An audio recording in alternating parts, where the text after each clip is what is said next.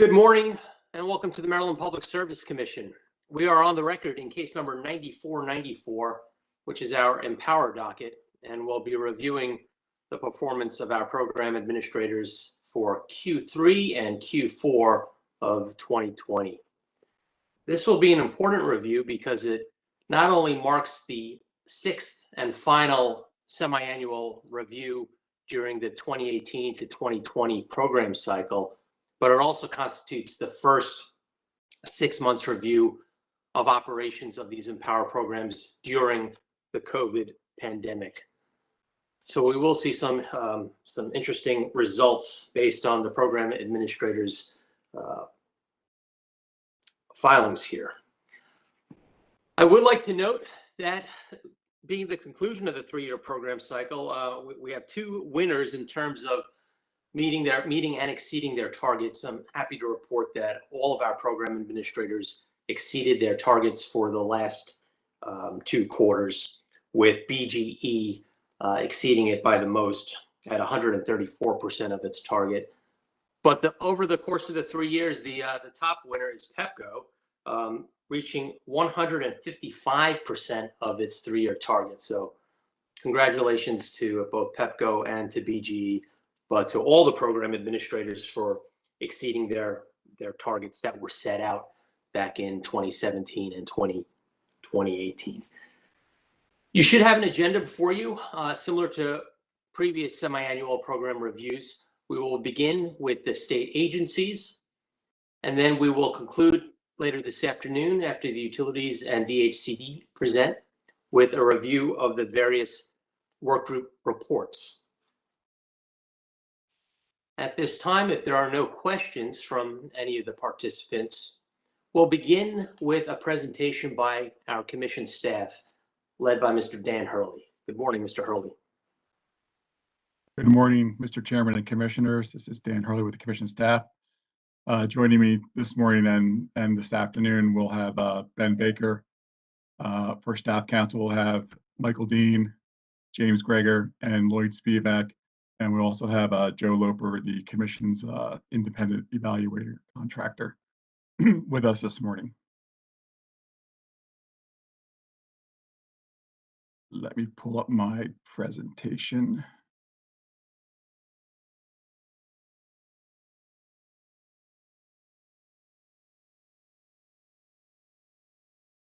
Can everyone see my presentation?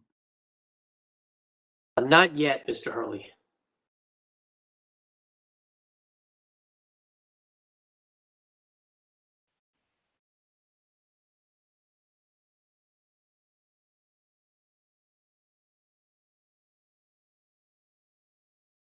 There we go.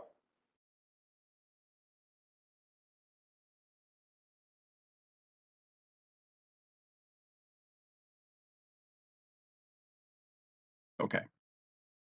Thank you once again. I would like to apologize in advance.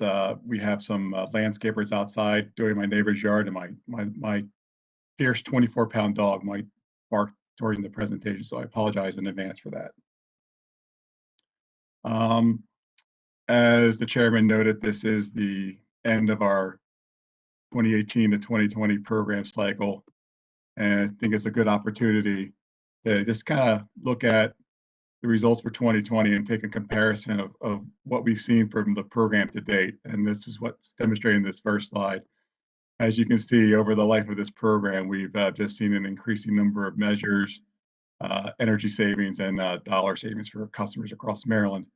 And in that last part of the box there, the life cycle cost per kWh saved has always been below the cost of SOS service across utility service territories.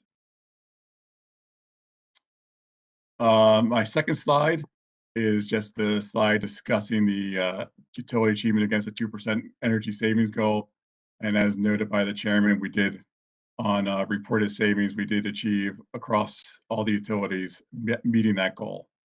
We did include an extra column in here to show the evaluated savings. So after we go through an EMV process, sometimes the energy savings can be a little bit lower than what's been reported based on the Guidehouse and ITRON review of the programs. But even with the evaluated savings, we're still looking to be, and we'll have the final 2020 evaluated results in October. But based on what we're seeing in the past and what we expect for the future, we'll still see full goal achievement even with the evaluated savings in the program. So my last several slides are going to deal with the commission requests that were filed with the utility filings. In order number 89679, the commission rejected or conditionally accepted pilot programs proposed by the utilities because the proposals lack full information. The commission was looking for the 8 stages of how the commission will review a pilot program. And on the next several slides, we'll go over what was proposed. So BG has proposed their virtual commissioning program, which the commission did reject conditionally back in the fall, requiring additional information. That information was provided, and staff is recommending approval of that program. For the Small Business Energy Advance Program, BG is requesting to extend the payback period from 12 months to 24 months. It would be consistent with what the PHI companies do. Back in the fall, BG did request to make this a 36-month payback, which was rejected by the commission. At this time, staff still recommends denial of that request to move to 24 months, primarily because BG has had adequate participation in the program and has met their energy reduction goals throughout the program cycle. However, staff is willing to revisit this topic after 2021 to see if BG is still maintaining their participation levels in this program and are on track to meet their goals for the 2021 to 2023 program cycle. 2 pilot proposals from BG that were conditionally approved by the commission with additional information requests for the QHEC new measure pilot and the smart demand response pilot. Staff is recommending the commission approve both these pilots. However, with the smart demand response pilot program, we are recommending the commission require the program cost recovery to incur in 1 year, given there are some behavioral elements within that pilot program. Southern Maryland Electric Cooperative also has a couple proposals. They have in their plan filing back in the fall, they proposed a bring your own device demand response pilot program. At that point, staff recommended the commission not approve that program based on the fact that we already had experience in the state with BG and the PHI companies running that program. The commission did agree with us and rejected it as a pilot. SMECO came back and proposed to offer this program as a full program, and staff recommends the commission approve SMECO's bring your own device as a full program for their demand response program. SMECO has also proposed to have an energy savings and greater rewards loyalty program, and staff does recommend the commission approve this program based on our review of the additional information provided in the semi-annual reports. And then finally, DHCD has requested to transfer any of the budgets from the programs the commission denied back in their 2021 to 23 program plans and shift those funds to be used in their base efficiency and whole home efficiency programs. And staff recommends approval of that request as well. That brings the end to my presentation, and we are available for any questions. Thank you, Mr. Hurley, for your analysis and those staff recommendations. I would expect that the utilities and DHCD will respond in their presentations. Do commissioners have questions of Mr. Hurley? Commissioner O'Donnell. One quick question, Mr. Hurley, on your slide 1, if you could go back to it quickly. If I look at demand response measures, the second line down, it looks like the 2020 number is bigger than the program to date number, and I wondered how is that?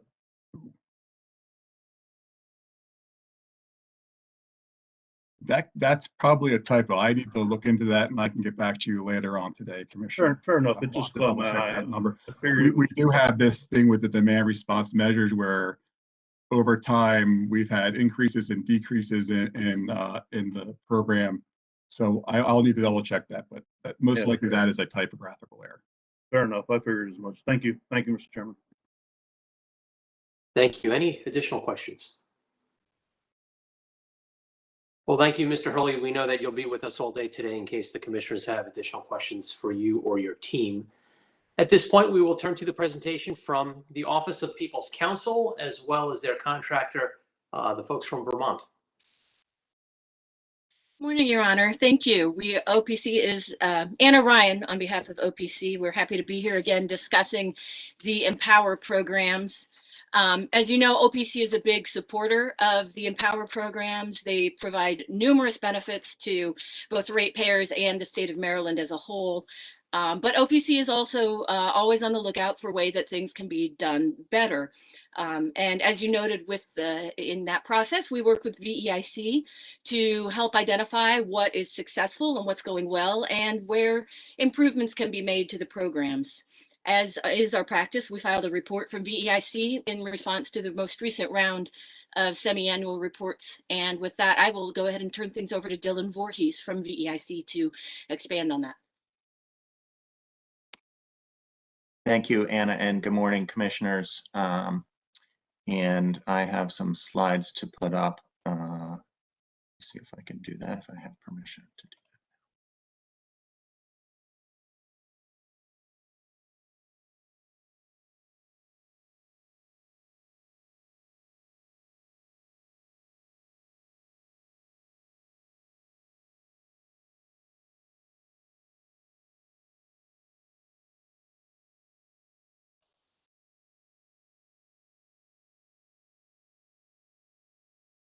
Okay, I'm hoping that you can see my slides. Can somebody confirm that?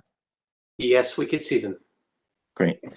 Thank you. Again, my name is Dylan Voorhees, and I'm a senior consultant with VEIC. We've been working with OPC for many years now and are pleased to provide some summary comments about the semi-annual reports.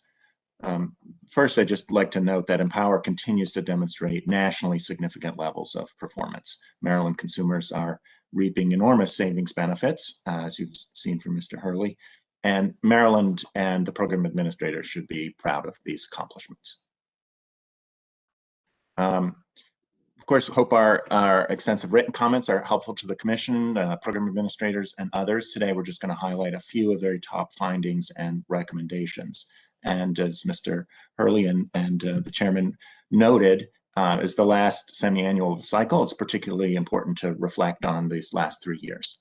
As also has been noted already, the utilities exceeded, and in several cases far exceeded, their goals for this cycle and did so under budget. That's very valuable, and that ability to exceed goals that seemed ambitious also, we think, has bearing on future goals. Investments in EmPOWER remain a tremendous value to ratepayers, the equivalent of buying power of between 2.5 and 3 cents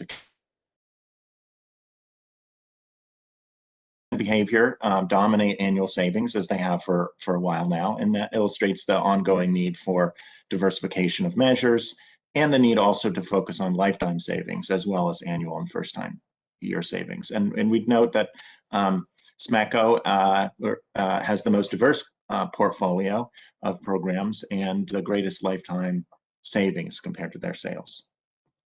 We also would note that the utilities are underperforming on HVAC and water heating, and those we'll come back to. I'll come back to those in a minute. We think there's some opportunities to redouble some efforts.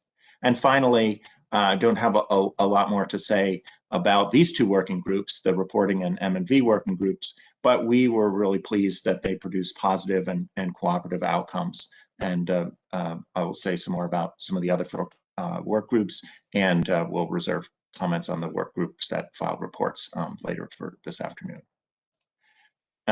This chart shows savings from the recently ended cycle in solid colors and the 21 to 23 planned savings in the lighter shade. And if your screen is as small as mine, I'll just tell you from the table that the dark blue are residential energy efficiency savings, the gray residential behavioral savings, the orange are C&I efficiency savings, and the yellow conservation voltage, CVR savings, and there's a little bit of light blue other savings. And again, this demonstrates across the total portfolio savings in excess of the 2% savings goal for the most part, with, as we know, Potomac had a slightly different goal. And gives you an indication of the relative contribution of these different sectors to the savings goal. The chart also hints at the, I think, sort of natural conservatism that utilities take towards savings forecasts. In the past years, we know that utilities may have been concerned that the 2% savings goal will be very difficult or expensive to achieve, in fact, they've overperformed, if that's the right term. And in the new cycle, you can see the savings forecasts. It may be sort of most clear here visually in terms of BG&E, but I think it's not unique to them. Are forecasting savings that may be a little bit below past performance. And I just think that's noteworthy. As you know, most of the review that VEIC performs for OPC is really on the residential portfolio. And so this chart shows residential performance for the cycle, participation, savings, and spending in comparison to the utilities forecasts. The numbers you see at the top of the chart are just for 2020. Those are the savings for the residential portfolio as a percentage of retail sales. And as you can see, the electric utility substantially exceeding residential savings forecasts, generally under budget. That's true despite the pandemic and economic conditions that extended through a good portion of 2020. So that's excellent news. This chart shows how each utility achieved its residential savings across, again, the full cycle. This chart is showing annual savings for different program areas. There's a similar chart in our written comments for lifetime savings. As you know, behavioral savings, which are the orange, are assumed to have a short measure life. Again, making it important to consider both annual and lifetime savings in determining how balanced the portfolio is. The light blue, the big light blue bars are lighting. And as I said, diversifying savings is an ongoing need, and that's not just true in Maryland, but in many states with strong energy efficiency programs. We believe there's opportunity for greater savings from retrofit programs, which are the gray at the bottom, from the HVAC programs, which is the dark gray in the middle of the charts, and from appliances, the blue bars at the top, in particular within appliances from hot water heating. And all of those have also long measure life savings. So a couple of comments about lighting. Lighting played a really important role in the above target savings results for the cycle. And the utilities continue to make progress expanding the distribution of lighting to limited income customers, and also increasing the diversity of the types of bulbs that they're focusing on. And that will continue to be very important as we shift toward specialty or decorative bulbs that have a lower market share, and targeting limited income customers as well. We do believe that the markets are changing relatively rapidly. Federal standards, which were put on hold previously, are now likely approaching, and it's really important that the utilities prepare for these changes and prepare to be proactive in adjusting incentive levels in response. Again, we continue to recommend that the utilities add more non-lighting savings to diversify their portfolio, and diversify within lighting the measures and strategies that they are using to capture remaining savings. So I want to say a few words about HVAC performance, which stands out in an otherwise really strong residential portfolio as an area of underperformance. We do believe there are greater opportunities for the utilities to improve their midstream engagement around HVAC programs. And as you're aware, midstream strategies really target distributors and move above the sort of consumer and retail focus to try and leverage greater economies of scale. And we have some recommendations to support that. I'll make some now and again come back to those as we talk about the midstream work group report in the afternoon. At the same time, we want to draw your attention to how a midstream strategy can and should work. During this recently concluded cycle, the utilities implemented a retail products platform for their appliances, which is a midstream approach, and the results are striking. More savings, which are shown in the top across utilities, and generally, but quite clearly, a lower cost of acquiring savings, which is the bottom chart. So this is just a testament to a successful launch of a midstream approach. Residential appliances and HVAC equipment do have different supply chains, and they require some different engagement tactics, and hot water heating sort of sitting somewhere between HVAC and appliance supply chains. So we know from Maryland, and we know from many other states, that midstream strategies can be extremely successful. So our top recommendations for the Commission, there are some other recommendations in our written report, but we wanted to highlight these two because they potentially have the greatest impact on savings and costs. So the first is we encourage the Commission to direct the utilities to prepare proactive plans for lighting market changes. And those changes include likely federal standards, and they also include markets that are continuing to be increasingly saturated with efficient lighting. And so those kinds of plans can include setting thresholds for when incentives will be ended for specific measures as they become commonly adopted, or being proactive in their retailer strategies and their partnerships with retailers in advance of federal standards. So we don't want to see stockpiling or dumping of inefficient bulbs ahead of federal standards, for example. So it's important that the utilities really plan proactively, and there's I think been some good conversation starting that in the EM&V work group. Our second top recommendation is to direct the utilities and the HVAC or midstream work groups to regularly convene to support the utilities in the application of a more uniform and vigorous midstream management and supply chain engagement for both space and water heating until the utilities are achieving some higher results. And part of that is to provide additional information in its reports that can help the utilities and other stakeholders support those improvements. Finally, I've just 2 or 3 slides about some work group recommendations. There's obviously more information in our written comments, and the work groups, the finance and midstream work groups, there'll be some more comments in this afternoon. A couple of recommendations for the limited income work group.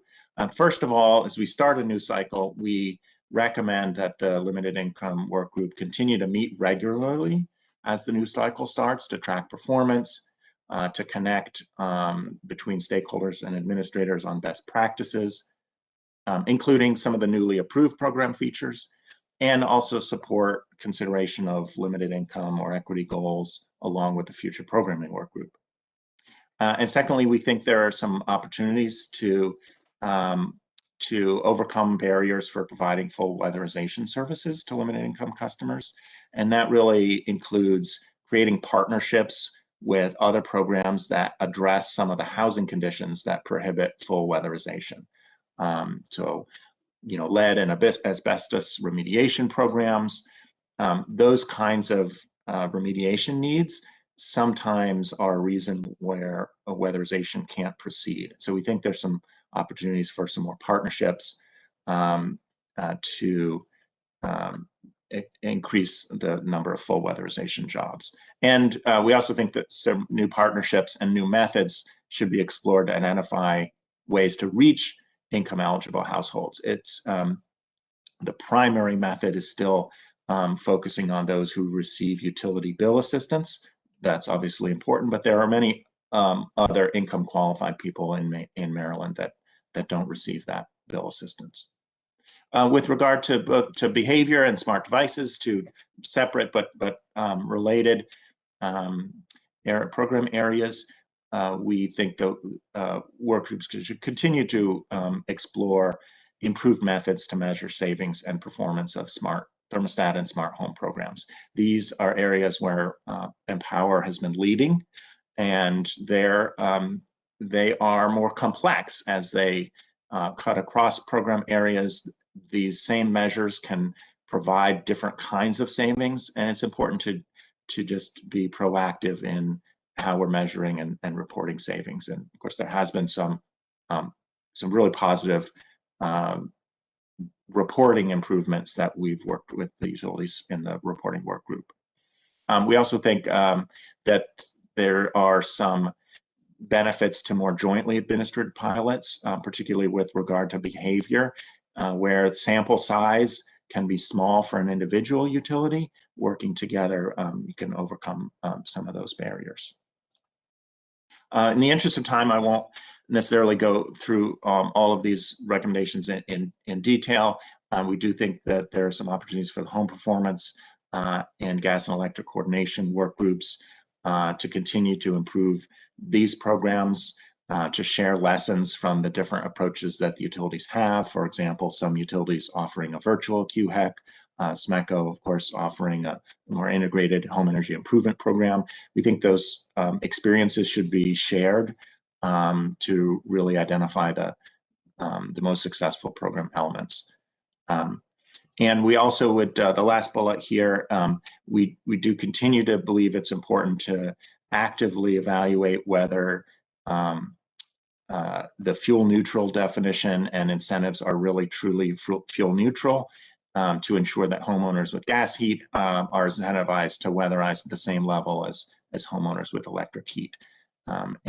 We appreciate also some progress in reporting work group that will be able to get some good information about the relative number of gas heated homes and electric heated homes participating in the home performance program.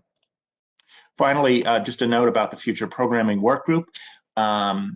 We think the work group is off to a promising start, even ahead of the first work group meeting, which is tomorrow. The proposals from different parties, the initial proposals for new goal structure, show, I think, some opportunities for consensus, and also highlight areas that warrant discussion and analysis, and will take some compromise. This is really a unique opportunity to modernize how EmPOWER goals are set, and we will be encouraging all parties to be ambitious and open-minded. And we appreciate that the work group timeline that's been laid out for the upcoming year and into next year has been thoughtfully developed.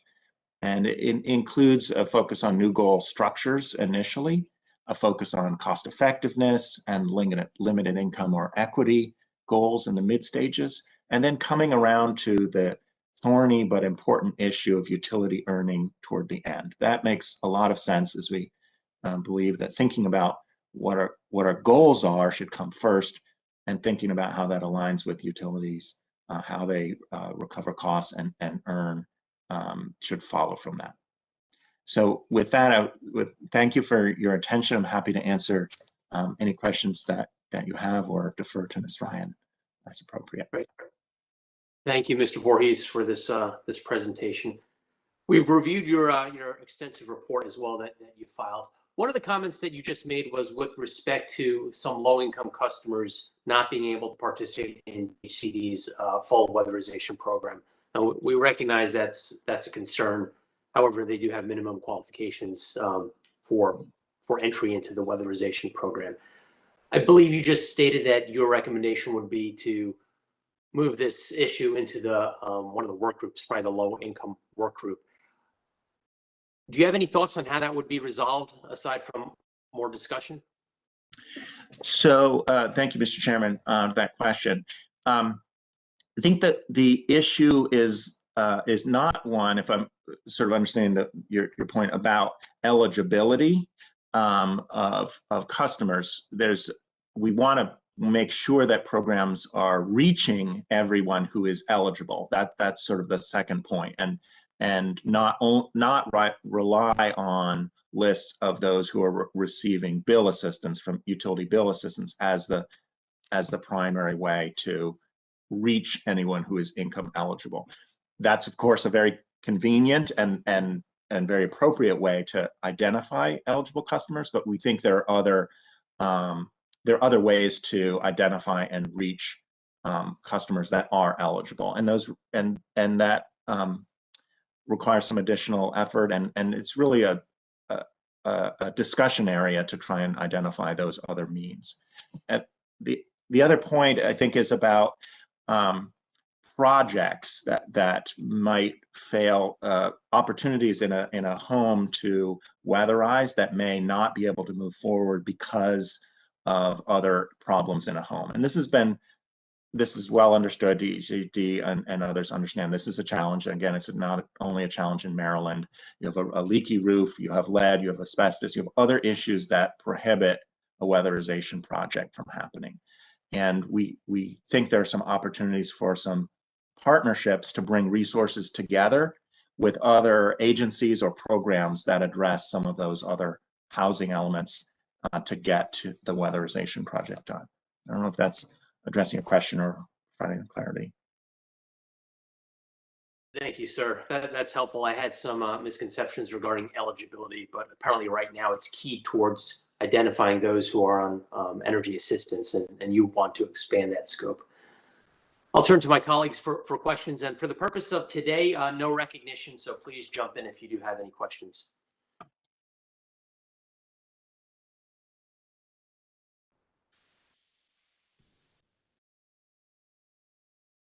Commissioner Richard. Oh, Commissioner Richard, we can't hear you. We can't hear nothing. Okay, sorry, I was double muted. There you go. Thank you, Mr. Chairman. Thank you, Mr. Voorhees, for the presentation. And again, I always appreciate very much VEIC's very substantive report. At some point, I almost feel like we could spend almost a whole day on just what you provide us. But I did want to ask maybe a little more specific questions about the concerns you have with the LED and the lighting programs. You note the change in federal standards. I'm sure other states are also confronting this issue. What are some of the concrete, specific things we should be thinking about, since we're just now starting this budget, or not this budget, but this program cycle, to ensure that this important element, I mean, it's a significant element of our EmPOWER savings, continues. You mentioned diversification. Mhm. What does that mean, and what are some other states doing to get to both inside the program diversification and then also overall trying to find diversification in their broader program to try to confront this potential hole in our program in the future? Thank you, Commissioner, for the excellent question. And just to your first point, that you could spend a lot of time just discussing these lighting challenges.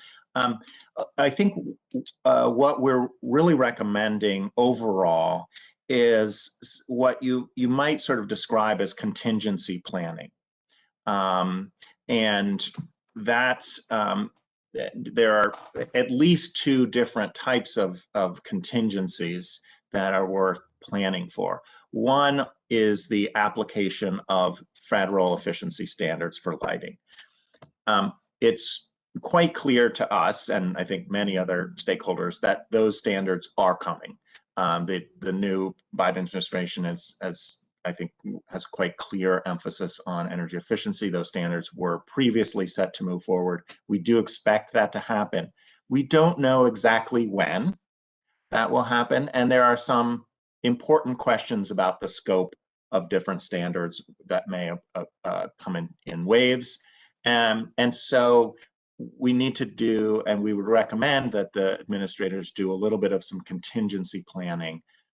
Obviously, they are closely following those federal standards, but it's really important not to wait until all of the dust has settled to then decide what to do. The second set of contingencies is around more what you might call natural market changes. Even if there weren't federal standards coming, standard LED bulbs that you're screwing into a standard socket are just increasingly filled with LED bulbs, and customers are increasingly purchasing those bulbs, even independent of an incentive. And that's been studied in other markets as well. And it's important to have a phase out plan for those bulbs that are reaching maturity. So for example, the utilities could set a threshold for different levels of market penetration and then end or phase out incentives. But it's really important to be specific types of bulbs in specific use applications will have different market penetrations over time. And we certainly don't want the utilities to provide incentives where they're not needed to affect behavior, but we also don't want to lose opportunities to capture savings in some of those types of bulbs and those types of uses where we don't see the same level of penetration. So it's really about becoming more specialized or focused on different types of bulbs, as well as different program strategies. So thinking differently about what's happening in a Home Depot versus a Dollar General. I don't know if, I'm sure you have a Home Depot, you have dollar stores of some kind. Those are different markets, different populations, maybe potentially different bulbs. And so different strategies are needed to for those different types of retailers. So somewhat long-winded answer, but it's really about becoming more specific and targeted, and also building contingency plans to respond to markets and federal standards, and doing that proactively. And I don't want to imply that the utilities are not doing any of that. They absolutely are beginning to do that, and I think the direction and encouragement from the Commission will really help move that along and make that a concrete priority. Okay, well, I appreciate that, because you did get my attention in your report, and I'm alarmed. So I just want to make sure from a commission level, we know if there's anything in our order we need to say specifically, but it sounds like it's just what you're advising is we continue to ask the work group to again, be broadly planned for it, and that we're watching. Is that generally what we should be thinking about with regards to an order? Yes, I mean, I think it would be fair to be directive that the Commission, that the utilities, prepare plans for these different for their contingencies. Not necessarily plans that need to be filed with the Commission, but I'm not sure it's quite sufficient to be kind of monitoring and paying attention and discussing it. We would go, I think, a step beyond that to say that the utilities should have real specific and plans for those contingencies, and certainly the work group is a good place to share those and allow for transparency without a sort of regulatory overreach.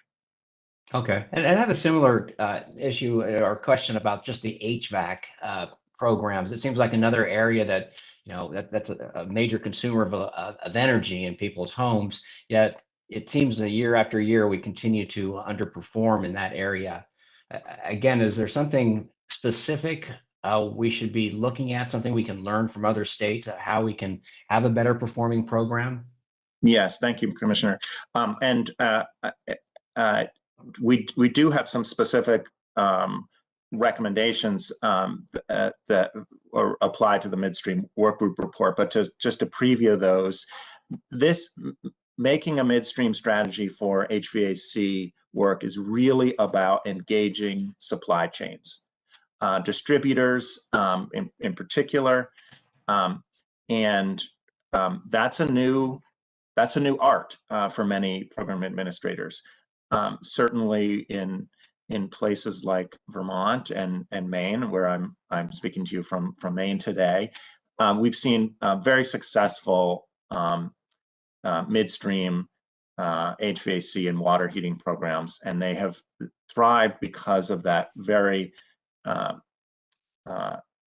intentional engagement with distributors and supply chain actors. And so we'd like to have additional information and insight into two things. One, the level of participation of distributors in a service territory. So really, this is again about sort of economies of scale and kind of blanketing the market. We want to know, or all of the distributors participating, or half of them participating, or 10% of them participating. What does it look like in BG&E's territory compared to Pepco's territory? So penetration of those markets to understand who is participating, what distributors are participating, and how does that vary across service territories, and what are some benchmarks, and how close are we to those benchmarks? Secondly, there's a wide variety of engagement strategies. Of course, the utilities are doing some of these, but we think that we'd like to know more about what are the utilities actually doing to engage with the supply chain, and it really starts to get into the weeds about some of those practices. And once you really unpack those, you can understand a little bit more what is the actual engagement and penetration of the supply chain. If you're firing on all cylinders, which we don't think is the case, then secondly, you would start to look at some of the incentive structures and make sure that those are lined up right. So there's I think a list of practice evaluation and some benchmarks and some information that if the utilities were sharing a little bit more of or tracking, we think that the work groups could put heads together and find ways to help support some program improvement. Right, thank you. And then one last area you mentioned toward the end of your presentation was just on this question about future planning, setting new goals, and cost recovery. I'm just interested to know if this is particularly on the cost recovery and the utility earnings. It's been an issue that OPC has raised, MEA has raised. I know several commissioners have indicated that we'd like to see new thinking in this area. In your report, you mentioned the commission should anticipate it is unlikely to receive a consensus recommendation on changes to cost recovery that result in a significant redistribution between utility earnings and ratepayer costs. A commission decision may be needed to break the impasse. When can we anticipate getting some recommendations, and when we can actually try to figure out how we're going to rethink again how we not just set goals, but how we look at the utility earnings on this program? Thank you for that question. I think I should say thank you. I'm not sure if I should say thank you for that tough question. So the cost recovery, I'm not aware of a schedule for the cost recovery work group to begin meeting. I am aware that the commission directed the cost recovery work group and the future programming work group to coordinate. And as I said, what we recommend and appears to be the plan is that issues of cost recovery and utility earning, performance incentives, that basket of issues should come toward the end of this process, which is really set out to extend through the end of this year and into next. The future programming work group, I believe, is directed to file its final report about a year from now. So we're sort of foreshadowing that will be tricky, and it's possible that the commission will be called upon to make decisions independent of a consensus. But we also, at the same time, despite the important conversations about cost recovery previously, we think that the goal conversation should happen first. And it may be easier to come to agreement about how utilities should earn once you hopefully reach some agreement on what the goals should be. At the end of the day, what you don't want is a conflict between how the utilities earn and what the goals of the program are. But rightly, the goals are now on the table for rethinking, and we think that's really important. We think that's going to take many months of conversation at the Future Programming Work Group. So the answer to your question is still, I think, later, possibly later this year. I know I can sort of predict that. At some point, the future programming conversation and the cost recovery conversation, will need to converge. I'm not sure there's a plan for that yet, but I think that's the way it should play out. Is that Okay, helpful? well, I appreciate that very thoughtful answer. And again, I'm very hopeful that we can help break the impasse, but we do need recommendations, recommendations to look at and understanding what the, what the options are. So again, appreciate all your answers and your presentation today. And thank you, Mr. Chairman. Thank you. Any additional questions for Mr. Voorhees? All right, we will move forward with the next. Oh, Commissioner Linton. Thank you. Oh, thank you, Mr. Voorhees, if you could be succinct in your response, we're a little over time at this point. Absolutely. Oh, sure. My question is actually pretty quick. Good morning, Mr. Voorhees. On slides 9 and he was frozen now. 9 and 10. You reference some recommendations for the commission, and in a couple of them, you use the term regularly convene or regularly meet regularly. It seems like you're suggesting that the work groups, the scheduling, or maybe the work group structure is not producing in the manner in which you would like or would recommend. Do you have a recommendation for is there a better schedule we should be looking at? What are your thoughts on this? I noticed that further down in your recommendations, you also pointed out that a schedule was more helpful in a particular work group. Is that what you're suggesting, or something else? I do think the future programming work group schedule, of course, has a very large set of work to do, but having that schedule laid out, set of topics, that's quite helpful. I'm not sure that all of the work groups need to do the same thing. Ms. Ryan may have some additional insight into the limited income work group.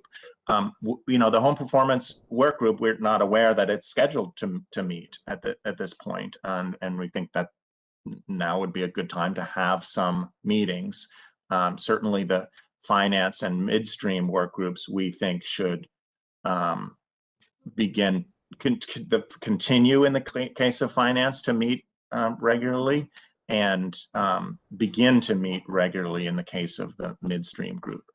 So I don't think there's a single answer to what regularly looks like, and I'm not necessarily complaining about the work group schedules, but we do think that having some regular meetings, particularly for some work groups with big tasks, would be helpful.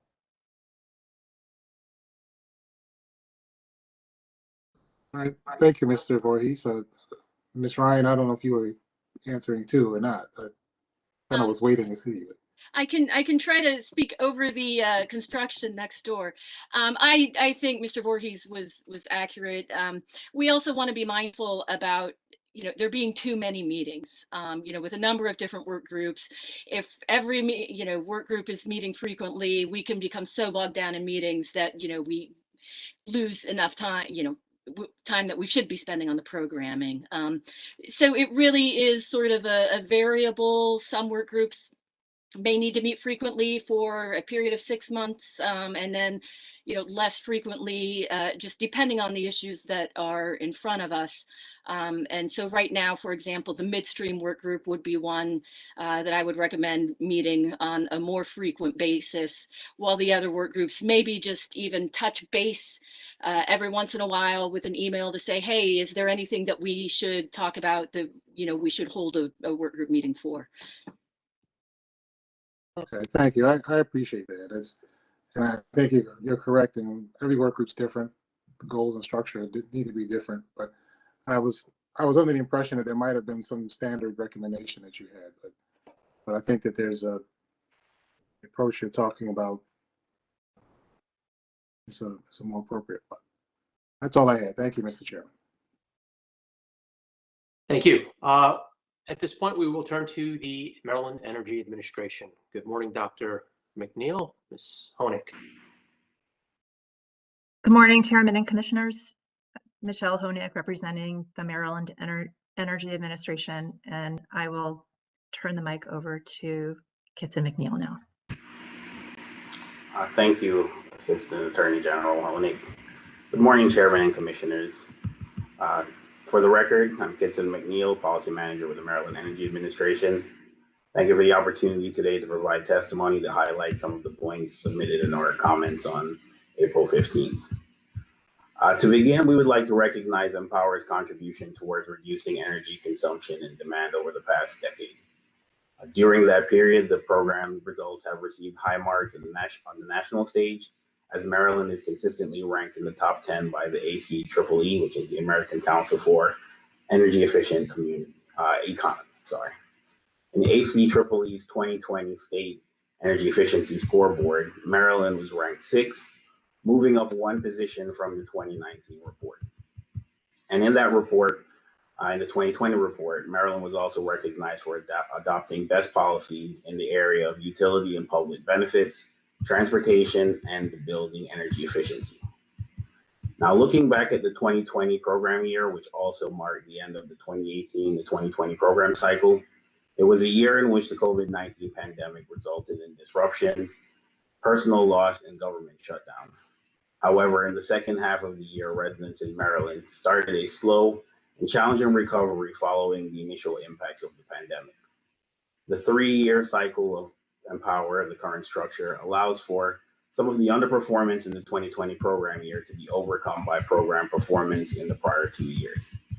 As a result, the electric utilities exceeded energy savings targets, with the residential sub-portfolios outpacing the commercial sub-portfolios for all electric utilities.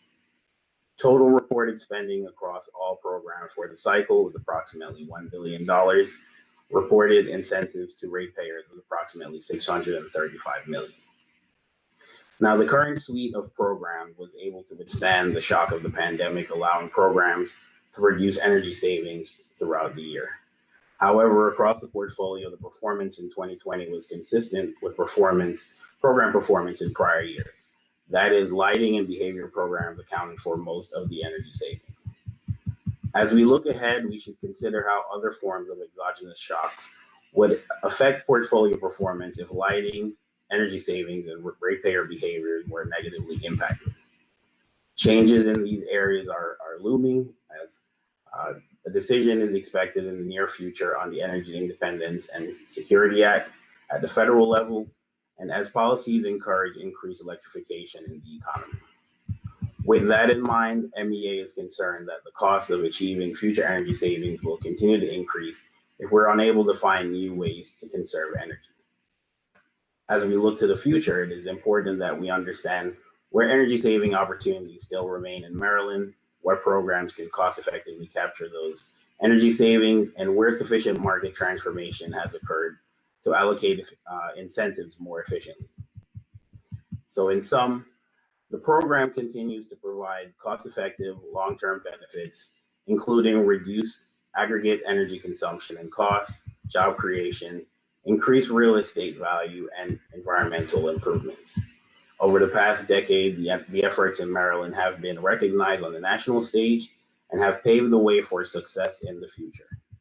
However, the cycle results show that a small subset of programs have accounted for most of the energy savings achieved, which is worrisome for future programming. MEA looks forward to continue working with other stakeholders to plan for the future of energy efficiency in Maryland. And at this time, that will conclude my testimony, and I can answer any questions you may have. Thank you. Dr. McNeil, do the commissioners have questions of the administration? Commissioner Richard. Thank you, Mr. Chairman. Thank you, Dr. McNeil. I appreciate your presentation today. I was just interested to know, I didn't really see anything about any of the work groups in your testimony today. I'm just curious, do you have any thoughts that you might want to share, whether it be on the finance or the cost recovery future, or anything that you've been working on since we last spoke? Sure. So MEA has participated in all the work groups that filed reports for I guess, on 4/15. At this time, I mean, we looked at for example, the small business recommendation. We worked with the stakeholders there and spoke with staff on the recommendation to extend the size of the customers that are allowed to participate. We are in agreement with that. As far as the finance work group, we will have, I guess, more comments and more detailed discussion later on this afternoon. Our comments, we filed, I guess, the points that we raised or the concerns that were raised in the report are very valid points, and it's something that we wanted to raise to the commission's attention at this point. In terms of, and I guess I'm sure you didn't mean for me to go down the list. But in terms of the EUL recommendation by the EM&V work group, we participated in that. I think that came across as a joint recommendation. One of the things that was raised in my testimony this morning was potential changes to lighting standards, which is directly impacted by that. So we look forward to working on that going forward. And for the most part, the other recommendations, and looking forward to the planning work group, which we are also participating in, starting with our first meeting tomorrow. I think a lot of the topics or a lot of the concerns that MEA has raised over the years will be addressed, including cost effectiveness and cost recovery as well. I think cost recovery is scheduled to be discussed in November after the other points that Mr. Voorhees raised will be discussed, new goal structure, and other topics as well. Very good, thank you. And yeah, thanks for mentioning about the finance. I wasn't sure how we were going to discuss that, but it sounds like we're going to do that in one panel. So anyway, again, I appreciate your testimony today, Dr. McNeil. Thank you, Mr. Chairman. So, seeing no additional questions, thank you to MEA. We will next hear from a panel representing the Maryland Energy Efficiency Advocates. Good morning, Mr. Chairman and Commissioners. This is Susan Stevens Miller on behalf of the Maryland Energy Efficiency Advocates. And with me, at least virtually, is Mr. Jim Gravatt, who prepared our comments. And Mr. Gravatt's plan is to give a brief summary of our comments and then be available for any questions. So with that, I'll turn it over to Mr. Gravatt. Thank you. And good morning, Chairman Stanek and Commissioners. I hope you're all well. It's a pleasure to be here with you again, and I really appreciate the opportunity to share a few brief comments with you. We often at these proceedings talk at a very high level.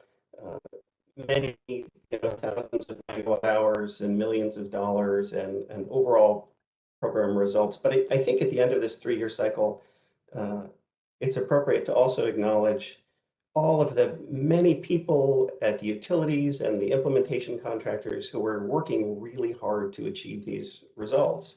It's a lot of work, and especially in the last year with the challenges that they've seen, I at least want to really acknowledge and thank them for all of that. I'd like to update,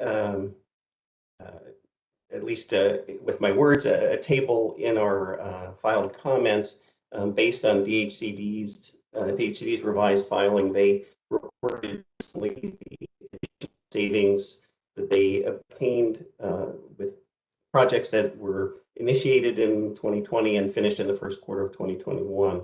We have a table that shows the total utility savings by utility and then the DHCD savings for each utility, and then reflect the percentage of low-income savings that DHCD reported, those savings as a percentage of the total portfolio by utility. And there were a couple that changed, so I want to acknowledge that. For Delmarva Power, in our figure, we showed that the low-income savings were 1.3% of the total savings. They're now 1.4%. And for SMECO, we reported 1.8%. They're 1.9% now. But as we look at those numbers, I think even though there's not necessarily a direct action for the commission here, I think I cannot in good conscience not continue to acknowledge the fact that among all the winners in Maryland, the utilities for their success and the customers who participate, there continue to be many, many losers. And I think I'm talking about the low-income households who are not able to participate in the programs at anywhere near a representative level of how they exist within the communities. In fact, when we look at the low-income percent of portfolio savings for the 2018 to 2020 cycle, compare that with the 2015 to 2017 cycle, for three of the utilities, BGE, Potomac Edison, and PEPCO, the percentage of low-income savings is declining significantly compared to 2015 to 2017. In spite of all the discussions we've had about low-income goals and the importance of this population. For Delmarva, they did go up a little bit, and for SMECO, they almost doubled. So that is encouraging, at least. And while we don't have a low-income work group report in front of the commission at the moment, we don't have a recommendation for increasing low-income goals that's currently being considered. I do believe that the commission has the authority at any time to direct DHCD or the utilities to increase the savings that they achieve for low-income customers. And I would urge you to consider that with all respect. There are two specific requests that I'd like to call your attention to. And I realize we're in case 9494. There was a filing that Delmarva Power made on February 2nd in 9648 and 9361 related to the merger and use of merger funds for energy efficiency. They've requested to be authorized to allocate an additional roughly $2.5 million to the Efficiency for Affordable Housing program that they have been operating. And the efficiency advocates support that proposal. We urge you to approve it so that they can continue to invest those funds to improve the efficiency of the affordable housing in their service territory. The other request, which Mr. Hurley acknowledged earlier in his comments, was from DHCD. They had, in their 21 to 23 plans, filed an overall budget. A couple of the programs were not approved.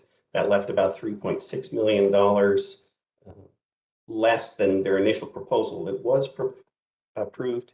They have requested to be able to use those funds for their low-income services for the BASE program and the whole home program, and we would strongly support that. We commented on the 21 to 23 plans that we felt the budgets for the single-family program were too low, so this would, take at least one step towards correcting that. And with that, I'm happy to answer any of your questions. Thank you, Mr. Gravatt. I think you do put your finger on a disturbing downward trend. I suspect some of it is due to COVID and the inability to reach some of the least fortunate to recruit for these programs. And as I said to Mr. Voorhees earlier, aside from additional discussions in a work group, I hope we could find other solutions. I just don't know what those solutions are at the moment. Questions from commissioners? Commissioner Richard? Yeah, I just want to quickly thank you again for Mr. Gravatt for your participation today. I did want to find out, are you engaged, is MEA engaged at all with the future planning work group? And I ask because, right now we just have one basic metric, and that is a 2% annual reduction in energy usage. It seems like with additional metrics or additional goals, we might be able to better address some of the concerns, legitimate concerns that you raised. So I just want to find out if that's something that your organization is looking to do.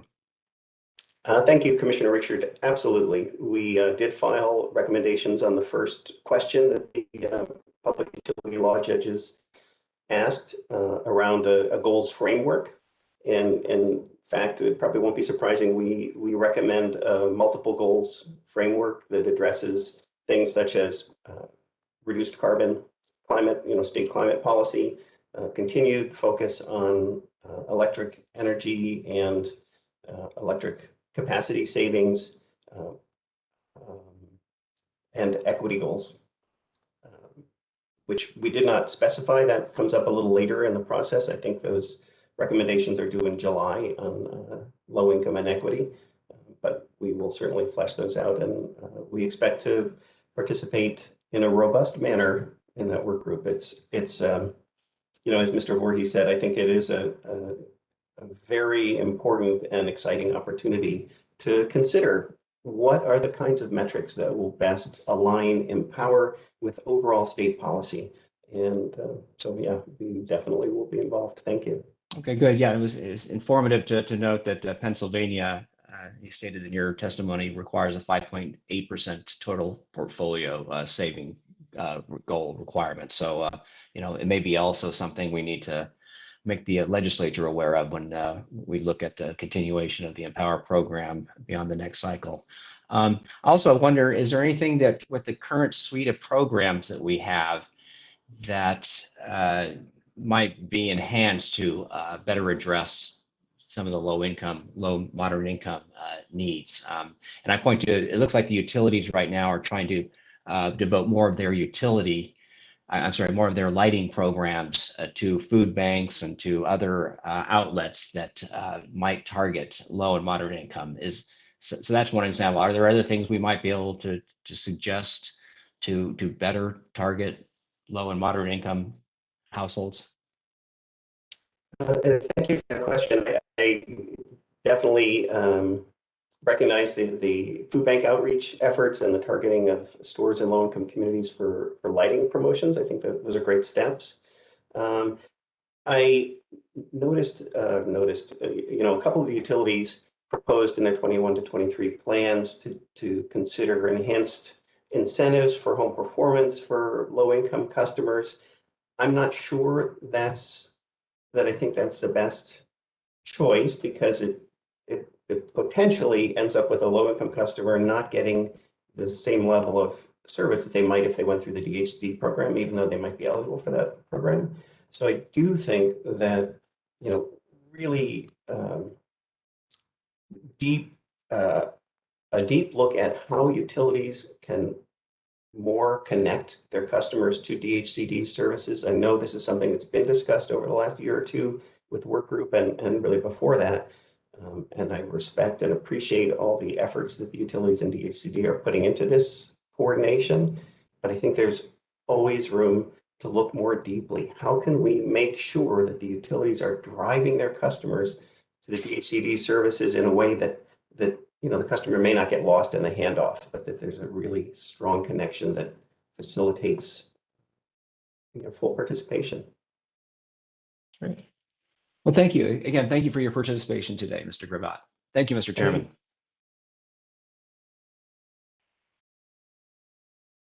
Seeing no additional questions at this time, we will take a short recess, reconvening in about 12 minutes at 11:20, where we'll hear from the Department of Housing and Community Development. We're in recess until 11:20.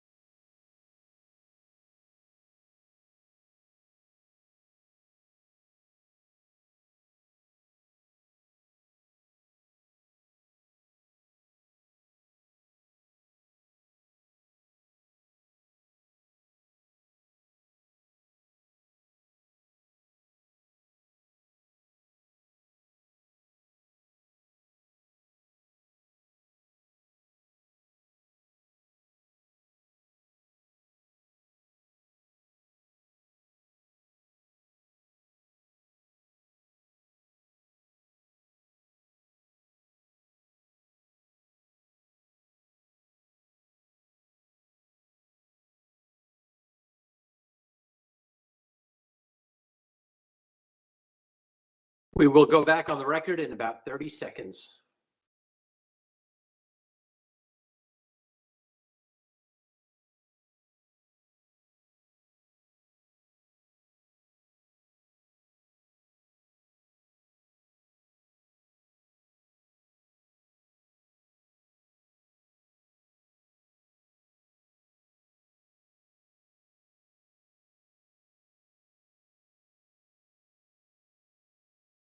We are back on the record, and at this point, we will hear from our program administrators, including the utilities and DHCD, and we'll begin with representatives from the Department of Housing and Community Development. Hello, Ms. Tran. Good morning, Mr. Chairman and Commissioners. Are you able to hear me?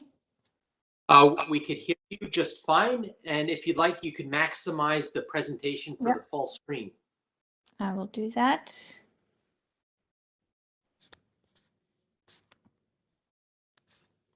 Okay, here we go. Good morning. This is Nicola Tran on behalf of the Maryland Department of Housing and Community Development. I'm also on the line for the department today is Scott Falvey, Senior Program Manager, and Amy Grasso, our Assistant Attorney General. We are presenting today an update on the limited income programs relating to the third and fourth quarter of 2020, as well on some current program activity. First, we wanted to bring attention to the compliance filing that we submitted last week. It includes our LIEP carryover period for the 2018 through 2020 program cycle. The LIEP program has a 3-month carryover period to complete any work that was started in the last cycle in this first quarter of the new cycle. And any carryover work that was completed in this way gets retroactively included in the Q4 results of the past program cycle. And that's what our updated numbers were for. Also, just a quick refresher for everybody, the MIHA program has a 1-year carryover period in order to complete work that was started in the past program cycle. So this will still run through the entire year. And the MIHA carryover work will be reported in the current cycle reporting template as a separate line item. Simultaneously, we started new work in the beginning of this year for the new 2021 to 23 program cycle as well. So including the carryover production, the LIEP program ended with a total of 7,994 units serviced over the entire cycle. As you can see in the chart, the COVID lockdown did impact the program significantly in the second quarter of 2020. After which the program recovered steadily and network partners were able to rehire crews, complete some of the work that was started, and the production curve got back on track with the blue forecast curve. Overall, the program achieved 88% of the forecasted units despite the COVID impact. And each household was verified to have saved an average 13% of their pre-consumption usage for each household. This was verified by our evaluator. I'll turn over the microphone to Scott Falvey for the MIHA results.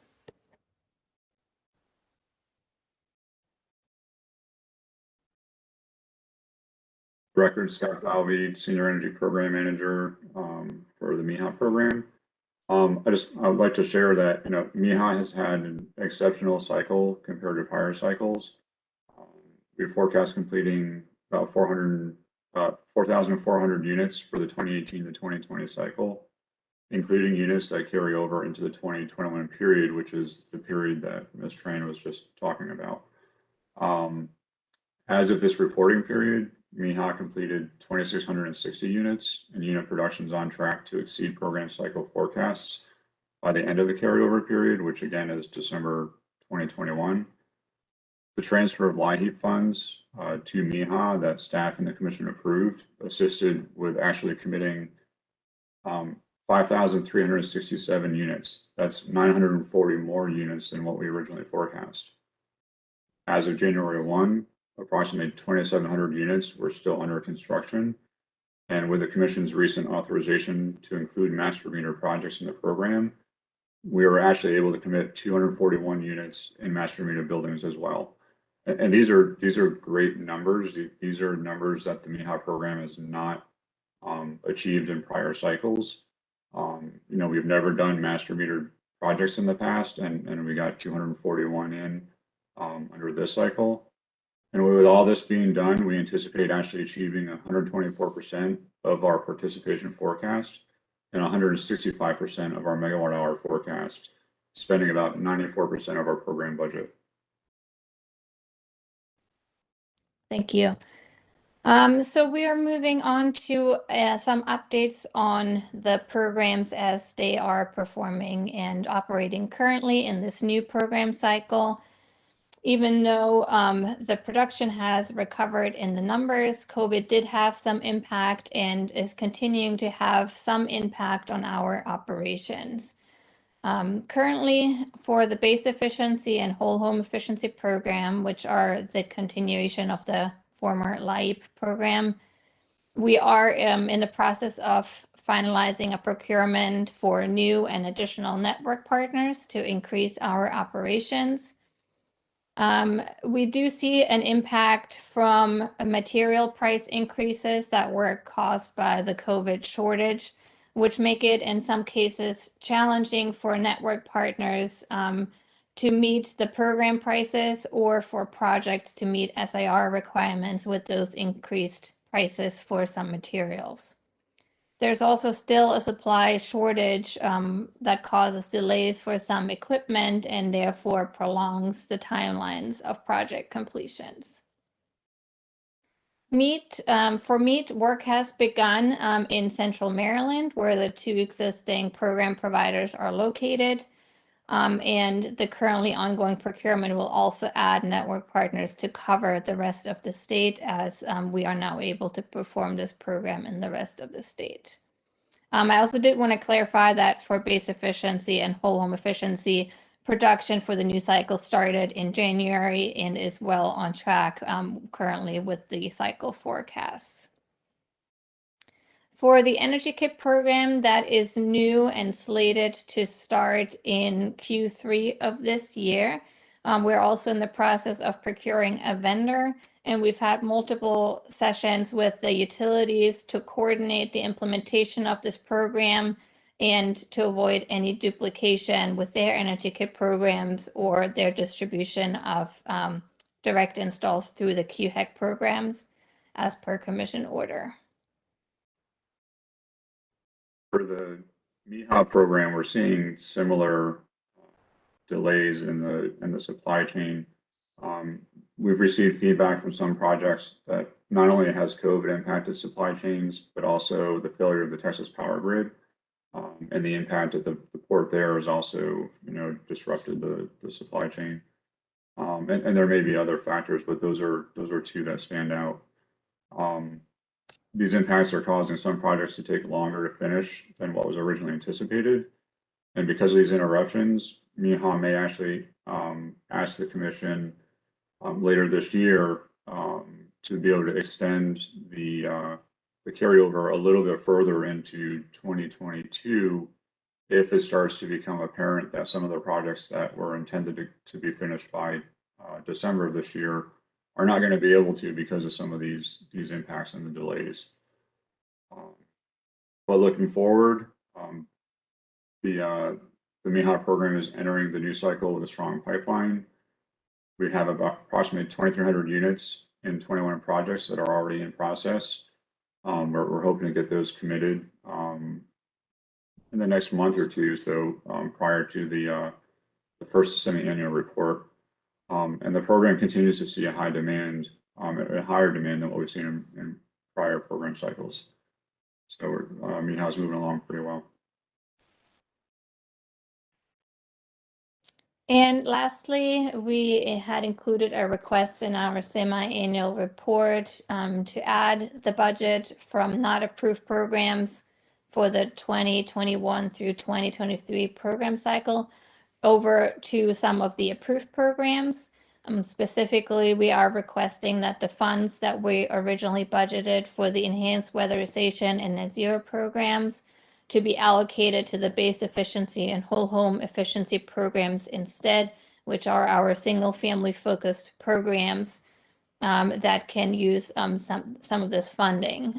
We're talking about $3,590,934 that would be able to assist an additional 601 households, produce another 873 megawatt hours in energy savings, and 39,000 therms. We noted in the comments that staff supported this request.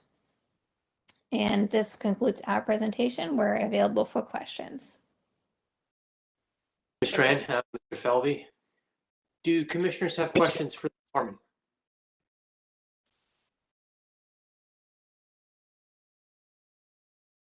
Well, thank you. I neglected to mention up front the success that DHCD has had over the past year, as evidenced by that first graph.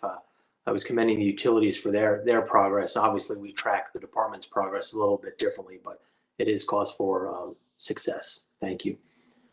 Thank you. At this time, we will move to our next program administrator, the Washington Gas Light Company.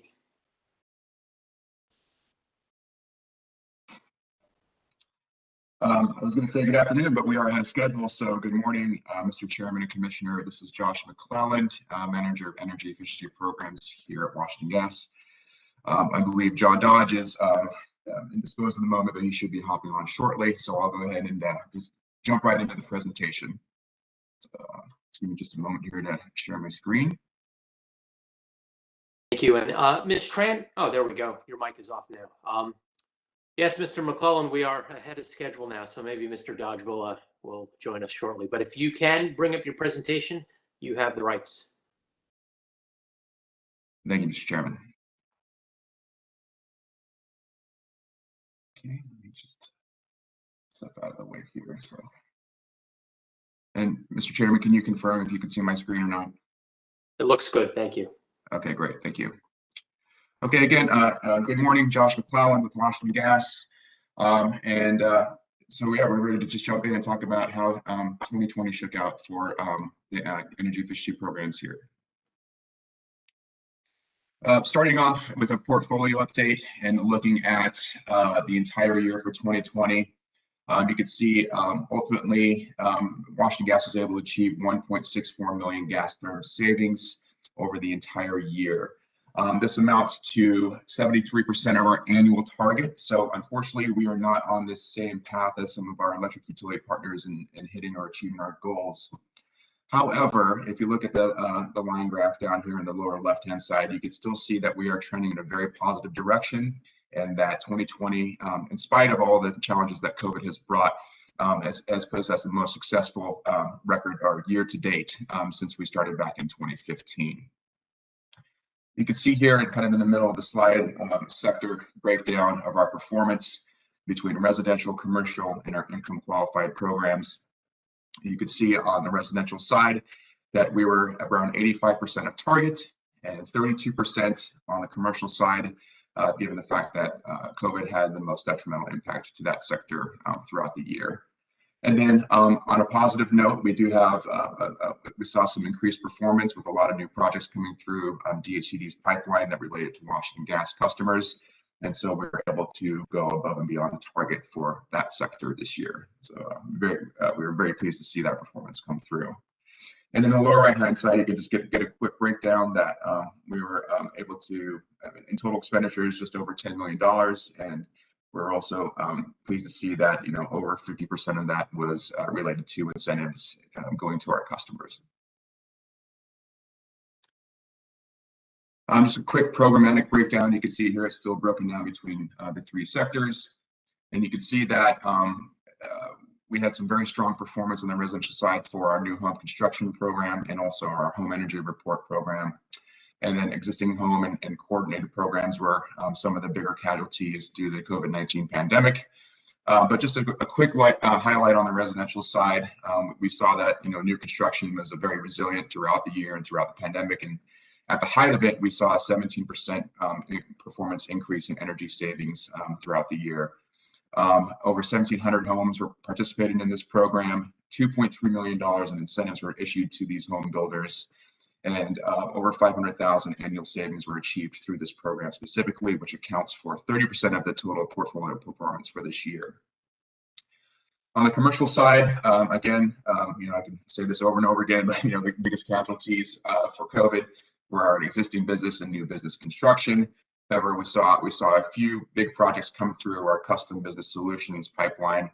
And as a quick highlight, we want to just call out the Carlton East project, which is a garden-style apartment complex that installed 7 3,000 MBH boilers, which attributed to 115,000 annual gas therm savings, and which was 70% of the C&I sector performance. And we are seeing that a lot of projects similar to Carlton East are kind of in our pipeline, and we should see some continued projects like that happen into the next cycle here for 21 through 23. And then finally, on the income qualified side, through our partnership with DHCD, despite COVID impacts, still a lot of good performance to be highlighted. $1.6 million was allotted towards these projects in Washington Gas customers. 2,300 gas saving measures were installed. 183 jobs were completed through the LIHT program. All of these are highs for the entire program cycle through the DHCD program. And then, of course, the funding and the savings accounted for 10% of our overall portfolio performance. So a little slightly better than some of the lower percentages that Mr. Gravatt presented earlier on this morning. And lastly, we want to just demonstrate to the commission just an overview, since we are in the program cycle is officially at a close. Just looking at some of the things that were achieved over these past 3 years. Total therm savings amounted to 3.7 million. And that equates to, in terms of greenhouse gas emissions, which is becoming an all more prevalent topic in various work groups and throughout the state of Maryland. But those gas therm savings equated to 20,000 metric tons of CO2 equivalent. And that's just to highlight the fact that natural gas still has a prominent role to play in any kind of climate change activities or any kind of decarbonization efforts throughout the state. And that metric ton of CO2 equivalent equates to 4,200 cars off the road per year. In terms of the customer benefits that have happened throughout the cycle, over 70,000 customers have been served. 125,000 specific measures have been installed, so furnaces, water heaters, food service equipment, things of that nature. And then we're able to save almost $10 million for our customers in their equipment costs and their projects. And on top of that, we're able to save almost $4 million in gas fuel cost savings over the entire cycle. So just a quick snapshot of the performance over the past 3 years. To the right here is just a few follow-up notes and action items that we wanted to share with the commission and various stakeholders. These 3 items were called out in various orders and comments, and so we just wanted to highlight those and lift those up to everyone's attention. A few folks thought it was necessary to kind of have more granular reporting for our energy efficiency kits through our residential prescriptive program, and also add a little bit more level of detail for the HVAC measures that we offer through our residential portfolio. So those are underway, and we shall see updates to that reporting structure and for the next cycle here. And that's something that we agreed to and acknowledge is a good idea and something we were wanted to move forward with. Another item that was called out was the limited time offers. Basically a short-term boost to incentives going out to either residential or commercial customers or both. Definitely saw a big boost in performance when those LTOs came into operation. And a few stakeholders have commented that that could be a good way to boost performance, especially for the underperforming programs or as a response to the lingering effects of COVID-19. So with that, we're exploring new opportunities into this new cycle to find better ways and to provide limited time offers throughout all of our programs. And then lastly, with the new construction model kind of moving over to a coordinated / whole home model, as opposed to the traditional prescriptive style that we offered in the 2018 through 2020 cycle. A few builders were just under that old structure, and we were able to kind of bring those builders over, the smaller kind of boutique custom home builders, and now they are part of that, and have transitioned over to that whole home model that we currently offer. And last, I just wanted to highlight OPC and VEIC's comments related to elevating gas incentives to a level that's on par with the electric utilities in terms of the home performance program. We definitely acknowledge and appreciate those comments, and we believe that's something that we agree that's something that needs to be worked on. And we think that the efforts that have been going on between Washington Gas and our partner electric utilities, and then the current structure for the 21 through 23 cycle, can help address that and get natural gas as a more lucrative and attractive incentive to customers who want to participate through that program. And with that, we'll just see, it could be a win-win situation for Washington Gas and the home performance programs for the electric utilities. So we're working through some ideas, and we're happy to share that with the group at large and the commission and staff once we have something a little bit more finalized. But those conversations are underway, and that's something that we're striving to get done here pretty soon. So with that concludes my presentation, and I'm open for any questions. Thank you. Thank you, Mr. McClellan. Do commissioners have questions for Washington Gas? Mr. Chairman. Commissioner.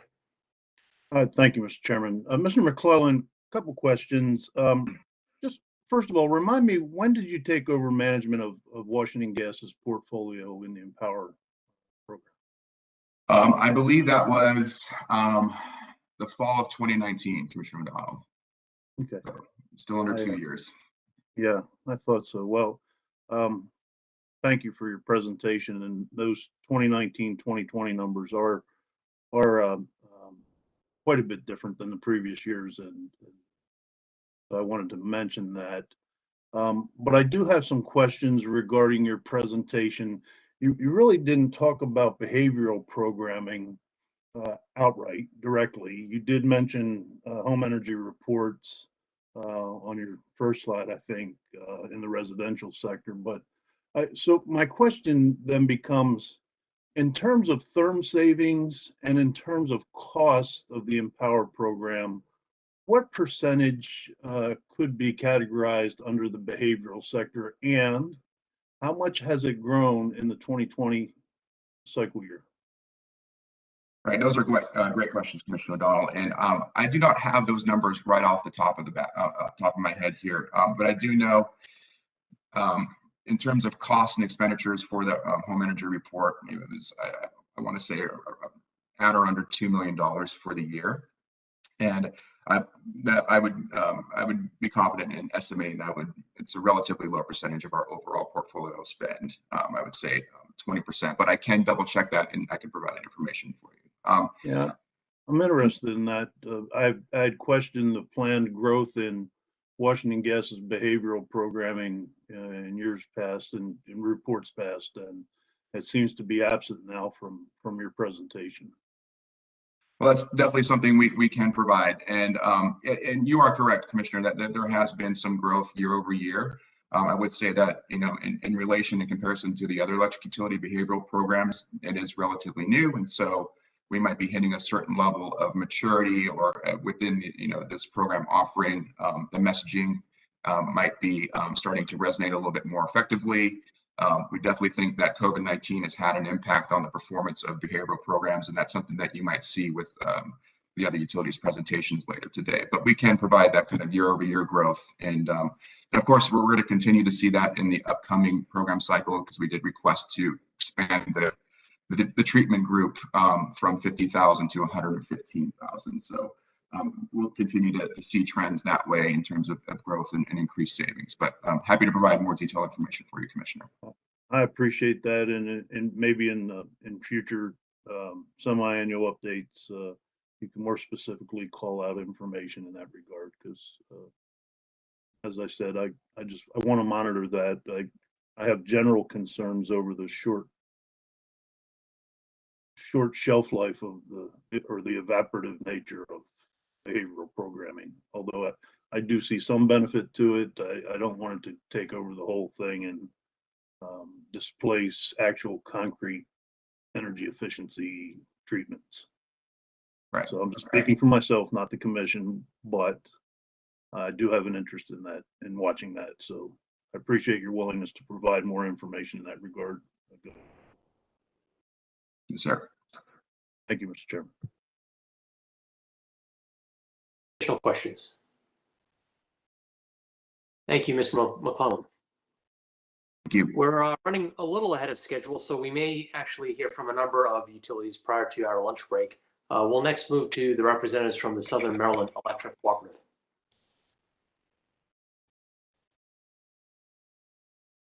Good morning, Mr. Chairman.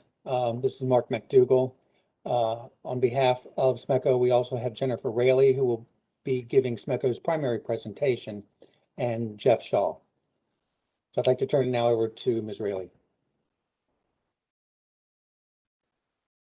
Good morning, Chairman and Commissioners. This is Jennifer Raley on behalf of SMECO. Just wanted to make sure you can see my screen that I'm presenting. We can, yes, thank you, Ms. Raley. Okay, great. I'm going to start the presentation off with touching on a few highlights from the program cycle. During the 2018 to 2020 program cycle, we achieved 117% of our participation goal and 104% of the savings goal. We did successfully transition to the midstream design for HVAC pool pumps and heat pump water heaters. And I will mention, there was from the comments and stuff earlier around HVAC midstream, we have seen improvement in that program. Currently, we are at goal where we need to be for Q1 of 2021. Things have started picking up in Q3, Q4 of 2020, and I think some of that came from the transition of all the utilities moving to a midstream model for HVAC. Some of it came from COVID because we did see a pickup in more people installing HVAC equipment and stuff during that time frame. And so far this year, things are looking in a positive direction for that midstream program. We also successfully launched the ESRPP, the Energy Star Retail Products Platform, under our appliance program. And I just wanted to note in written comments that OPC had asked the utilities to adopt the full suite of ESRPP, including sound bars and dehumidifiers. Sound bars and dehumidifiers were taken out of the program offerings in March of 2019, and they had not been added back into ESRPP currently. So right now, the utilities have been working together. We have launched the full suite of ESRPP in our programs, and we'll continue to monitor, and if those items get added back in, we'll make adjustments there also. For the 18 to 20 cycle, we also launched the Coordinated Home Energy Improvement Program and New Construction Program with Washington Gas. And we quickly made adjustments to programs when the COVID pandemic struck early in 2020. SMECO received the Energy Star Partner of the Year and Energy Star New Homes Market Leadership Award all 3 years. And we also received SEPA's Utility Cooperative of the Year in 2019 and Chartwell's Best Practices Award in 2020.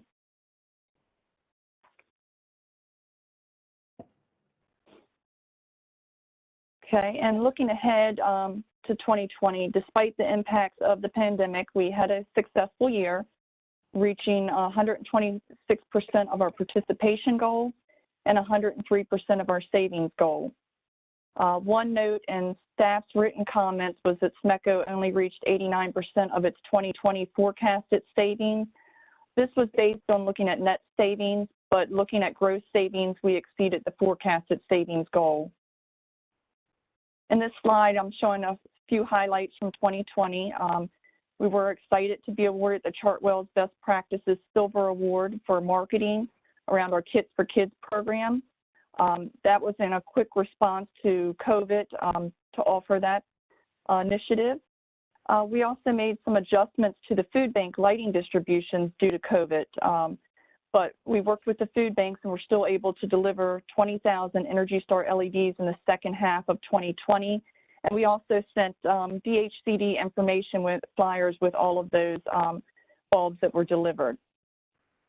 Our New Homes program has remained successful, achieving 110% of our 2020 savings target.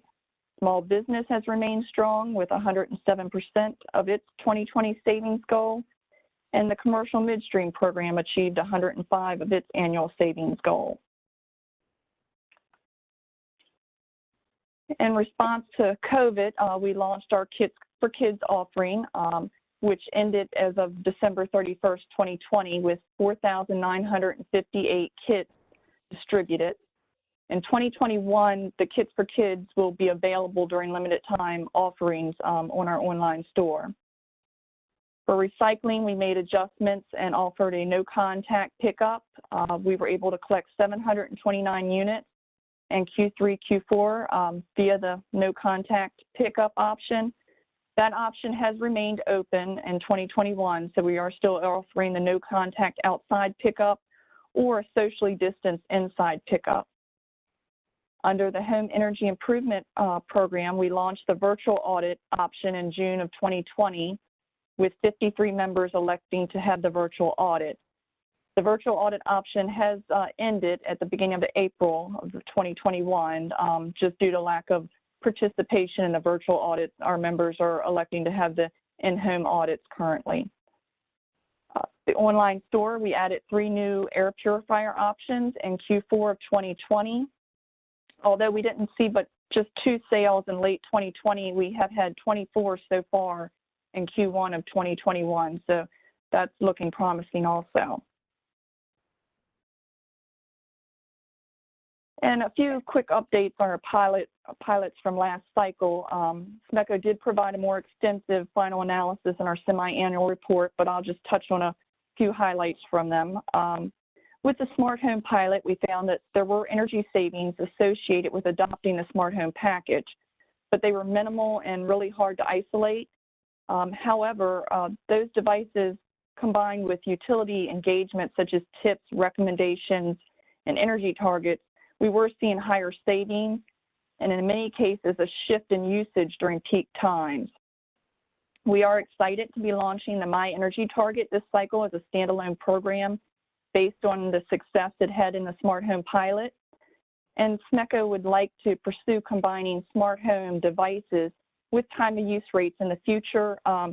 We've been prioritizing the launch of some of the new programs and the refilings of the Bring Your Own Device and Loyalty and Rewards pilot. So we will be planning to provide the Commission updated information in an upcoming filing on that pilot.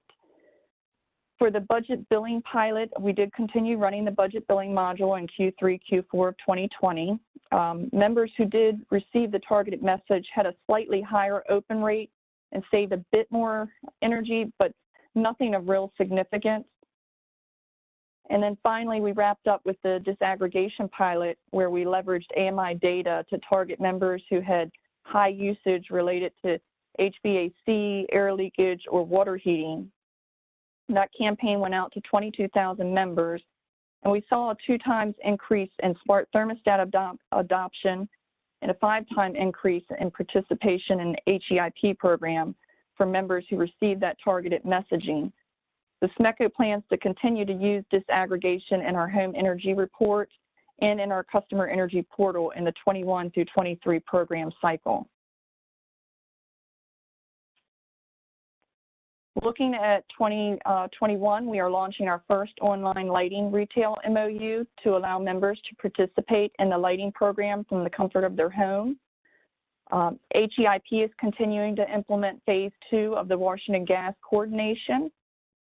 And as I mentioned, the online store will be having limited time offers for the Kits for Kids, and we'll continue looking at additional items and adding more air purifiers, smart plugs, things of that nature. And then the commercial midstream program will begin adding fixtures and plug load equipment to the program in 2021. We'll mention, we did have some programs that were impacted and we're struggling due to the COVID impacts and shutdowns. those programs such as the appliance recycling and HEIP, and then some of our commercial programs are gaining traction in 2021, and so far they're looking to be back on track. And finally, I just wanted to touch on a few open requests from our filing and provide a quick update. In the Q3, Q4 report, SMECO refiled our Bring Your Own Device demand response pilot as a full program offering. Our intent is to run a complementary program to the existing Cool Century offering and provide more integrated option for our members who choose to install a smart thermostat and want to participate in demand response. Our intent is to quickly launch upon commission approval. You will notice that we don't anticipate any participation in 2021 since we're quickly approaching the DR season. But even without the 2021 participation, our design is still cost effective. SMECO also provided the additional plan detail around the rewards pilot that was conditionally approved by the Commission back in December. We have not launched yet, but we're looking forward to your final approval so that we may test this approach and drive additional participation and savings. With that, that's all I have. I didn't have the benefit of being one of the last utilities to present today to be prepared with all the questions and having answers to all of those. So hopefully I was able to address some that you might have had during the presentation, but I'm available for any additional questions that you have. Thank you, Mr. Ellie. Commissioner O'Donnell. Thank you, Mr. Chairman. Mr. Ellie, did you hear the question I asked Mr. McClellan from Washington Gas about the behavioral programming and the growth of the program and how much of the portfolio it covers? I did. I don't have the exact answer to that, but I can get that information for you. We keep, for the behavioral program, it's approximately 75,000 members that participate, and we keep that pretty much at the same level across each year and each cycle. So that hasn't changed. I can find out the number of, on the how much behavioral is within our portfolio for you. I would appreciate that. I think as we go into we're in the 2021 program year for the new cycle, the expensing versus amortizing of certain behavioral programs and some administrative costs too will be important to watch going forward to see how that affects the overall programming of EmPOWER. So I'll continue to have a focus on that type of information and would appreciate at least some discussion of it during these these semi-annuals. Okay. Okay. Thank you. Thank you, Mr. Chairman. Seeing no additional questions, we will move to our next utility, Potomac Edison.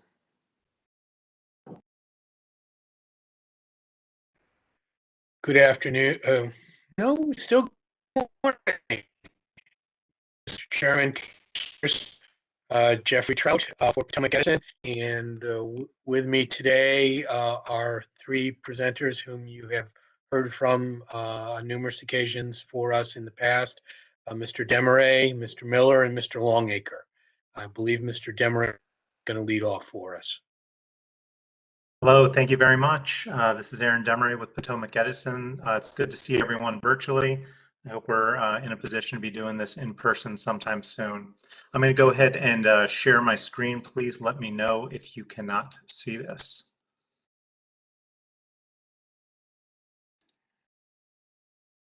All right, so with this, again, we have a brief presentation for you. I'll try to hit on some of the topics that have already been asked, but to start off with the good news. Final progress for our 2018 to 2020 plan. We achieved over approximately 140,000 megawatt hours during 2020. And when you take into consideration our performance over the entire 2018 to 2020 period, over 386,000 megawatt hours. So you can see how that's grown over the years, and we ended at 108% of our overall target.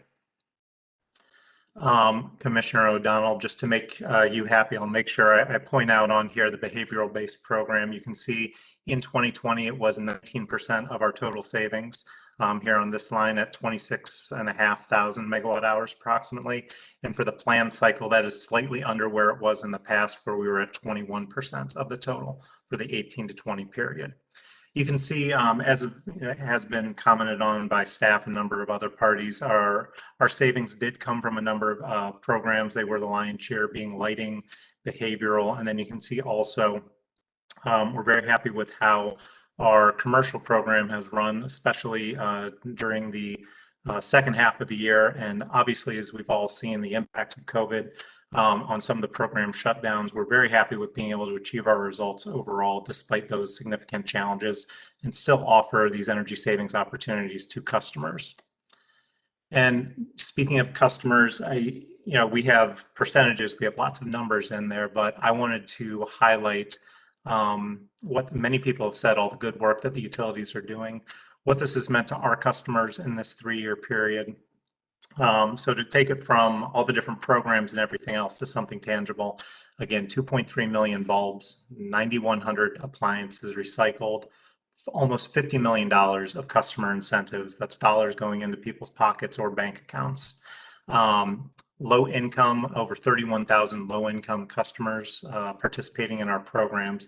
And when you take a look at that 386,000 megawatt hours that we achieved, it has an average life of over 8 years.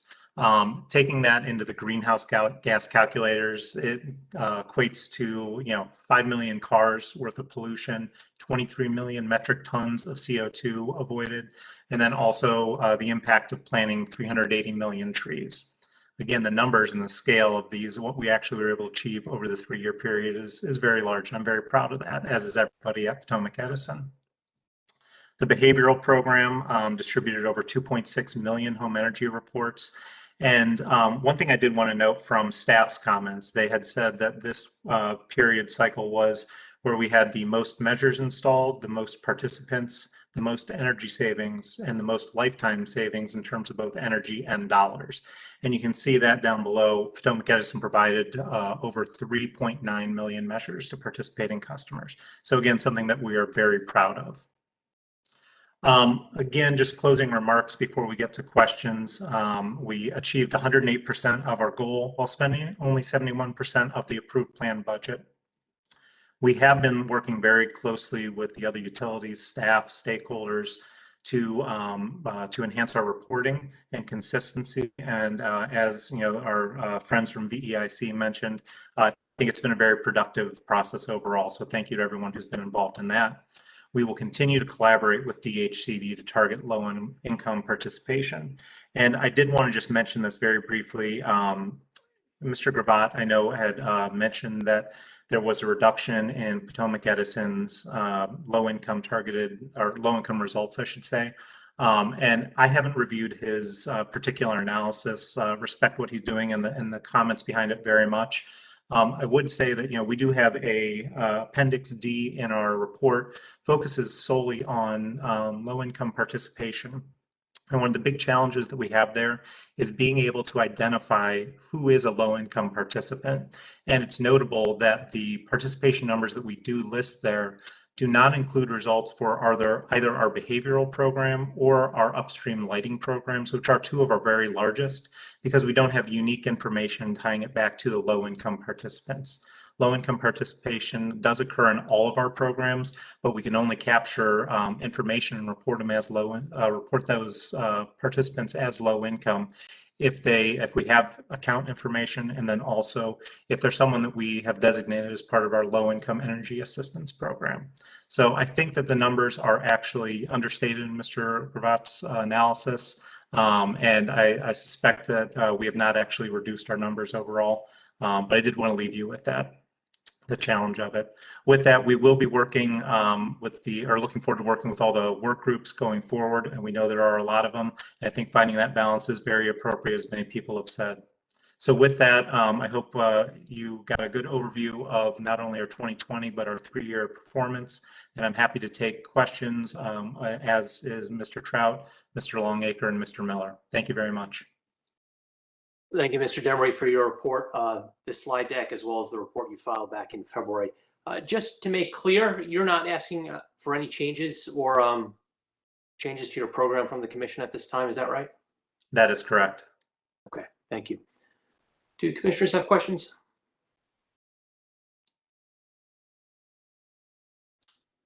Hearing none, thank you. Oh, sorry, I had a question. Commissioner. The Exelon utilities, Mr. Emery, have a pie chart showing their cost of demand response. Do you have that in your filing? I was looking real quick and I couldn't find it. No, we don't, because we do not have the same demand response programs as the Exelon companies do. Okay. All right. Well, that answers that question. Thank you. And gives BGE and the Exelon companies a heads up as well. All right. Thanks.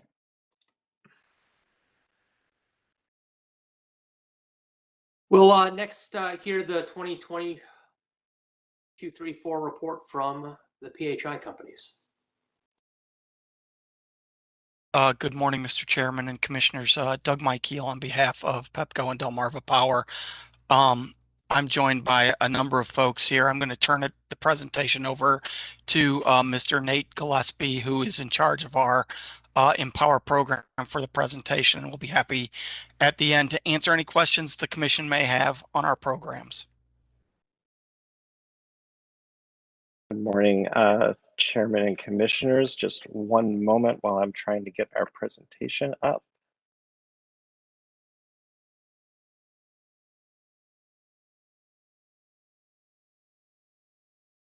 And for planning purposes, we'll take lunch closer to 12:45 or likely after the end of the PHI presentation.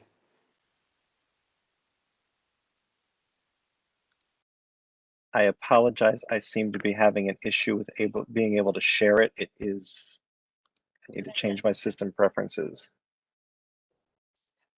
Yeah.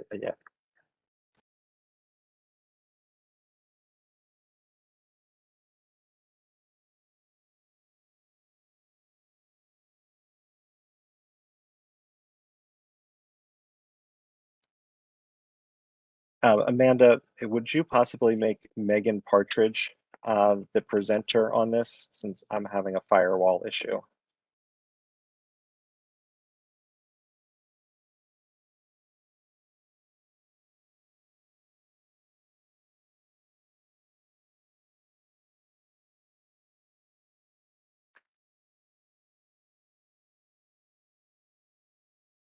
Okay.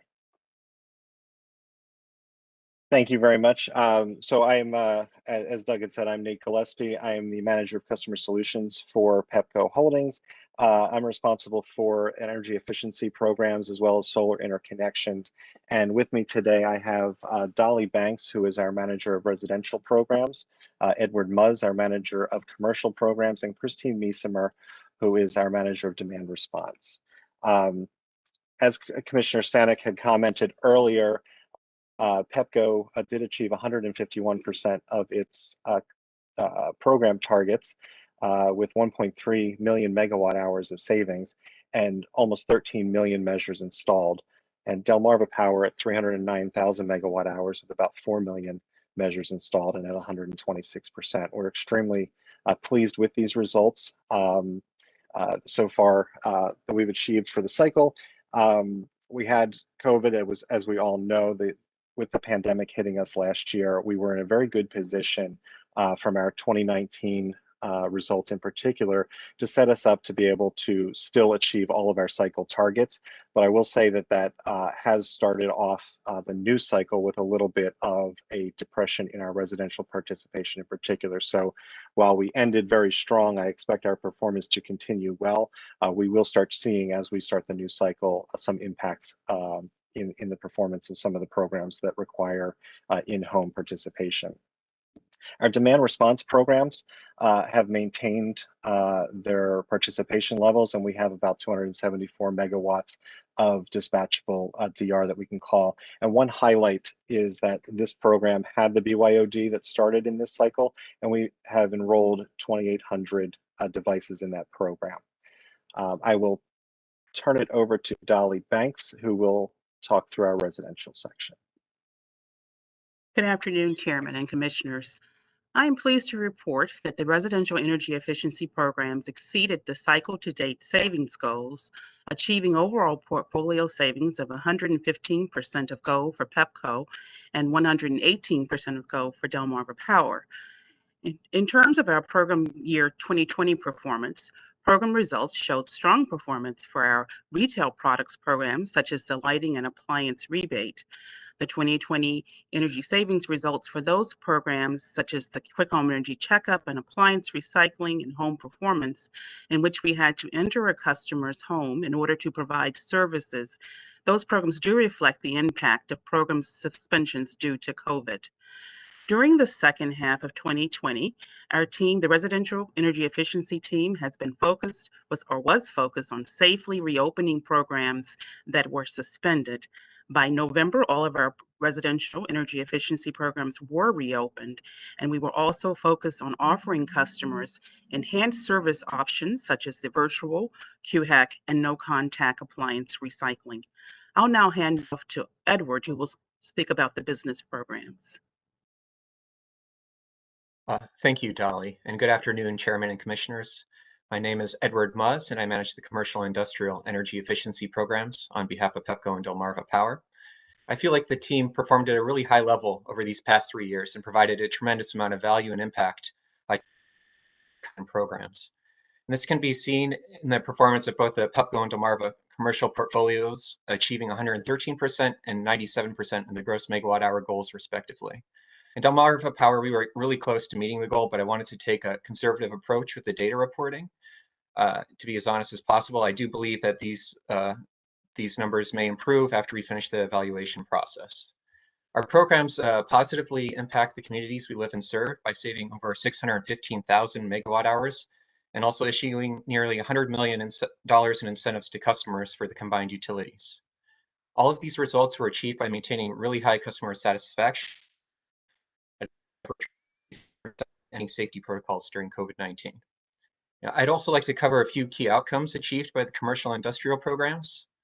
First, we launched 2 new programs, including the midstream program, which partners with the local distributors to provide incentives.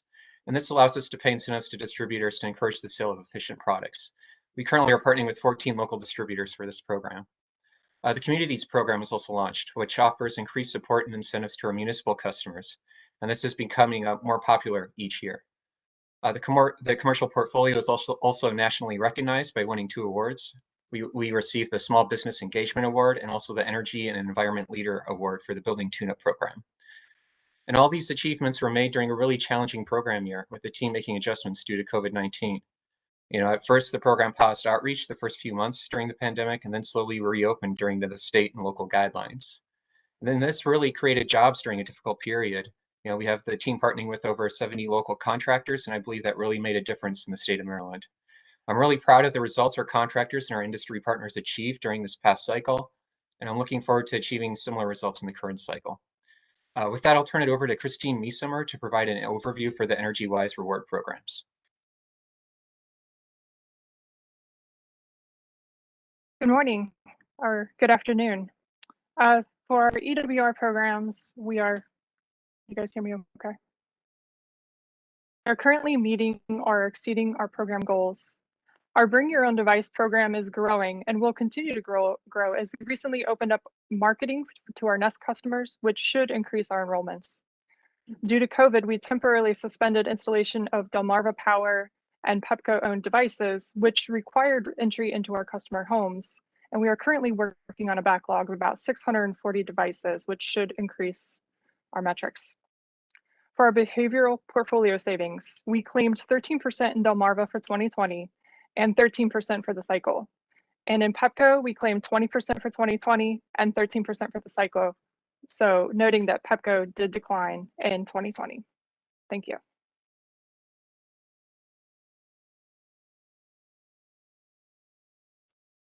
And that concludes the summary of our results. I wanted to open it up to commissioners for any questions. Thank you to the PHI team.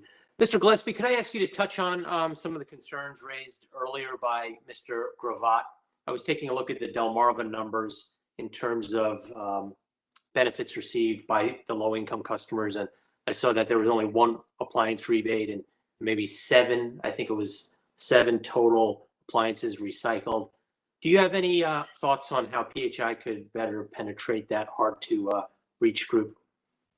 Yeah, thank you for that question, Chairman. One of the issues that we actually have with reporting on the low income participation is really a data issue that when we're looking at in our system a flag that shows that a customer has received assistance in the last 12 months, and we take a capture of that if at the time of participation the customer has a flag on their record of having assistance paid. That's how we record it, and unfortunately that sometimes results in not necessarily accurate information on the number of customers that may have participated.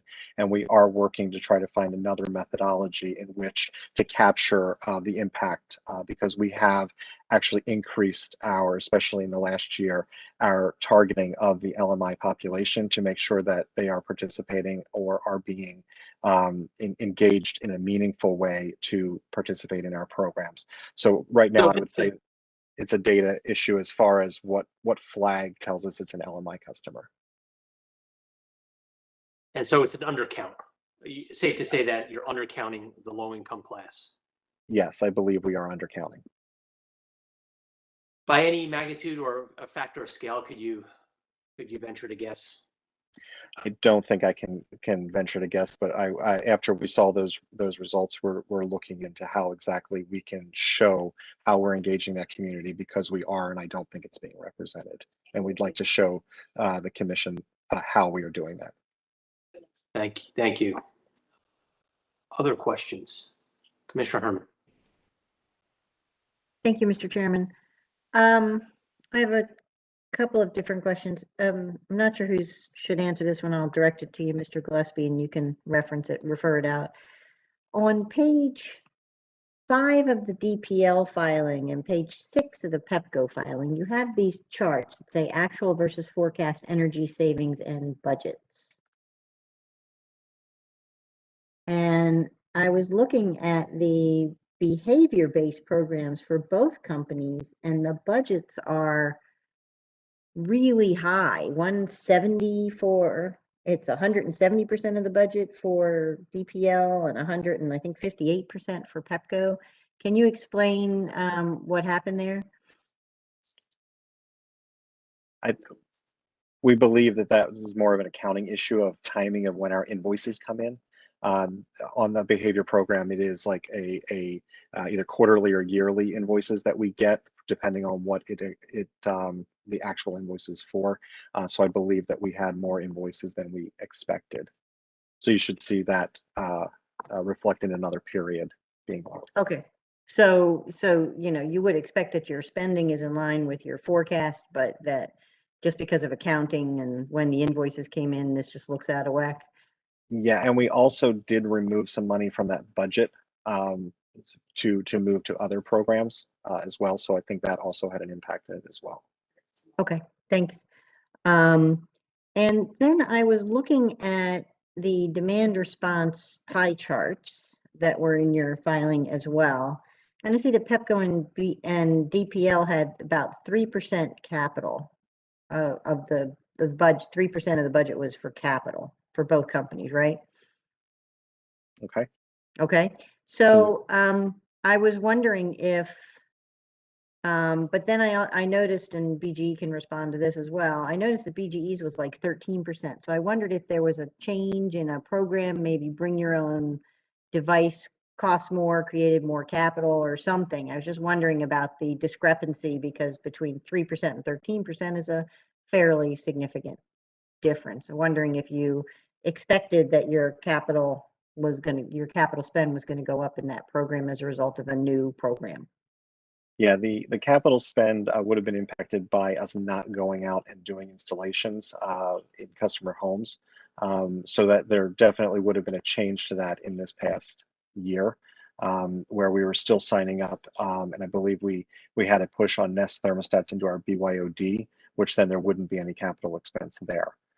So I think you're seeing a combination of us limiting some of those capital assets going in to homes at that time, and an increase at the same time of BYOD participation. Okay, thanks. Thank you very much. Thank you, Mr. Chairman. Chairman. Commissioner.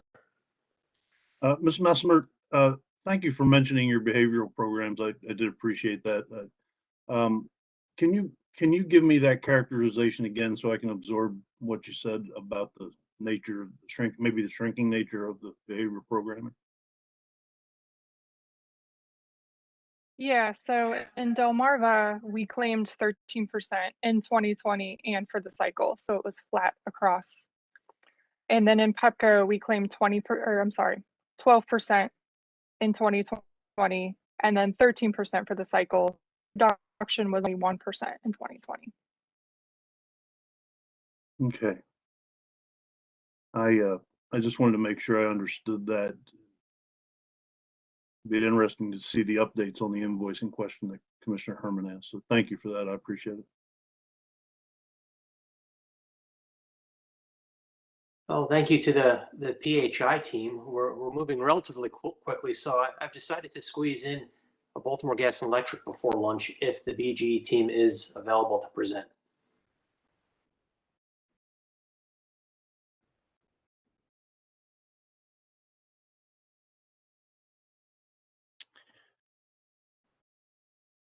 Okay, Bill Wolf, on behalf of BG&E, good afternoon, Mr. Chairman and Commissioners. You hearing me fine? Yes, we can, Mr. Wolf. Thank you for joining us early. No problem. So I'm going to share our presentation.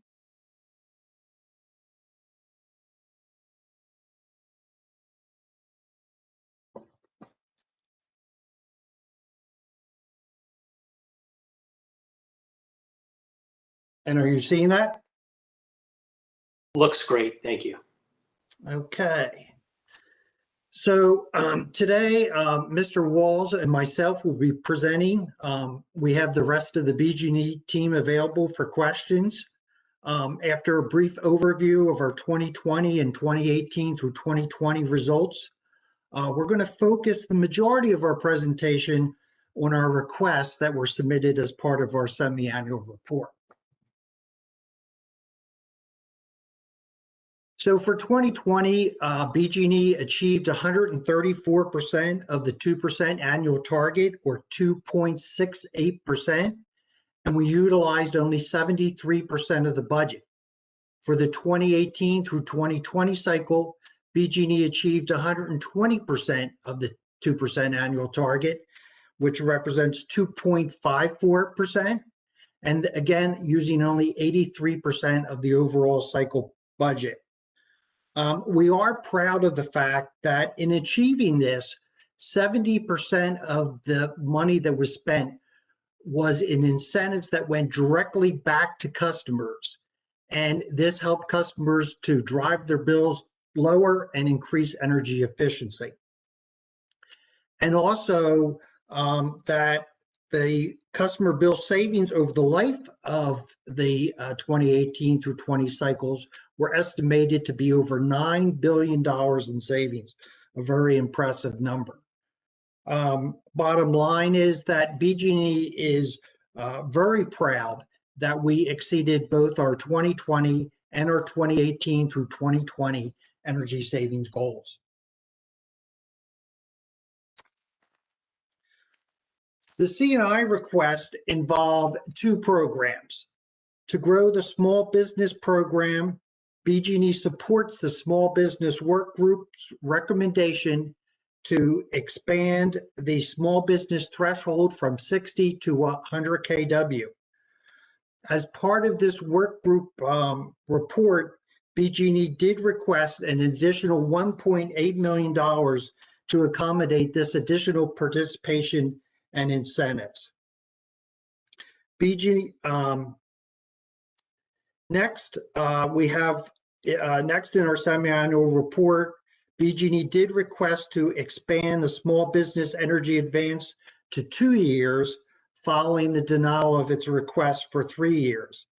BG&E believes that this 2-year advance would really benefit our customers because it puts payment terms commensurate with the typical 2-year payback. In other words, the 2-year advance payment would match the monthly energy savings. So a typical small business customer would not see an increase in their bill. It also provides consistency with PEPCO, which has been offering this a 2-year offering since 2014. However, as staff mentioned, BG&E Small Business Program is currently exceeding its forecast, and therefore BG&E is willing to support staff's recommendation to delay this implementation until after 2021. For the second C&I program, BG&E believes that it has addressed the Commission's request to file a more detailed plan on its virtual commissioning offering. I should mention that the offering is part of our retro commissioning or building tune-up program. It is not a standalone program. And as such, we are not asking for any additional budget amounts. And it differs from our behavior program because it uses an individual's AMI data to identify specific operational energy savings to make improvements in their facilities. And this can include such things as changing their light schedule, changing the HVAC temperature set points, changing fan settings, changing occupancy hours, and changing unoccupied setbacks. So it's specific measures for customers, and it naturally fits into our building tune-up program. It would produce over 6,200 megawatt hours of savings, and it does have a positive cost effectiveness with a TRC of 2.19. The savings are identical to a program that ComEd has been running, and it has been evaluated and verified by Guidehouse. And I should also mention that staff supports this with approval from Maryland's EMV vendor. So if there are no further C&I questions, I will turn it over to Ms. Walls to discuss our smart TV pilot.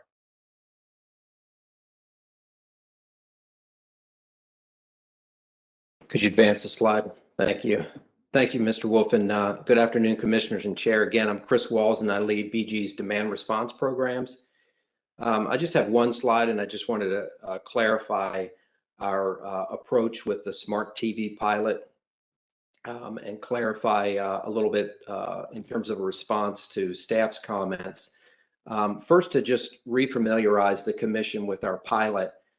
This is a smart TV pilot designed to expand or at least demonstrate the expansion of our existing very successful 1 year in now bring your own thermostat program, of which we have about 20,000 participants already, and also really demonstrate the potential for connected devices on the grid and the ability to include those connected devices in a demand response type of activity.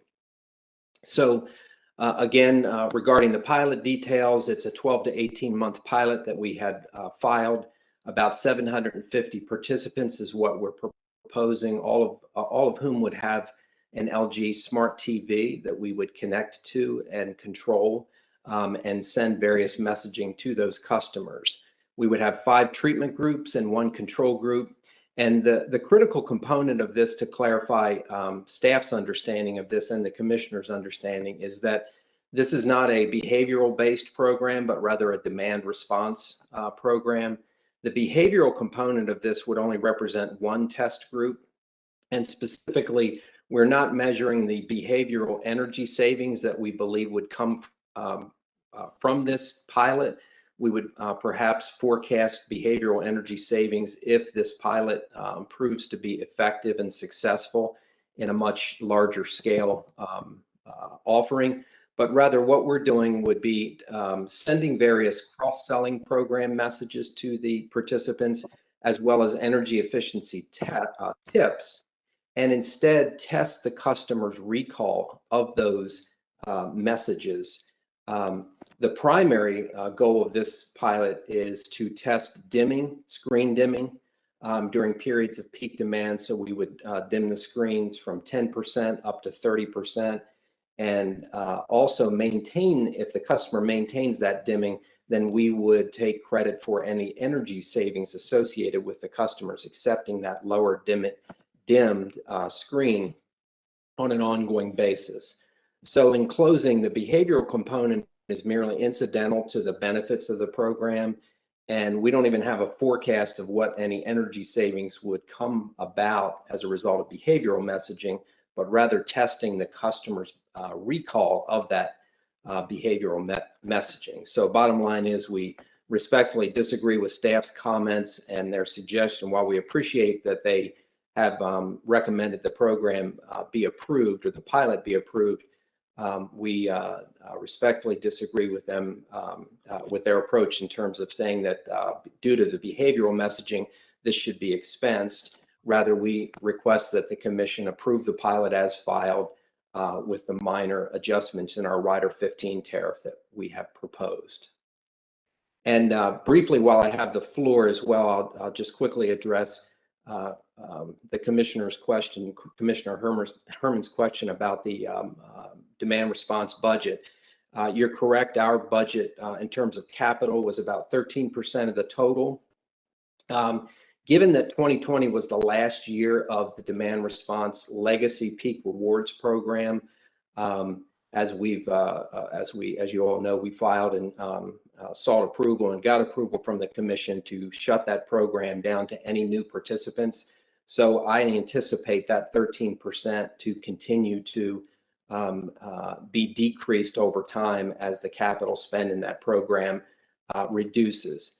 To be clear, we continue, even with the legacy program running only in maintenance mode and not accepting new participants, we likely still would have a small capital budget as we continue to maintain those devices. Occasionally we have devices that malfunction or they get unfortunately broken in customers' homes. So we are obligated to continue to support the program as it is. And then we roll a truck to replace the device for the customer. But again, we do see that percentage being reduced over time with the increase of the Bring Your Own Device program and the success of that program early on. So with that, I'll switch to our last slide and open it up to any of the commissioners' questions.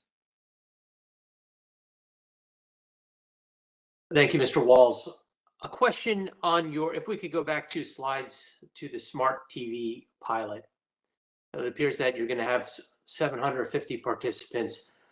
With respect to the 5 treatment groups, are they equally split? Let's say about 150 per group, or not?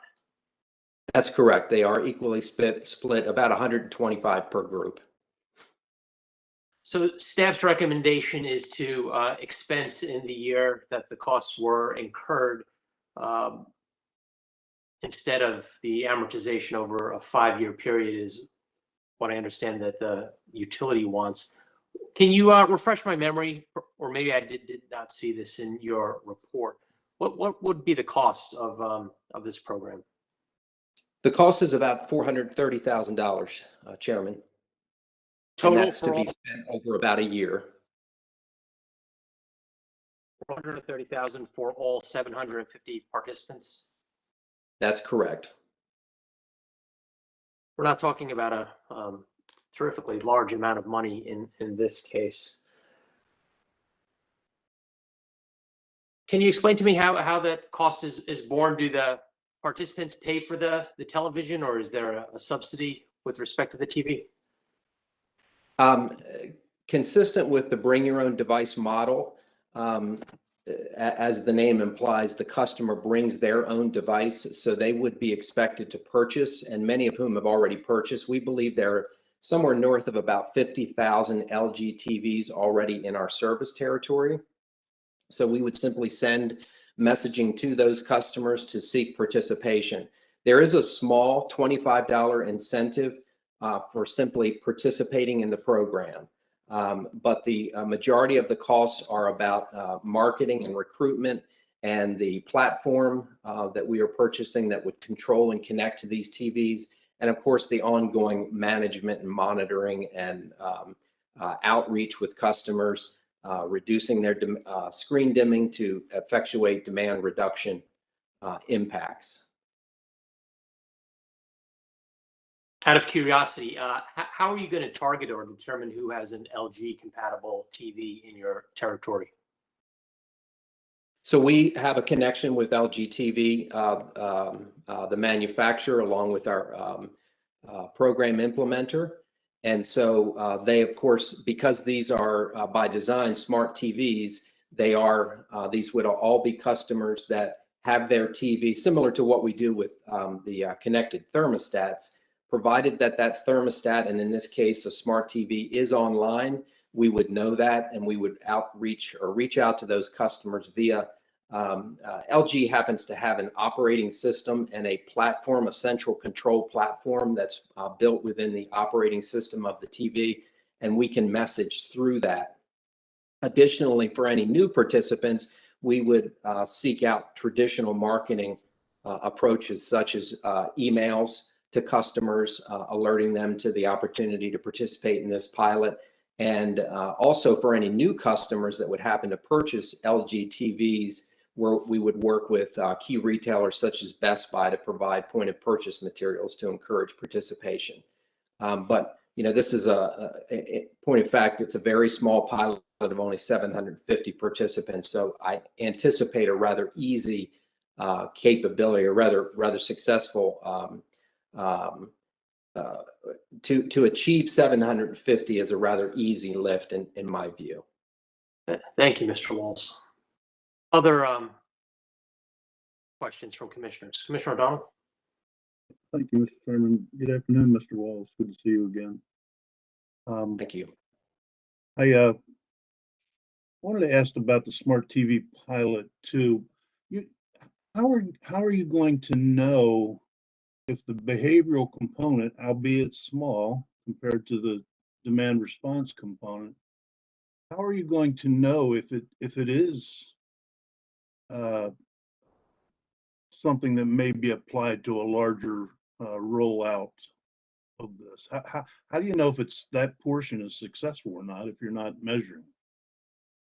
So the way we would know that there's a potential for success is rather than measure or try, due to your point, which is accurate, given the fact that it is such a small pilot, what we're measuring is if we push out a message to that behavioral treatment group that give them and use any example, an energy efficiency tip, we would later survey that same group and provide the messaging or the tips that we provided them and see what their recall is. If their recall is high of those energy efficiency tips, or their recall is high of the cross-selling programs that we promote through that messaging, that particular test group, then we would likely anticipate and conclude that there is potentially behavioral change benefit associated with the program and make a forecast to scale up from that. It likely would not be any more sophisticated at this time, at least, than that, is to simply measure their recall and then conclude whether a behavioral message would be successful in resulting in a program participation or them actually implementing that change. Okay, and let's assume arguendo for a second that it does show that potential, and you want to expand it with a larger rollout of the pilot or the program if it becomes a program. Would you be would the company be wanting to continue to amortize that portion of the program even in a larger rollout, or would you be then interested in expensing that part of the program? Yeah, I would say, Commissioner, at this point, it's too early. I'd be happy to provide you some feedback, and we will be filing the results of the program. We anticipate during the February 23 filing requirement, mid-February 2023. And then we could certainly take a position on it based on the results of this pilot. But unfortunately, I can't provide you a direct answer just because it's so early in the development of the pilot. We would certainly monitor closely not only this outcome, but more importantly, the demand response and potential for energy efficiency outcomes as well. And lastly, why wouldn't you want to test your ability to separate out and expense the behavioral component of a multifaceted pilot so you can test the efficacy for a larger rollout later if you would want to expense it? Or if we wanted to, even more importantly, if we wanted you to expense it. Well, certainly if you order us in the detail of how you would like us to implement the pilot or track costs, of course, we would abide by that order. You know, my question is, why wouldn't you want to test that now in this pilot, your ability to do that?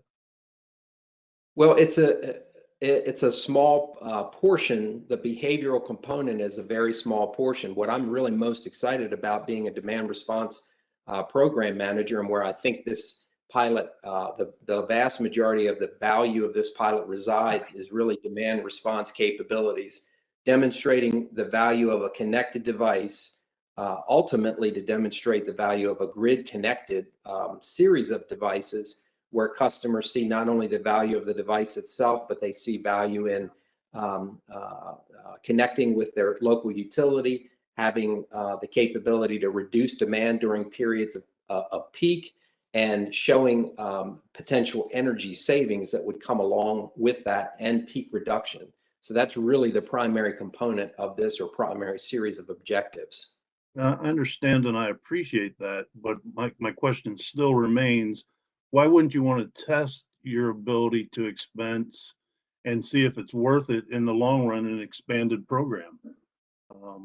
Because it would be informative to the commission in a larger rollout. Yes, it may be a smaller component of the pilot, but in an expanded universe, if you determine it's expandable to a higher rollout, we would need the information as to whether or not we would want you to expense that or not, wouldn't we? Certainly. With a $430,000 cost, respectfully, this would be a very small portion that would be associated with expensing it, and that's why I go back to the fact that I think if we roll this out, if this pilot is in fact successful and we roll it out to a larger scale, then I think you can more easily bucketize the various expenses. And of course, we would have to bucketize the potential benefits of each of those. And I'm not suggesting this, I'm just trying to respond to your question, is also bucketizing, like I said, the benefits, the expenses, and perhaps even a cost benefit analysis parsed out by each bucket of the program.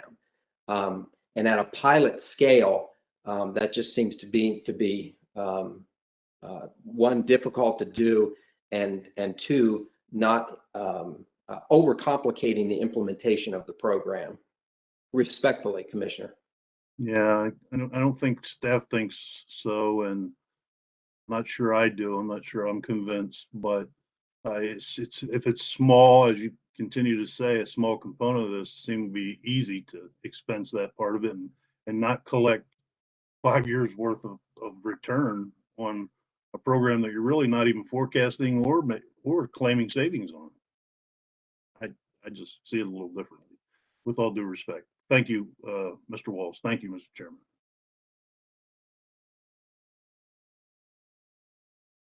Additional questions? Well, thank you to the BGE team for their report as well.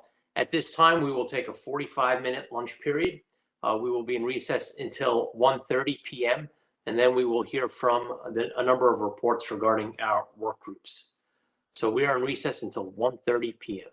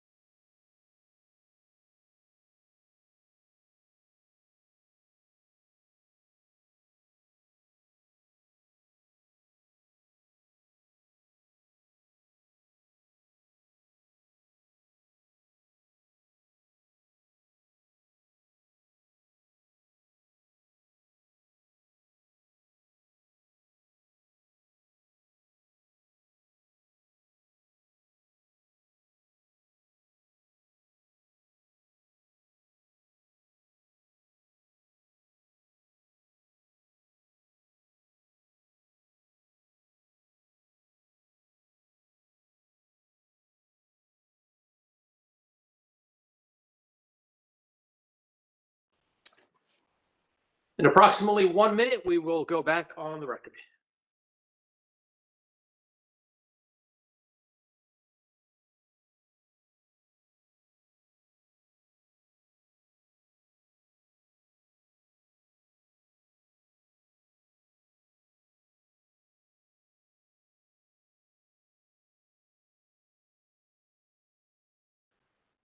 Going back on the record.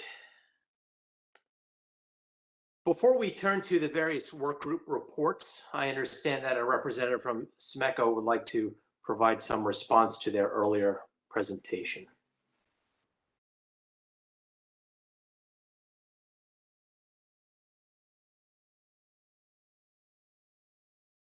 Mr. McDougall or Ms. Raley, are you with us? I am with us, but Jennifer Raley has a response and I don't. So Yeah. Sorry, Jennifer's the one. It took me a minute to get unmuted. Can you hear me? We could hear you. We can't see you, but if you'd like to proceed, please do. Sure.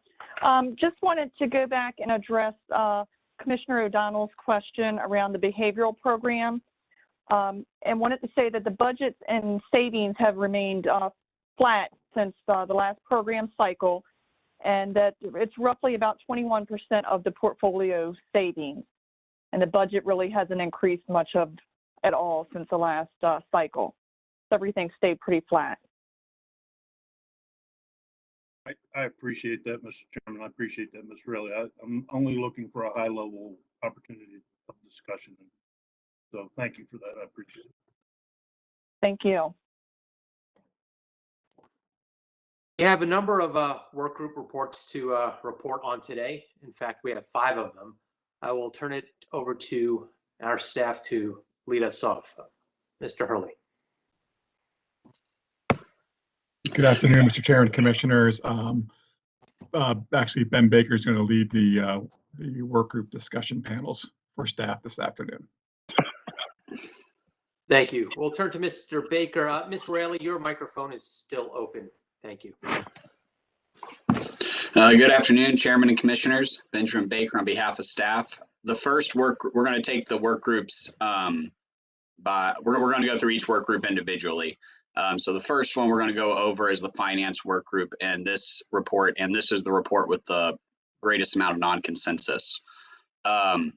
So at the previous EmPOWER hearings in October of 2020, the Commission considered various finance structures to be included in the EmPOWER programs. Through the Commission's order from December, the Commission indicated that they would support the MCEC and Montgomery County Green Bank off-bill financing program, but the Commission referred that back to the finance work group for further development and requested that there were 6 aspects of the proposal that they wanted greater attention paid to. So the work group worked through those 6 issues, and additionally, the program was structured along the lines of a pilot program that is typically expected of a Commission's pilot. The revised program is projected to cost $2.9 million across the utilities. It's designed to provide a 6% loan loss reserve and offer 12 months of 0 interest rates to customers. And the cost would also cover administrative costs would also be covered in that for MCEC and Montgomery County Green Bank. The loans that this money would cover are those at or above 640 credit score for customers, and they're available for secured loans that are up to 10 years and unsecured loans up to 5 years. Additionally, there will be no fees assessed to customers through the duration of the pilot. 4 of our 6 utilities have indicated they would not need an increase in their PID budgets that were approved by the Commission in December. I believe Washington Gas has indicated they would need an adjustment, and BG&E has yet to indicate if they will need an adjustment. As I stated before, this is a non-consensus proposal. Issues that were raised during the work group meetings were, 1, some work group participants are concerned about customers knowing all their options, especially when discussing the financing option with low-income customers. basically wanting to ensure customers know about the DHCD programs and would use those instead of using the EmPOWER financing proposal that would cost the customer money. There's also some interveners would like to have a greater focus on customer equity, under the assumption that lower credit score customers would benefit more greatly from the financing programs than higher credit customers. And they would accomplish this by lowering the credit score threshold to 600, or they would shift loan loss reserve funds to provide greater, or I guess lower rates to worse credit customers, under the assumption that these are the customers we would want to incentivize to use the EmPOWER programs. Staff understanding is that both of these can be accomplished, but it would take more money and more time to accomplish those. Also, these interveners would like to see other greater offerings for unsecured loans, preferably out to 10 years. It's staff's understanding at this time that MCEC and Montgomery County Green Bank are unable to, with their current lender, accomplish that. And there is some concern about lack of competition, and that that these interveners would like to see additional lenders in the program, preferably by the start of year 2. Some other concerns were raised, but those are the majority of them. At this point, staff does support the program as filed. We do acknowledge that there are some possible improvements that the work group could consider and maybe could incorporate. But the commission has been searching for a finance pilot for a long time.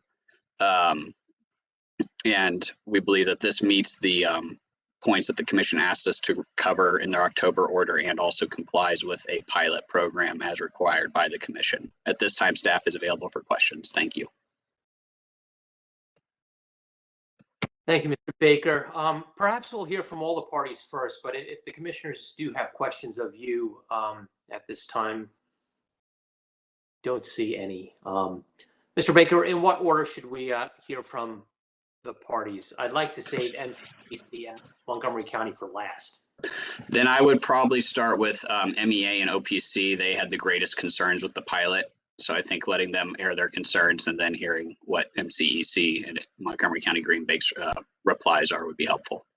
Okay, that's a good idea. Thank you. So we'll start with either MEA or OPC. Mr. Chairman, Commissioners, Philip Sheehan on behalf of OPC. I think it would be best to yield to MEA, and then we'll follow MEA with our comments and suggestions about the MCEC pilot proposal. Thank you. All right, thank you, Mr. Sheehan. Thank you, Chairman Stanek. With me today on the call, I have Eric Kaufman, who's the Director of Programs at MEA, and also David Giusti and Brandon Bowser, who also are part of the program team. I'll pass it off to Mr. Kaufman.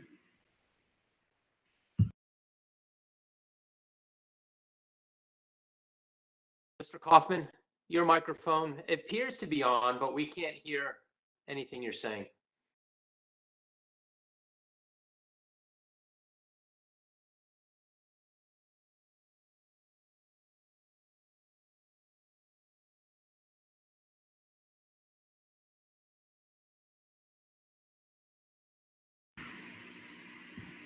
Okay, if you wouldn't mind, Chairman Stanek, we'll give him a moment. If not, I will attempt to proceed.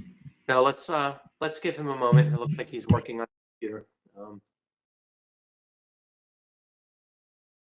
Dr. McNeil, I don't know if you're aware, but you have a lot of noise coming from your microphone as well. It sounds like you're next to an airport runway. I'm not sure if it's noisy where you are or if it's just your equipment. Could be a little bit of both, but my neighbors are getting their lawn mowed, so that probably is the main factor. So I apologize. I will go on mute. Okay, that does sound like a lawnmower. Apologies, Chairman. Can you hear me now? Loud and clear. Thank you, Mr. Kaufman. You may proceed. Excellent. Thank you. Once again, Mr. Chairman, Commissioners, good afternoon. For the record, my name is Eric Kaufman. I'm the Director of Energy Programs at the Maryland Energy Administration. As my colleague, Dr. McNeil said, I'm also joined by two of our program managers, David Giusti and Brandon Bowser. We participated in the discussion and endeavored to provide constructive information. Participating throughout the work group discussion, we had and still have deep concerns about how the proposal would yield additional energy savings, address those that have financial liquidity issues related to credit or income, and further empower energy reduction goals and that do not overlap with other public and private offerings. We're generally supportive of financing programs where they are cost effective, can define energy savings potential, and most importantly, enable opportunities for those who do not have access to other options to bolster inclusivity into accessing the energy savings. Further, this pilot is essentially in many ways a reboot of an earlier effort that was funded by the Maryland Energy Administration using federal funds, the EmHelp program, and not all of the lessons learned were entirely captured. The work group report captures MEA's concerns very well. We appreciate the robust dialogue and hard work of staff, OPC, the home performance industry, utilities, HVAC contractors, and more. However, we do not believe this program should be approved or funded as proposed. And we are delighted to respond to any questions. Thank you, Mr. Kaufman. We'll turn to Mr. Sheehan. Thank you, Mr. Chairman. Mr. Voorhees will present OPC's comments and recommendations with respect to the finance proposal. And but before he does that, I would just like to mention that in DHCD's semi-annual report, they requested a reprogramming of financing from unapproved programs for this cycle to approved single-family programs. And we neglected to mention that we support that. So I'd like to make that clear. And then I'll turn it over to Mr. Voorhees. Thank you, Mr. Chairman and Mr. Sheehan. I have just 3 slides to share to summarize our comments on this, so I'll do that now.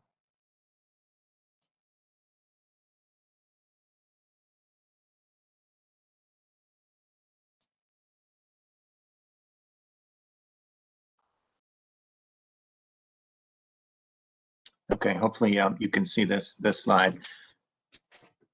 Like MEA, OPC participated very actively in the work group. We provided feedback and constructive criticism on the pilot as it took shape.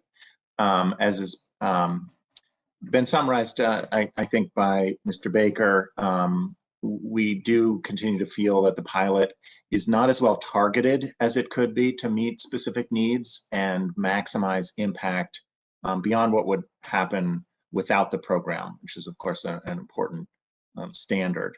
And 2 examples of that. One would be the first, that the proposal applies EmPOWER funds to buy down interest rates, which is a useful device, but do so in a relatively indiscriminate way for both secured and unsecured loans, and regardless of the borrower's credit rating or income. It's a fairly across-the-board kind of approach that we think could be more targeted.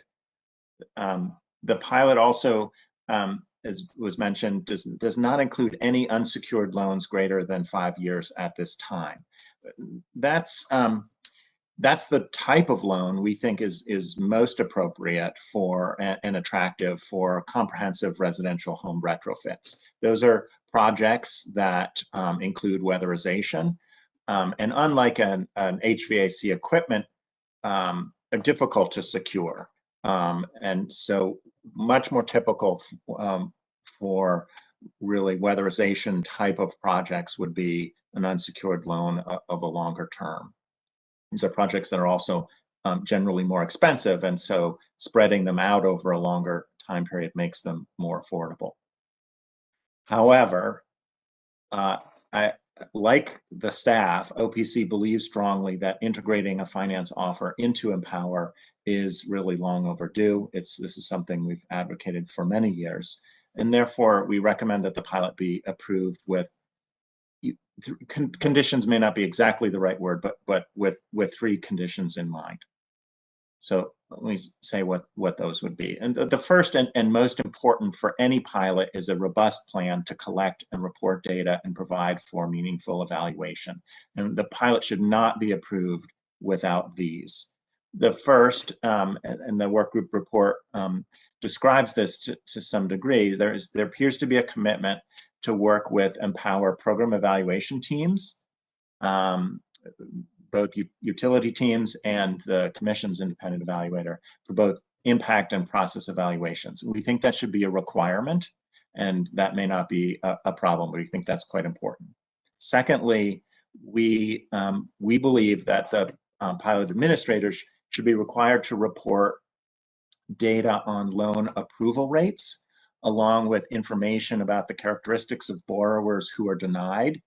That those characteristics might be income or credit or basic type of project, and the reasons for denial. And we think this is important in addition to the several types of data that the pilot proponents have proposed to provide. We think these pieces of information are really important to understand who is receiving loans and address and understand the equity attributions of loan participation. Second, the second and third are really sort of monitoring recommendations, but we think they're quite important. And the first of those is that the finance work group and the home performance work group should really actively engage, monitor, and support the integration of this pilot, if it is approved, with existing EmPOWER programs, and leveraging the existing assets of EmPOWER programs, customer engagement, contractor relations to streamline this financing offer could be one of the really single greatest factors for its success. That is an ongoing effort. There was good constructive discussion, and we believe the utilities and pilot administrators are interested in this, and we think it's important enough that either the finance work group or the home performance work group or a combination should stay involved in that task. Lastly, we believe that that the program administrators, EmPOWER program administrators, should be directed to work actively with the finance work group on the equity issues that were left unresolved, including but not limited to tariff on-bill financing. And the Commission may recall that in the last semi-annual order, the Commission directed the utilities to continue to consider tariff on-bill financing. This is financing that's sometimes called inclusive financing because it has been demonstrated to be a financing tool that works especially well for lower income and especially rental households. We're not aware of any effort on the utilities to do that. We understood from work group conversations last year that the utilities are generally opposed to tariff on bill. So we would suggest that more explicit direction may be required by the Commission if you want an outcome in that area, and we'd be happy to work to provide information and participate in that. I would note that this proposed pilot is not designed to explicitly to address equity. It is open to all incomes, but that's not the same as really addressing equity outcomes. It's likely to serve primarily single-family homes. Again, that is not a bad thing, but it is important to recognize the limits. And we believe, therefore, to also explore other financing options that would be designed to be more inclusive, particularly of rental and multifamily households, and to design programs that have equity oriented goals in mind. And tariff on bill is a good example of that. There may be others. And lastly, the work group had some constructive conversation, Mr. Baker alluded to this, about sort of the honestly challenging questions of whether households that qualify for no-cost weatherization and efficiency from DHCD should even be offered a loan in the first place. That's actually a tricky question to determine. Contractors may be going into a home. They may not know whether that household is below or at the income threshold. We don't want to turn them away from a potential job, but there are sort of bureaucratic steps that need to be fulfilled to determine income qualification, and the role of the contractor in determining that is tricky. So we believe some some further discussion and cooperation on those issues should also be directed. So with that, I'm happy to answer any questions about what I've said. Thank you. Thank you, Mr. Voorhees. I believe we'll hear from all of the parties' positions, and then we'll come back. I do have a few questions for you. At this time, before we turn to MCEC and Montgomery County, are there any other parties that wish to provide commentary to the commission?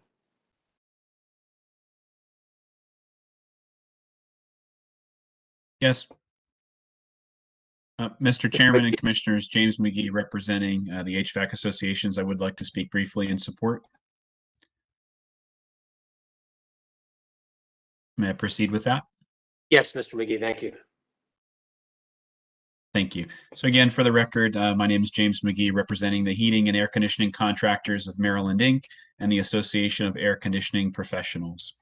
HACC and AACP represent approximately 300 companies, including HVAC, plumbing, electrical, and appliance contractors and distributors, and other energy service-related businesses in the Baltimore and Washington, D.C. metropolitan areas. My clients are active participants in EmPOWER and continue to strongly support these programs for energy savings, cost savings, and job growth.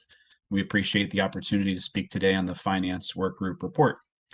My clients are strongly supportive of the financing proposal, now titled the Clean Energy Advantage Residential Lending Pilot Program. As reflected in our written comments, in short, there is a barrier for some ratepayers to participate in EmPOWER Maryland programs or to participate in the level in which they want to participate. And attractive financing in the proposed CEA pilot program removes this barrier. And this pilot program provides rates that are not available readily in the market. We and others see the lack of financing program as part of EmPOWER as a glaring need that the CEA pilot program addresses.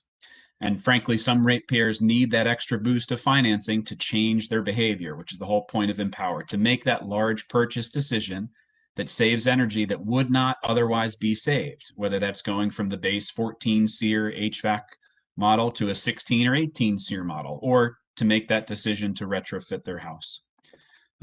It was discussed earlier this morning that for the past 6 months period, the HVAC program is underperforming, including both in participation and savings. And we think that demonstrates a further need for actions such as adopting a financing program to help bolster the HVAC program. Again, the CEA pilot program allows more ratepayers to participate in EmPOWER, and we respectfully request the Commission to approve it.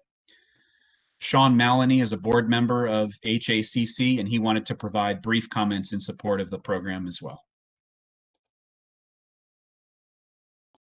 Hello, everybody. My name is Sean Maloney. I'm Vice President of the HACC, and I'm also a business owner of one of the very few companies who are an HVAC contractor who are involved in the ICF EmPOWER, building performance part of this. So I kind of see it from both sides. I see it from the HVAC portion of it, where we just do the work standalone. And then also, given the opportunity, I have a lot of expertise in which houses are going to benefit greatly from any of this program, the financing that comes from it, who's going to get the best rebates on it. So I can speak pretty intelligently on what's going to be beneficial to this. First thing is, as far as the mission statement goes on this, the goal here is to obviously encourage and promote the efficient use and conservation of energy, and any programs that we can do to achieve that. I'm always looking at this from a practical standpoint. If we're going to do that, the two things that we need to do is we basically need to incentivize people to change their behavior. On one hand, you're going to look at it from the customer standpoint. We need to incentivize them, encourage them to install higher efficiency equipment, which is going to save them money, but most importantly, it's going to save energy, electricity, mostly. So when we look to do that, we need to find the best way to do that. I know for a fact that this pilot program will work very well for a couple of different reasons. One, mHelp was good, but this is a much superior design to that because the wait time is much, much shorter, which was not good for contractors. And secondly, it's not very intrusive. We don't have to look into people's credit scores, ask them uncomfortable questions. These are the kind of things that we want to stay away from as contractors, because just like how we want to influence and encourage customers to change their behavior, the other thing is that contractors are the tip of the spear. if contractors are not willing to kind of follow in line and use these programs and use these tools, they're not going to work. So that's where it becomes not practical. If it's not practical, it's not going to happen. So if we go in there looking for all this stuff that makes contractors uncomfortable, or it becomes a headache, contractors are not going to offer it, and then it's not going to be successful in the end. As far as anything that has to do with LMI and people of that, I've felt that the sweet spot has been more along the lines of the middle income. So people who fall below that 640 credit score, I really do feel like that credit score is going to be very good, because if we drop below that credit score, you're going to have interest rates that are going to increase, and then you're going to have a lot less people looking to do it. The people who are in the larger homes who make a lot more money, they're also not a good target on this, because from my experience, the LMI and the greater income people, those are not the people who are actually doing and taking advantage of a lot of these programs for rebates and also for financing. So I feel like, those two, we don't really look to them as much as we look for the average middle class and an average, normal size home, for a multitude of reasons. Also, I know that this program will work because I, for one, get I get an opportunity to provide a lot of manufacturer rebates, where it's kind of similar to this, 0% interest free for 18 months with no contractor fees. And I've got a lot of customers who we only are able to offer that maybe 8 months out of the year, a couple months in the summer, a couple months in the winter. And I have customers who will literally wait until that's available, because if your average system is going to be, $6,000, $7,000, $8,000, and then we add in the home performance, which is really going to save electricity, the people don't have that extra $4,000, $5,000, $6,000, $7,000. But when I offer them that financing that they can take advantage of, and it kind of acts as a bridge loan and pushes it across and allows them to wait for that big rebate check to come in from BGE, all of a sudden they're on board. So that shows you right there that having a financing option like this is going to be very, very productive. It's very practical, and it makes a lot of sense, because it works for me, and I'm only one contractor. Not every contractor is going to have the ability to take advantage of that. And then even more importantly, every single energy auditing company who is a bigger tip of that spear, they're not installing the HVAC equipment themselves anyway, so they have zero opportunity to take advantage of that stuff. So when we talk about adding this as an option right here, this gives it to everyone, whether it's in the HVAC, or whether it's in the for everybody for the EmPOWER Maryland for the home performance network. So if it's working on a small scale with me individually, then I'm very, very confident that if we stretch this out and if we keep it to the people who, in my opinion, the majority, I'd say 99% of my customers are going to be within that middle income. So if we start straying out of that, I feel like now we're going to go towards this not working as well as it could. Thank you for your comments. Any additional commenters? Yes, Mr. Chairman. Sean Schmidt for MDBPA and BPA, if you don't mind. Please proceed, Mr. Schmidt. Thank you. Good afternoon, everybody. Thank you for the opportunity to present some oral testimony in follow-up to our written filing. My name is Sean Schmidt, for the record. I run Superior Energy Solutions here in Maryland. We are a participating contractor in the Home Performance with Energy Star program in EmPOWER Maryland. I'm also representing MDBPA and National BPA as well. Our organizations make up the majority of the participating contractors in the EmPOWER Maryland Home Performance with Energy Star program. So I did want to voice our strong support for MCEC's proposed pilot program called Clean Energy Advantage. Our members are strongly in need of this tool right now. With the state of our economy coming out of the pandemic, our membership is having a very hard time closing home performance jobs within the program. We simply need this tool to move Maryland homeowners from just being interested in energy savings to investing in energy savings. And there really is not a good financing tool available in the marketplace to our group of contractors. As Sean stated earlier, on the HVAC side, there are advantages to HVAC contractors through their partnerships with the manufacturers. That is just not the case on the home performance side. You know, we are strongly in support of this program. It will be a huge tool in moving more energy savings into the Home Performance with Energy Star program, and we think it's that missing piece that we really need right now. As a personal example, you know, I'm looking at my office right now on our whiteboard. I have about $150,000 in home performance work that's sitting there right now that's not moving, with the only obstacle being affordable financing option for those homeowners. That equates, as modeled in Beacon software, it's about 84,000 kWh that's just sitting there. With interested Maryland homeowners that want to make their homes more energy efficient. And I believe if we had this tool right now here at Superior, specifically, we could be moving a good portion, if not all of them, into those retrofits. So just as a local contractor in the program's example of how this can be helpful. And just as an added note, if I could move some of that business, I would probably be adding 1 or 2 more positions. So we're looking at bringing more you know, job creation, skilled energy jobs into the workplace if I had more of that business. So thank you for the time. I just wanted to voice our strong support of this program and thank the work group for all of their hard work bringing this to the commission as well. Thank you, Mr. Schmidt. Seeing no other interested parties wishing to speak, and Mr. Maloney, if you could please mute your microphone.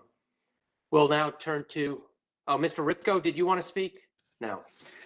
Yeah, no, this is, good afternoon, Chairman and Commissioner. This is Eric Rupko on behalf of Baltimore Gas and Electric. And I just wanted to, you know, state that the Maryland utilities were engaged in this process as we went through, and we continue to support the Clean Energy Center's proposal. We, you know, appreciate the work that Kathy Magruder and Tom Deo have done in trying to bring this together. And we, you know, understand that, you know, this is a pilot, and while there are some concerns, this again is a pilot, and you know, we are you know, want to see that, you know, parties are working together when it comes to this pilot. And the primary concern we had was creating something that will get used by the contracting community, and we have pretty strong representation from the contracting community here today to say that they support the tool.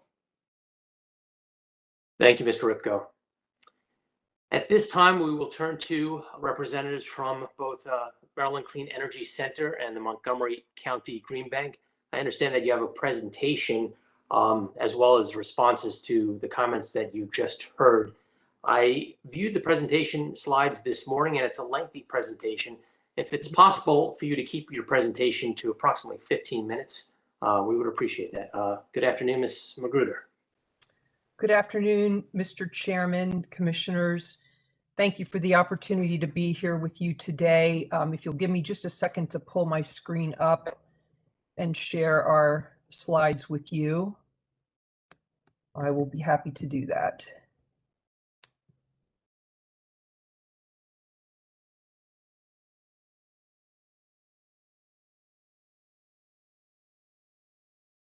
Are you able to see the slides? Not yet. Okay. Pardon me for the technical difficulties.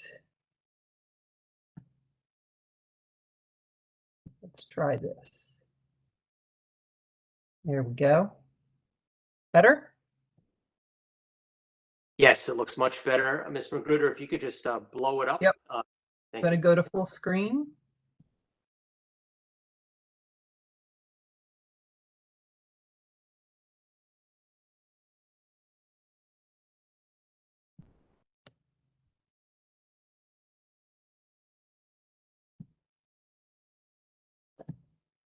Oh my gosh. Mr. Magruder, in an attempt to be helpful, I think it's the slide presentation icon at the bottom by the. Yeah, it's not 88%. showing up. Hang on, I'll be right. It should show up just now. Let's see.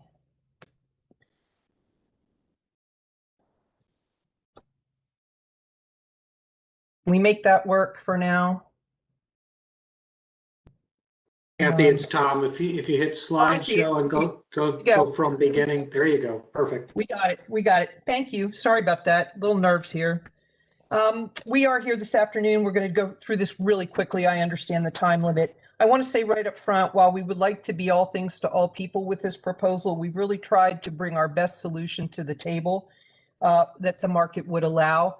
Just in summary, these are the questions that the commission asked us to respond to. I'm not going to read them to you. You have that in front of you, but we've tried to answer that in our proposal. Additionally, the pilot proposal contents outline that you see here is what the commission directs be included. So our presentation today is developed with this format in mind. The pilot proposal was designed to respond to the order in December of 2020. And the goals that we've set up here are to make more energy improvement projects happen for more residential customers that don't have the resources to achieve it. And in doing more projects, more energy savings will result. The program was intended to bring a more transparent financing option forward than is otherwise available in the market for rate-paying consumers.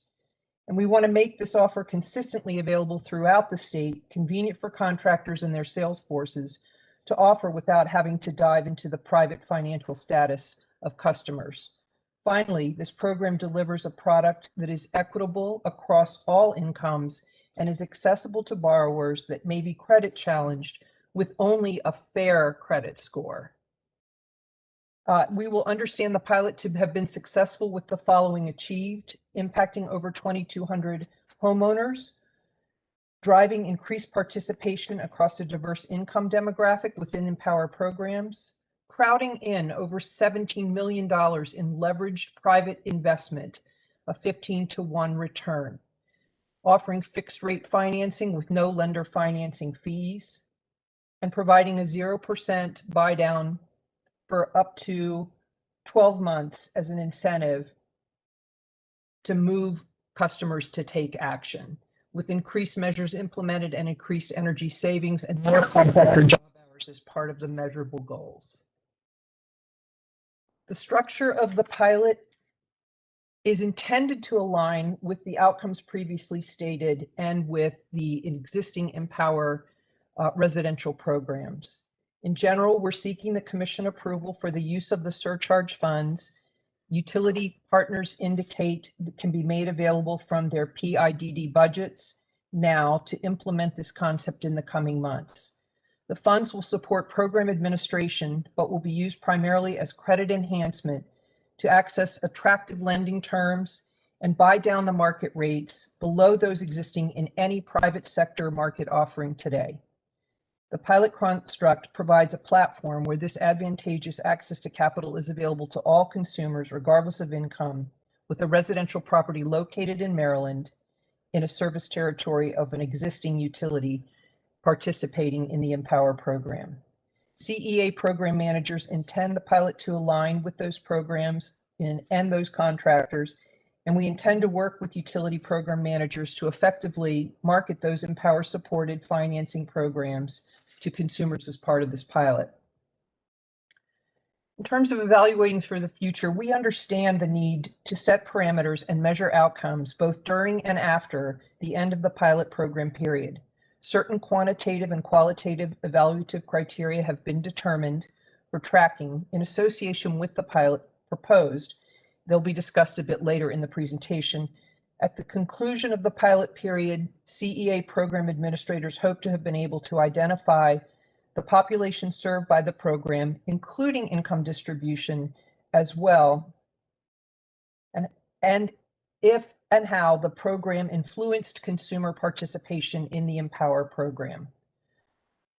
During the pilot program period, program administrators are committed to reaching out to additional lenders to seek more competitive rates and terms than may be available in the in the future, I do want to say to the commission that as in the process of developing this pilot, MCEC and the Montgomery County Green Bank have consulted with no less than 7 different lenders to see about their willingness to participate or the offerings they would make. And we're bringing to you today the best offering that's available.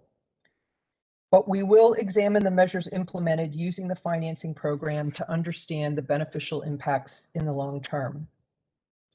The pilot costs overall, we're looking for a program investment of approximately $2.9 million. We're going to show you that in detail in the next slide, but before we go to that slide, we want the commission to know that we're seeking the funding from utility partners and will be accountable for that spend on a per service territory basis. We determined the formula for equitable contribution from each service territory based on a per capita formula for the percentage of customers from that territory. Washington Gas stepped up and offered to participate to the finance gas-related measures within the territory that it serves, and their participation is added to the overall pool of funds in the proposed budget. As some loans may require loan loss reserve backing for as long as 10 years after the pilot ends, MCEC and Montgomery County Green Bank believe that the cost to maintain and manage those escrow accounts would not be so consequential that they cannot be carried by the normal operating budgets for those entities for the time frame. This chart shows the proposed budgets anticipated by service territories for loss reserve, administrative support, and a 0% rate buy down, with the area highlighted in green showing the totals. The total proposed cost for the 3-year period would be $977,000 for loss reserve at 6% of the maximum loan portfolio value committed by the lender, $1.2 million for 0% rate buy down, and $720,000 for administrative and marketing costs. A total of $2,894,631.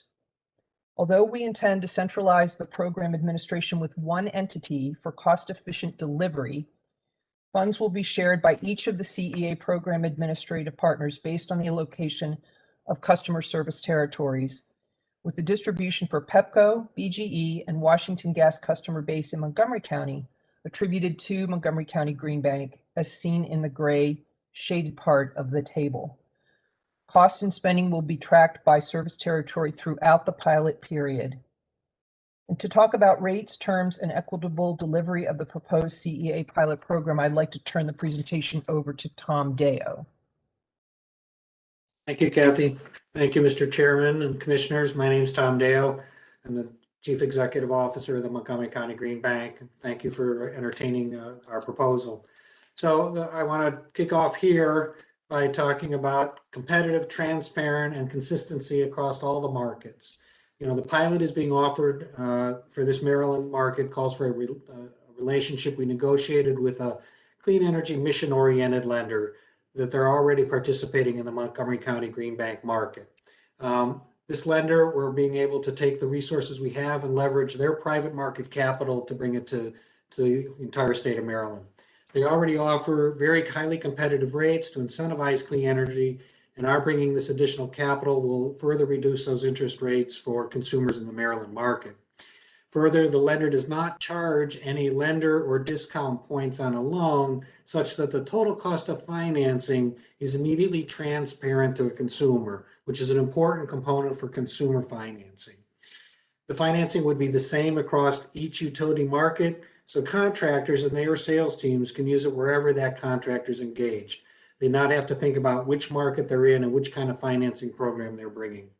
And as this table shows, at the top row is the financing rates that we would be able to bring through the program, which are below the market rates of all lenders that otherwise participate in the market, with the exception of the B-Smart program, which is a subsidized program. And as you can see with some of the other market programs, they add discount fees, which add considerable amount to a consumer's financial burden by the program. So next, they're going to get the great full benefit from the 0%, and then they're not going to get hit with a big step-up rate in a year. So the Clean Energy Program brings a 0% structure in the first year of interest rate financing. And that's going to help the customers increase their motivation to do the project now, as well as to do more. If you think about it, they're not paying any amortized loan with any interest rate in the first year, so they'll feel like they have more money to spend, which, as you heard the contractor say, that's a motivation for them to do more. And it's transparent to the customers. They're getting an absolute 0% buy down in that first year. There's no additional discount fees that are being added in order to achieve that. And when it moves to the next year, it moves up to the rate that they would normally have gotten. So if they're at the lowest end of the rate, they'll be moving to a 6.49%, not to a credit card rate, which you would find with most 0% programs. So when you think about when you buy a house, you never think that you can afford that payment. But if you're offered that lower upfront thing, you take it on, and a year later, you actually know that you can afford that payment. And that's the idea of a step-up program, both to motivate them, increase their likelihood of doing more, and feeling comfortable about taking on the loan.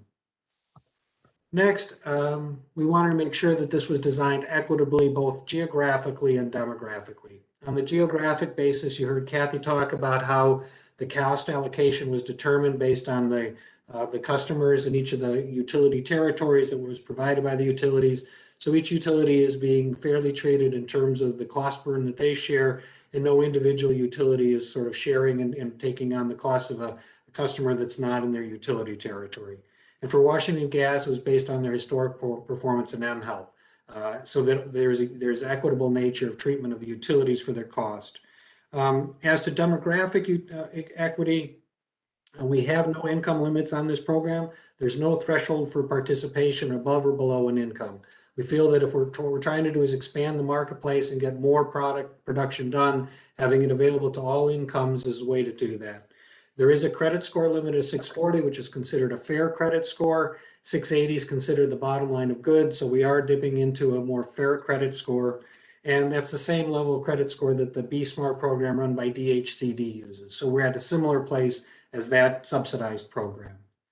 And there is no income targeting or credit score in this, because we felt that a broad access was what would make the program most accessible. So next slide. You're there. Oh, sorry, thank you. So just quickly, in terms of defining lines of accountability, each consumer will come in and will undertake their information, so we'll understand which utility territory they're in, so that we can assign them to the appropriate one. And the Montgomery County Green Bank does have additional resources. By obtaining the identification of where that property is, we'll assign the resources we're getting from this to use only from the EmPOWER resources come from here, while those that are in the other part of the PEPCO territory will use our other set of resources to cover them. So we'll be able to equally account for where they are and measure that. And then last, how will we make sure that the funds are used for energy efficiency? The Montgomery County Green Bank has been using a portal that identifies the type of scope of work that a consumer is using, so that we can quickly identify what it is. That'll be what will be used and enhanced into this program. And while the Montgomery County Green Bank does have resources for renewable energy, that's kept in a separate portfolio, so there'll be no sense of overlap. There won't be energy efficiency funds used for renewable energy projects. Thanks, Tom. So in terms of evaluation metrics and plan, we will be looking at how the pilot program influenced the success of the EmPOWER programs. Was there more participation? Did the pilot work as envisioned? What type of consumers used the program? Did consumers have information about available alternatives for financing and or funding? And are the financing rates and terms more advantageous than available alternatives? We talk about qualitative and quantitative metrics being tracked. This is just a bullet list of some of those quantitative metrics that we intend to track. We understand that we will be working with the utility partners to better understand the customer mindset and the experience assessment, working with them to through surveys to understand who the customers are that participated. The one point that we want to make is it's very difficult to get access to the income level of consumers, as that is private protected information from the lenders. We will want to get a sense from them in an aggregate, but we may not be able to get individual data. In terms of public sharing of data, the question you asked, how we intend to do that, there will be a single point of contact for program reporting purposes. Data on the use of funds and the number of loans will be maintained by program administrators on a website with metrics reported to utility partners quarterly and with annual totals available. We want to make sure that the reporting is aligned with the utility fall semi-annual reports, and that we will be presenting those reports to the Commission for each of the first 2 years, with a final report issued with findings on the outcomes to the Commission and our utility partners, as well as posted on the website within 3 months after the CEA program administrators would receive information on the final year of the pilot from program evaluators. You asked us about a transition plan. We just wanted to show you that we have thought that through in terms of pre-pilot approval. We've spent a lot of time getting to this place where we've got some things in place. If we are to get your approval for the pilot, we anticipate that we would roll out in late August or early September 2021 for a program launch. With regard to sunset date and beyond, we anticipate loans would be originated through December 31, 2023 to align with the end of the current program, EmPOWER program cycle. Customers who take out a CEA loan during the term of the pilot program will be responsible for the loan to satisfy the terms and conditions of the financing. In the case of the default after the end of the pilot program period, the loss reserve will kick in. They would still be in place. Any unspent and unallocated loss reserve and buy down funds remaining in the associated account for a utility service territory would be returned to that partner if the program is not extended beyond the pilot. Just in closing, I want to emphasize that the goals for the program as we understood it were to add more EmPOWER home performance and HVAC jobs overall, to increase program participation by consumers and rebuild the market for contractor jobs, to effectively leverage a greater share of private capital to finance these measures using a small amount of EmPOWER surcharge funds, to offer statewide, transparent, easily accessible financing option to as broad a cross-section of consumers as possible that does not exclude borrowers based on income, and to learn from the pilot for potential future long-term program implementation. Depending on the outcome, CEA administrators and utility partners may propose extending the program beyond the pilot period. The proposal would need to be timed with the EmPOWER program approval cycles and may occur prior to the end of the pilot period. We ask for your consideration.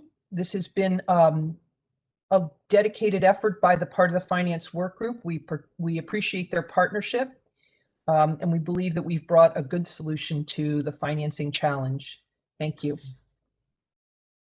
Thank you, Ms. Magruder and Mr. Deo. I understand that the finance work group has been working hard since the commission last met 6 months ago or so, back in October. Ms. Magruder, you started out by saying that this program can't be everything to everyone.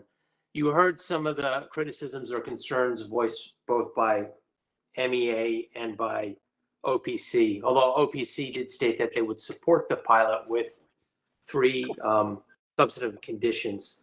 Can you speak to some of those concerns, including whether the term should be lengthened from 5 years to 10, or the credit score threshold should be reduced from 640 to some lower amount?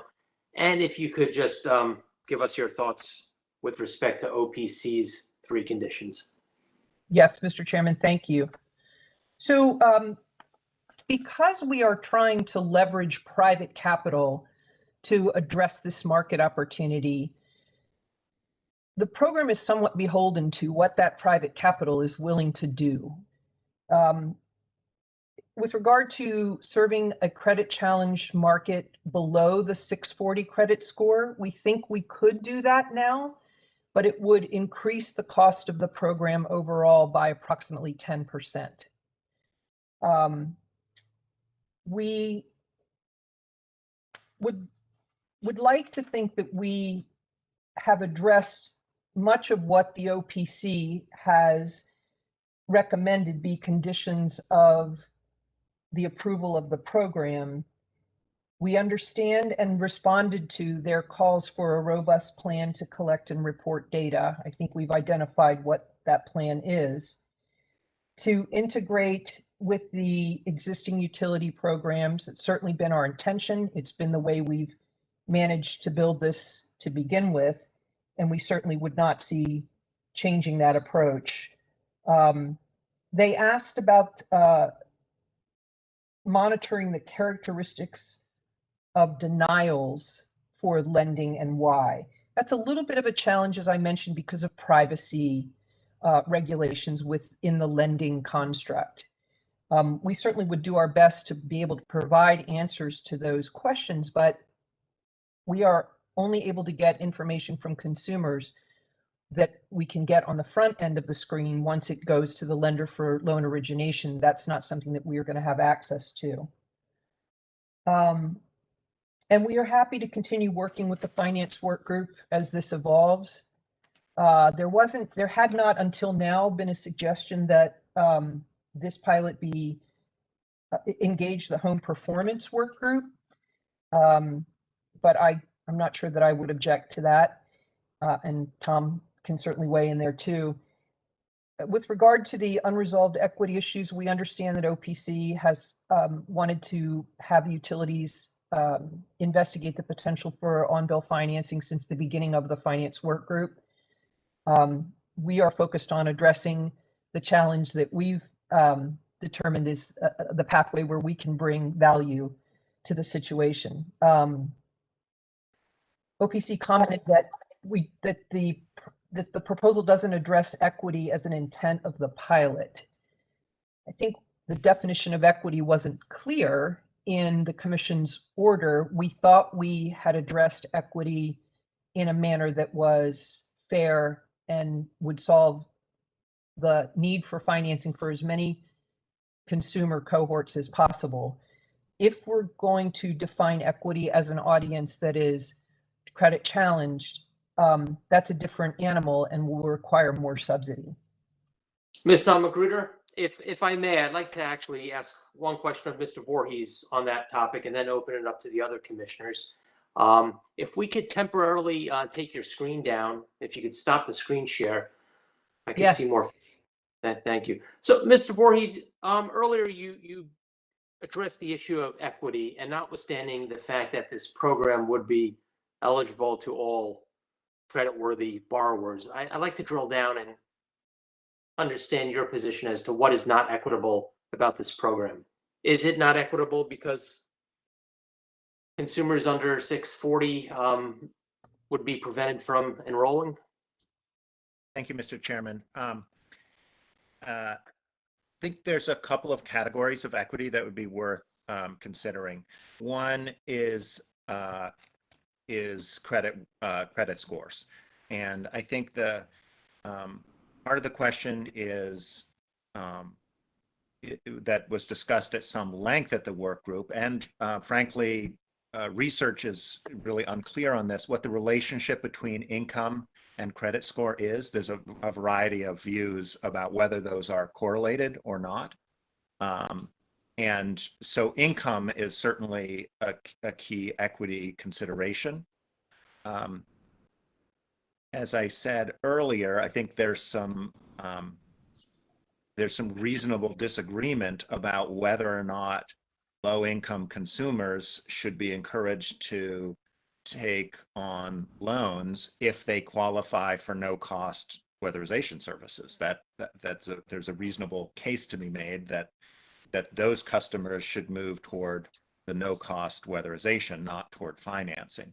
And so I think that's worth some further discussion, because it's also would be, I think, concerning if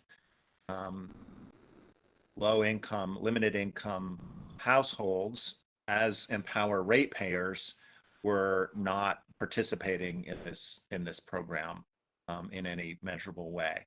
That's why I think it's important to gather that data, because we simply don't know who will participate in this program. We don't know who will be denied and approved. Debt to income is an important criteria for many lenders, and so income will likely play a factor.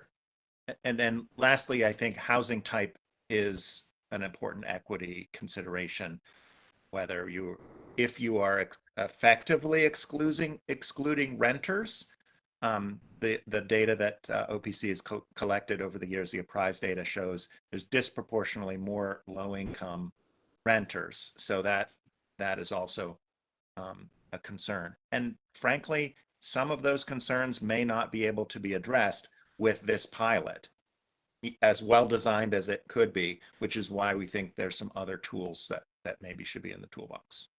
And I think that's why Ms. Magruder started with that this program isn't everything to everybody. I frankly wouldn't expect a lot of renters to participate in this program. Would you at this point? No. If you're asking me, no, I would not. And we do know there are other financing tools that do work for renters. Yeah. And we do allow, the financing would be eligible on rental properties if the owner is the applicant. Understood. Right. This is for residential properties, likely by the owner. I cannot see a renter investing in efficiency upgrades for a property they don't own. Let me open this up to my fellow commissioners for questions. Commissioner Herman. Thank you, Mr. Chairman. I have a number of questions and I'm not really sure who's going to address them, but my first question is, what is the nexus to the utility? We collect funds from utility ratepayers, and the utility administers these programs. So I'm having a really hard time finding a nexus other than being a conduit for the money. So can you help me out in terms of how the utility is participating in this and what role the utility plays? Yes, ma'am. We envision that the contractor training for this program will happen through the utility contractor engagement. We envision that marketing will happen in partnership with the utilities and on their websites to get the word out to consumers. We envision that reporting will happen in partnership with utilities, and particularly the customer survey and the qualitative piece of our evaluative metrics. And I think that we have been very clear that the measures that are eligible for the financing are aligned with the measures that are approved through the EmPOWER utility programs. They're aligned with it. So help me understand what you mean by they're aligned with it. When a project comes forward for lender participation, they will have to get approved. The lender will have to get approval from the program administrators to verify that the measures that the borrower is looking to finance are eligible as aligned with the measures that are defined for the utility programs. And we will have that part of the approval process. Okay. If I might, this is Tom Dale. The other nexus is, what you were hearing from Sean Schmidt, that, a greater increase in the number of EmPOWER projects that get done that are right now sitting on waiting for other resources in order to make them happen. So the nexus to the utilities goals is addressed by having more projects done that can't move forward right now. Right. I get that there's a nexus to utility goals, but not necessarily to the utility itself, because the utility isn't doing anything. Now you're saying that they may be doing some training or that sort of thing, but I'm having a little trouble seeing what the utility's role is in this. My next question is, I understand and appreciate that you're willing to provide that, you say that you right here, Mr. Deo and Ms. Magruder, we're going to provide these reports and that sort of thing. But the fact is that we're looking at 10 years down the road for some of these loans, potentially 10 years down the road, and we don't have jurisdiction over Montgomery County or the Green Bank. So how do we deal with the, jurisdictional issue? How do we assure that we're going to get the necessary reports that we feel like we need? And if we say, well, we want more, the county could say, well, sorry, we just don't have the people to give you more. We're just not going to do it. And we don't have anything to enforce that. Commissioner Herman, I understand the question and your concern. As we envision this, we are operating on behalf of the utility to deliver the program for them. So the utilities are responsible to you for the spend, and they would be responsible to you for the reporting. We are facilitating the outcome as part of this pilot. So you're suggesting then that you're acting as an agent of the utility? Yes, ma'am. And that we would provide the utility the reporting information to be able to provide to you because they are responsible for the money. Okay, so I imagine there are a few utility lawyers on the call. Is that the utility understanding? It's like I saw Mr. McKeel, Mr. McDougall.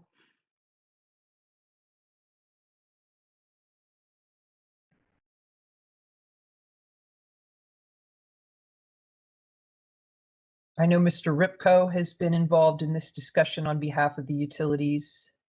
Right, I'm not sure, I was looking for one of the lawyers, maybe. Well, we'll give them a chance to think about it and come back to me. But when I finish my questioning, I'll see if maybe they can come back to me.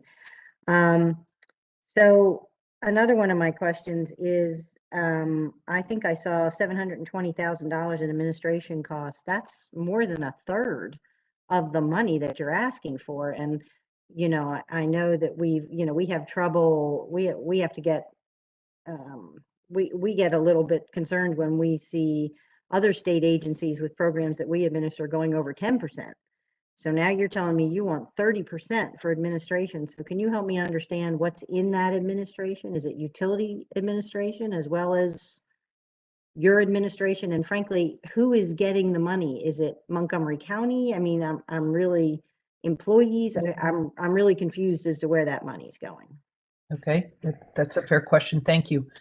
As we will be responsible for engaging the lender and managing each of the loans through the process with customer engagement, contractor engagement, utility reporting, website development, continued tracking over the time frame. The funds would be purposed by Montgomery County Green Bank and the Maryland Clean Energy Center to achieve those outcomes. We have been looking at the model for the program that Delaware operates and that Michigan operates, similar models. And there are program administrative services that are available that are similar to the ones that they offer that we would be looking to contract with to make sure that all of the reporting and all of the real-time customer engagement and contractor engagement 24/7 is available. And we estimate that those costs are approximately in the realm on a per year basis of what we've budgeted. So I'm just trying to figure out, so are you saying that the $719,000 is money you're going to pay a contractor to administer this program? Or are we paying the count? I mean, if we're paying, I'm not sure who your employer is. Is it the county? Is the money going to Montgomery County and then being? I'm trying to figure out where it's going. And the Maryland Clean Energy Center is an instrumentality of state that was set up with an economic development mission to specifically advance the adoption of clean energy and energy efficiency products, services, and technologies. And the Montgomery County Green Bank is also a special purpose entity set up by the county for a similar purpose. So the funds would come to us for the administration and the management and the marketing of the program. We would either be having staff do those things, or we would be engaging contractors with capabilities to do those things as part of delivering the program. Okay. I ask you these questions, and another question I have is, how are you going to separate the EmPOWER funds that you would receive from other sources? Because we have to make sure that we can create an audit trail. Yes, we ma'am. need to be able to follow every dollar and know where every dollar lands, right? And so we need to know that, and I'm having trouble understanding how we would do that. We will be setting up separate escrow accounts for each of the utility contributions and tracking the loans per utility service territory and the spend per utility service territory for those loans.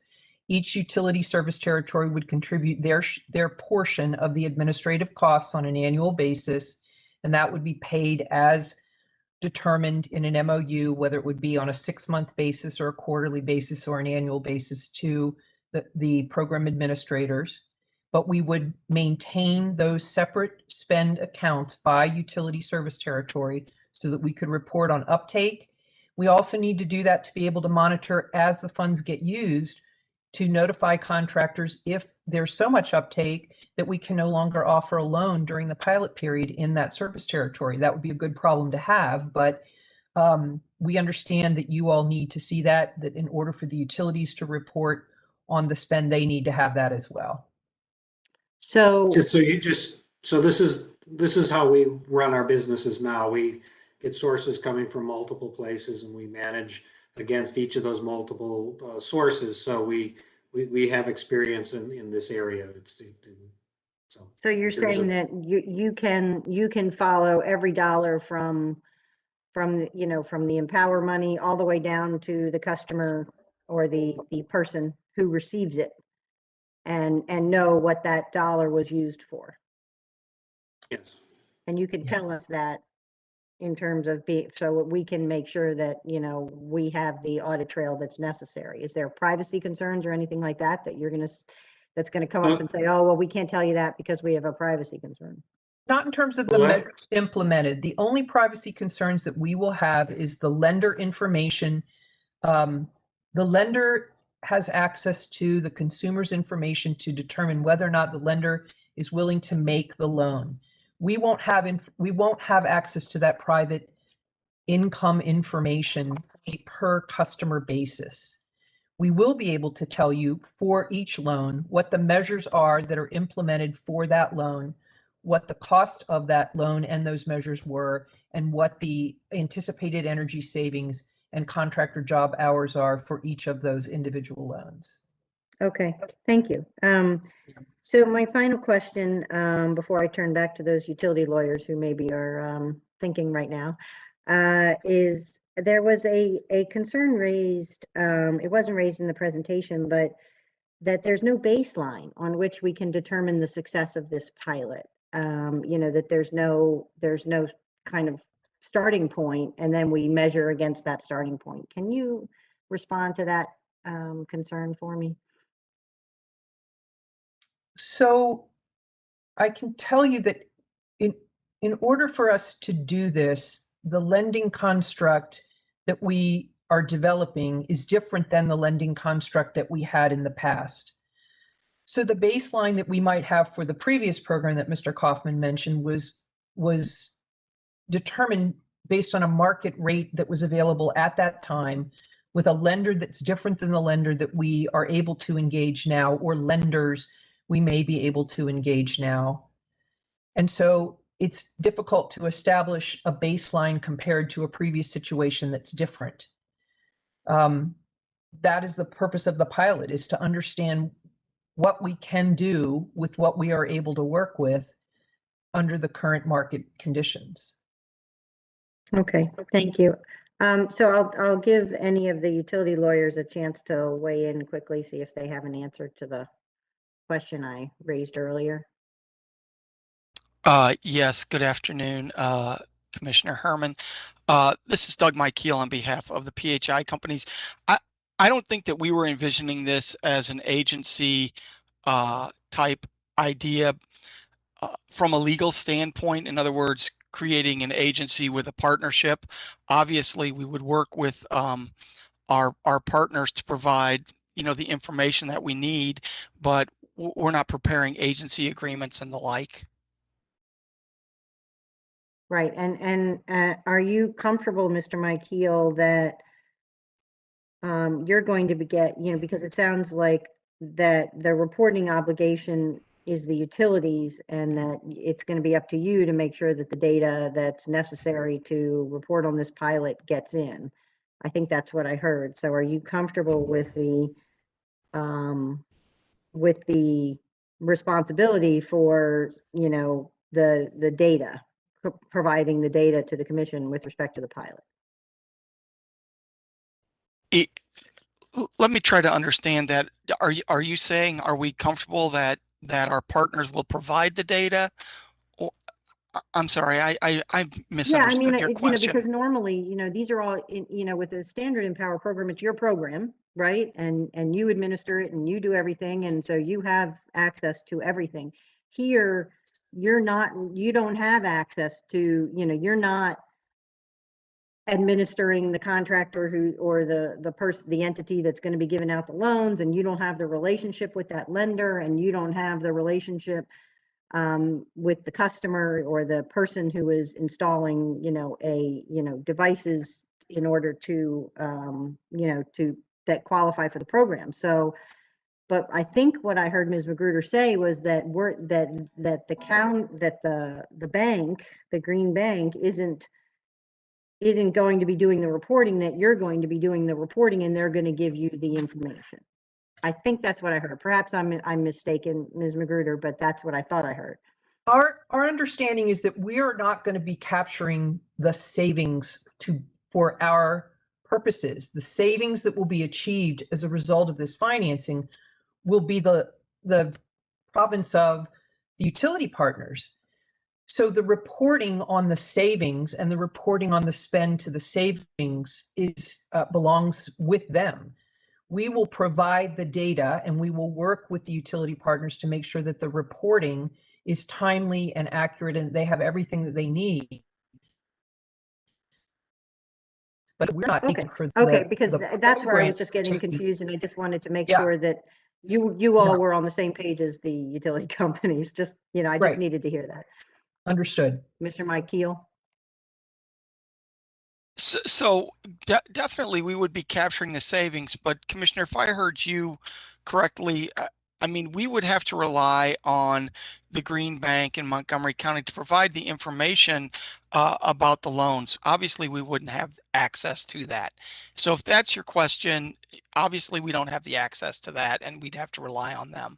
Obviously, we would be the ones reporting the savings related to the programs.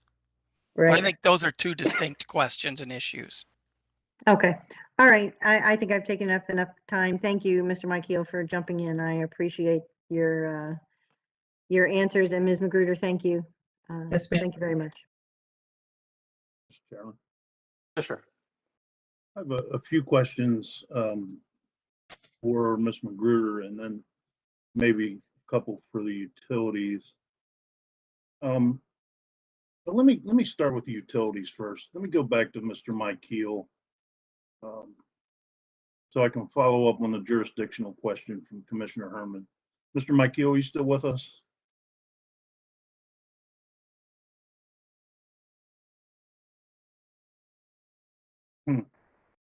Maybe I'll start with Commissioner. He'll be right back on camera. Okay. I'll give him a second to get back on. I'm sorry, I'm having some technical difficulties. Go ahead. I wanted to follow up on Commissioner Herman's jurisdictional line of questions with the utility. So let's assume for a second. I mean, I think I heard Ms. Magruder say, no, you don't have, to Commissioner Herman, that's correct. You don't have jurisdiction over us, but we're acting on behalf and in partnership with the utility. But who do we as a commission hold accountable? We only have jurisdiction over the utility. And if it's not working the way we want it to work, I mean, we kind of had this experience with another fund where merger funds were used to give out loans, but we didn't have jurisdictional accountability over that organization, although we had to bring them in and take some action, but it was an uncomfortable situation. We really can't bring MCEC or Montgomery County Green Bank into the commission should problems exist. You're the only one that we have jurisdiction over. So how do we square that?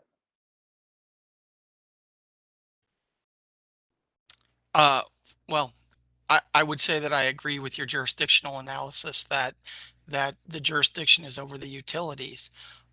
You know, what we're trying to do here is get a program that helps customers, and obviously it's not a perfect solution in terms of the jurisdictional issues. But are the utilities comfortable with us holding them accountable for the proper administration of these programs? controlled by somebody we don't have jurisdiction over, we're gonna hold you accountable, I guess. I don't know.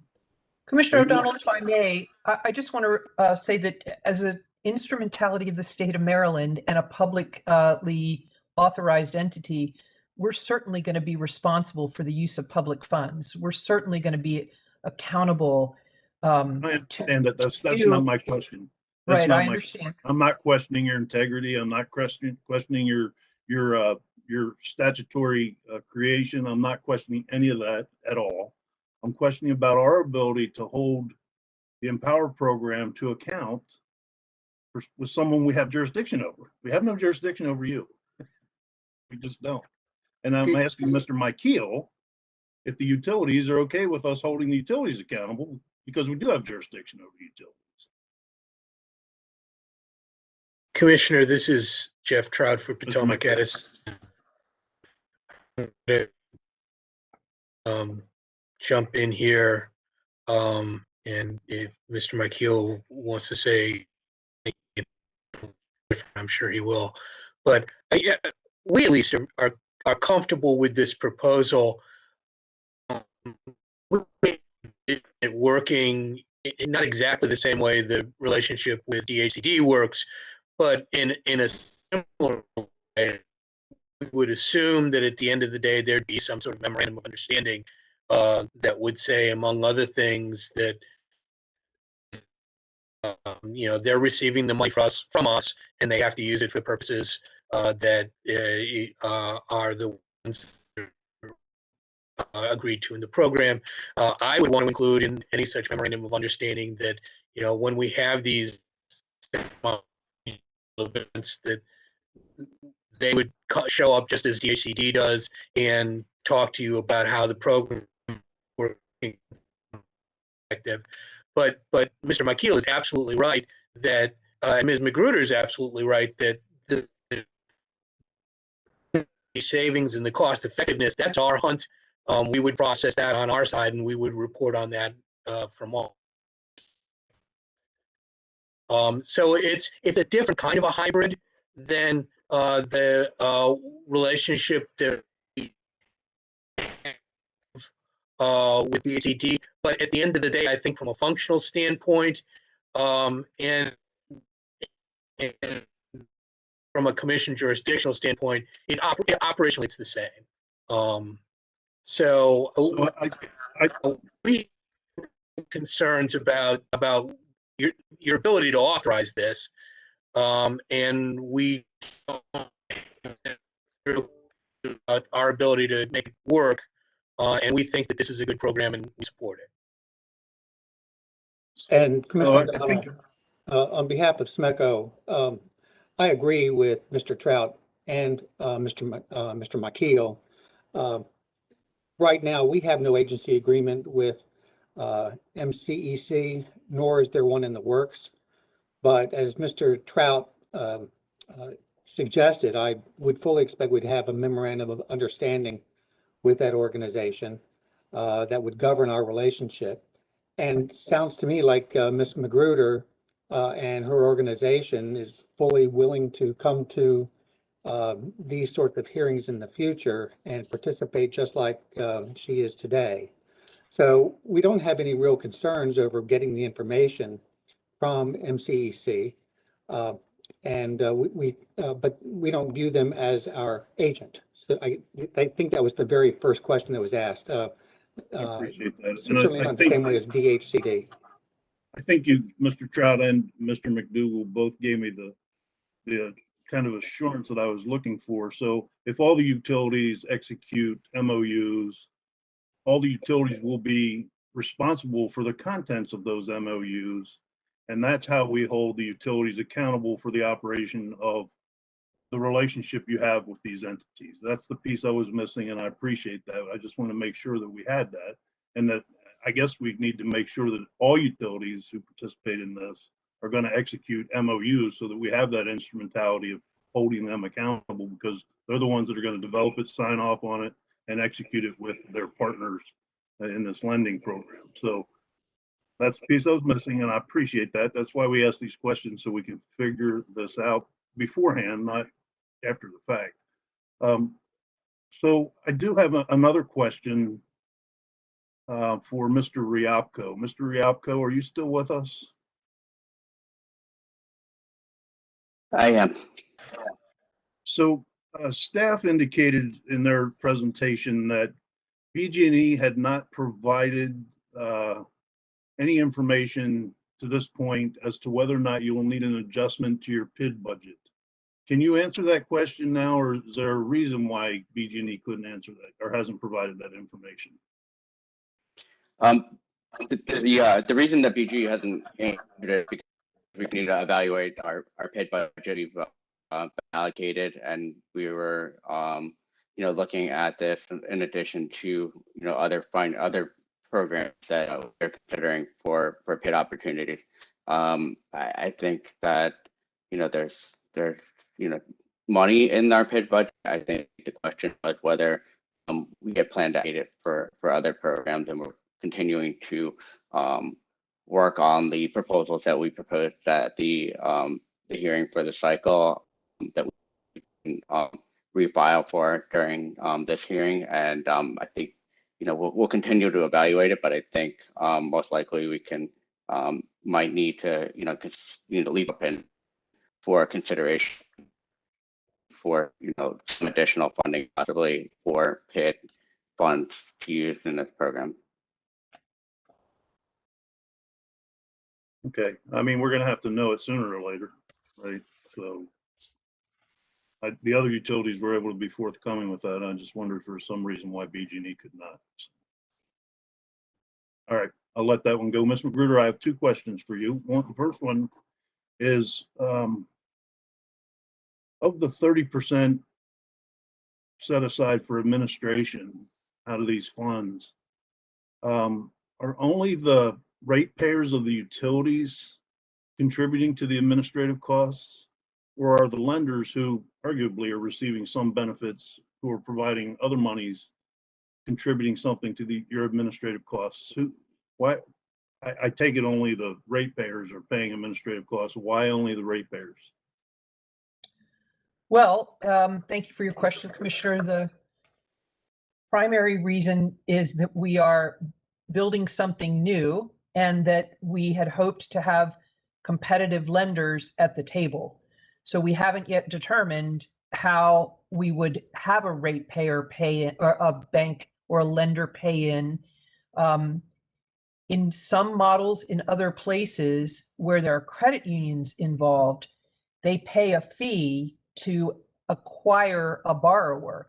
But we wanted to try to minimize the fees and to keep this as clean and transparent as possible without that back and forth. So at this point in time, the only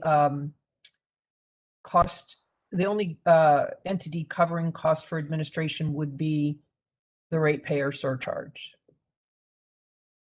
Okay. And if I may, Kathy, sorry. Go ahead. Tom Deo, if I may. So, the fees here are covering the cost of running this particular Clean Energy Advantage program in the state of Maryland, Montgomery County, and how that program is run, both in terms of its marketing, managing the loan loss reserve, managing the 0% buy down. That's not something that the lenders would be running and operating. And so it's a program fee, not a lending fee. The lender's not charging any fees associated with this. And the Montgomery County Green Bank, outside this model, that's a fee that we charge per loan in order to cover our administrative costs to run a program, which are all internal costs. And rather than that being something passed on to the consumer in this program, this is the EmPOWER structure, because that's found to be an obstacle for some of the participants in the program. And in order to get this up and running and check a pilot, this administrative cost is supporting it in that regard. But we do have costs we bear. I appreciate that. The genesis of my question is closely linked to Commissioner Herman's concern about the magnitude of the administrative cost, because 30% is not an administrative cost that we like to take programming money and throw 30% of it towards administration. So it's just high. I understand the concern. I think if you value that against the $17 million of leveraged capital that you're bringing in by making this investment, the administrative costs go down. Yeah, well, what kind of controls, cost containment controls will you be instituting? I mean, where did the 30% number come from? I know why it's so high, or if it's contained or at all. It's contained and based on our estimates of services needed to deliver the program. Yeah, all right. Well, thank you for that. My second question, Ms. Magruder, is this. I'm going to give you a hypothetical, and I know hypotheticals are difficult to answer. However, sometimes they're instructive. So say I own a investment property. It's a single family residence that I rent out. Okay, I've had it for a while. I know I need upgrades on it in the energy systems, and I'm planning on doing those upgrades. And so I'm not being incentivized to do them. I'm already planning on doing them, and I'm going to do them at the best level possible, incentive or not, because I have the means. If these funds now become available to me, well, first of all, the first question is, do they become available to me as the owner of the property to access this program? And then two, if they do, if they are, I'm going to use a term we heard last week, ceteris paribus. Thank you, Mr. Michael. All things being equal, do I become a free rider on the EmPOWER program? Because I was going to do it anyway. And now I get this good low interest money and I'm free riding. The savings were going to be there anyway. I was going to do it anyway.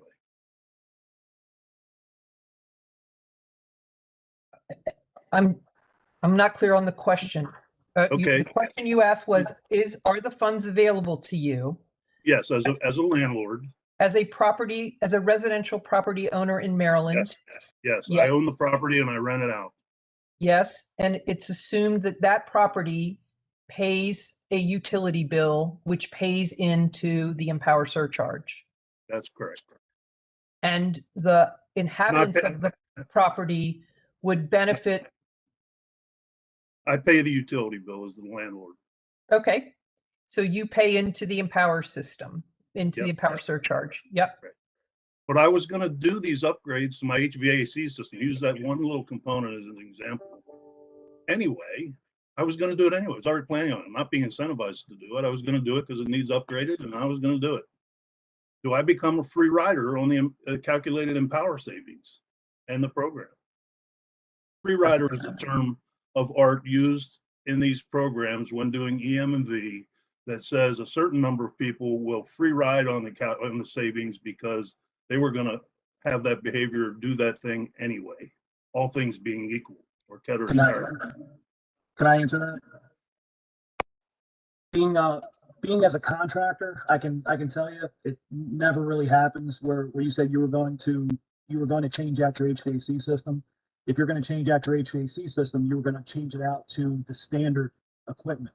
So the purpose of this whole program is to put in a higher efficiency system. So the goal is to incentivize you to do that by offering, whether it's interest-free for a certain amount of time, or to also just get whatever rebates are available to make it to where you're going to make that next step up. And typically landlords are not going to put too much in it. If you're saying you're paying for the bill itself, but that's right. This is an increase on that to give you more of an option to do that, because as time goes by, all this equipment the cost increase are ridiculous. We've gone between 10% and 30% in the last 2 months. So having this option, you as an individual, you could say that, but me knowing what my broad range of customer base is, you would be the outlier, because most people are not going to do that. But the ones who do, you're just trying to give that extra incentive to save electricity. I appreciate your perspective, Mr. Maloney. I heard your testimony. I do appreciate that, but I wanted to get an answer to my hypothetical because I am an energy conscious landlord and I do pay the bill and I want the maximum energy savings I can afford, and I have the means to get them already. I should not be getting a subsidy from the ratepayers. Commissioner O'Donnell, Ben Baker with staff. We will likely have free riders in this program, and that's one of the questions we raised in discussions. And one of the basically evaluation points of this pilot. So part of we're going to have an ex post evaluate. We're going to have an evaluation going throughout the pilots run by the utility evaluators, where they're going to go and survey those who take these loans, and part of that survey is going to be trying to figure out, would you have participated in this program had you but would you have participated in EmPOWER but for the financing program, is going to be one of the things. And another part of that is, would you have pursued the deeper energy savings but for the financing program? And so that is one of the key pillars of what we're trying to study with this program, I guess, is what. But all EmPOWER programs do have some form of free ridership in them. But yes, I think it's fair to say we will have free riders in this program. I think you're right, Mr. Baker, and it hasn't stopped this commission from acknowledging that. I just wanted to be open and transparent with those situations. I mean, you look at our EV pilot, we know we have a certain amount of wealthy people who are going to take advantage of that program to the disadvantage of other ratepayers. But it didn't stop us from doing that. I just want to have a fair and honest discussion, and not something that says, oh, that's never going to happen. It's Commissioner, if I may, this is one of our greatest concerns, that we're looking at hundreds of dollars of combined admin, loan loss reserve, risk mitigation, and incentive funds on top of rebates, when we don't know if that's going to acquire an additional customer or additional energy savings. Understanding that it is a pilot, but we as an agency would like to see more of those estimates up front, more informational on how that's going to translate to additional performance of the program. Commissioner, if I can, one more point with that. Me being somebody who talks to customers, if I were talking to you in that hypothetical situation, I would be looking to you, I'd be talking to you as like a normal conversation between somebody who's trying to help you solve a problem and looking for your best interest in that.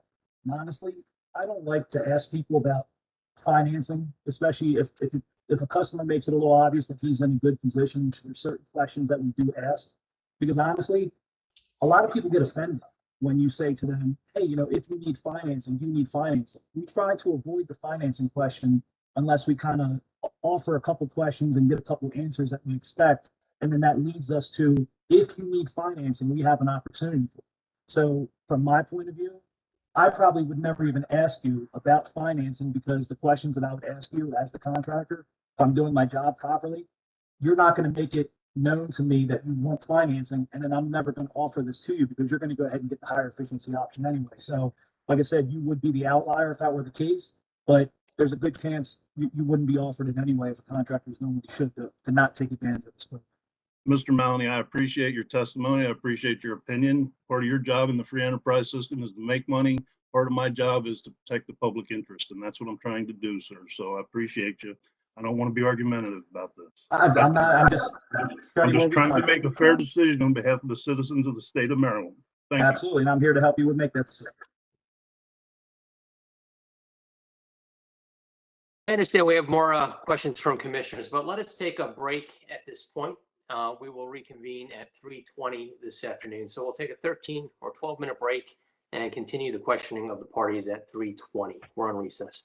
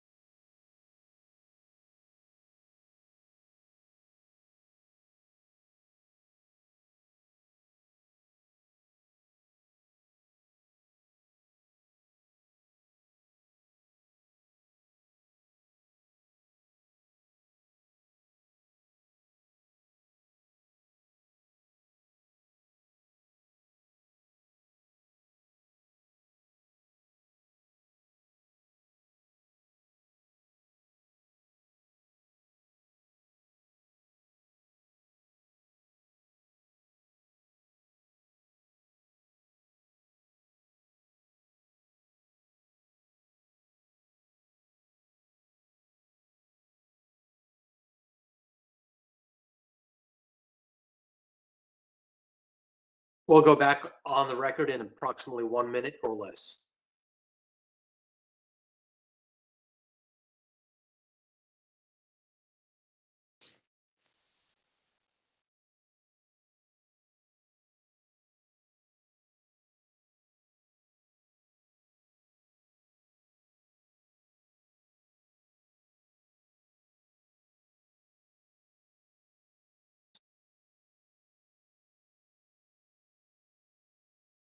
All right, we are back on the record. We were in the midst of commissioner questioning. I understand one party that did not speak earlier would like just to make a statement. This is rather unorthodox since we're in the middle of the questioning, but I will allow the person to make the statement. This is a representative from Elysian Energy. If you could speak for 60 seconds, you may proceed.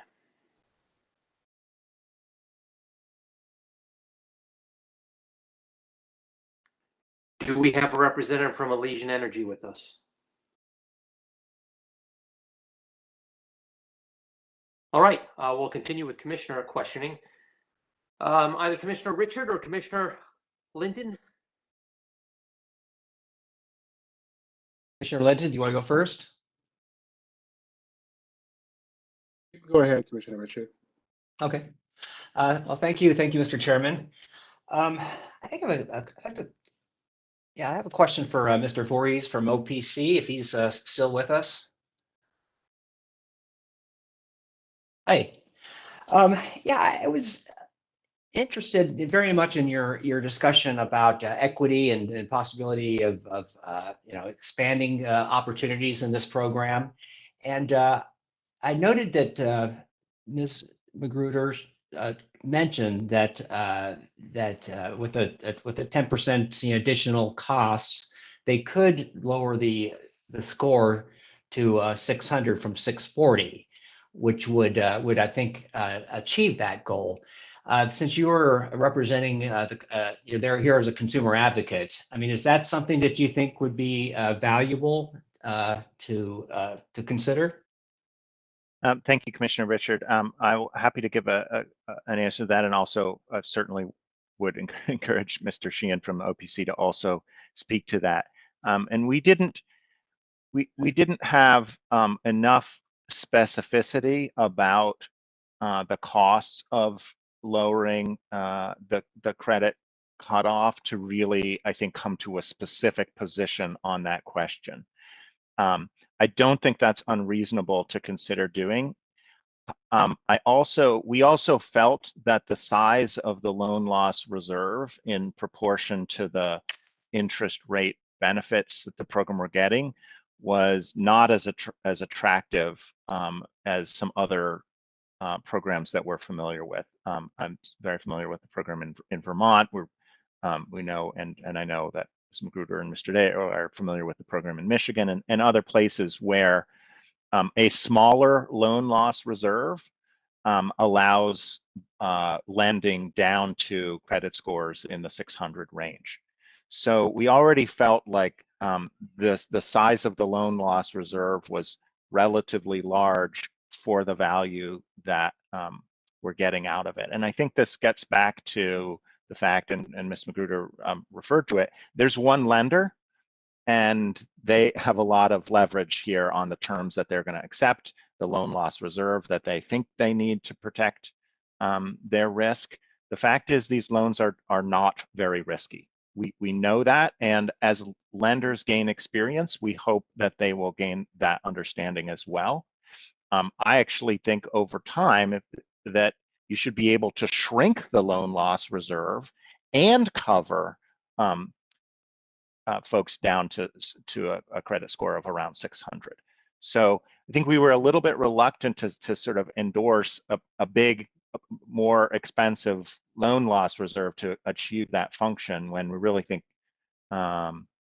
having more lenders involved and more lender experience could give us our cake and eat it too. And we hope, there was some work group discussion about this, that there's a commitment and there's some ongoing reporting about efforts to recruit other lenders and make it more competitive.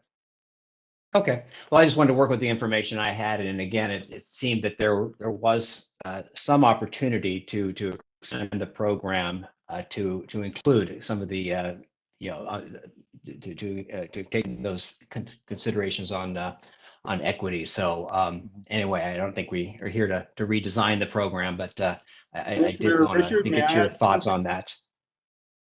Oh yes, okay. Yeah, Yes, Mr. Phil Sheehan. Sheehan Yes. from OPC.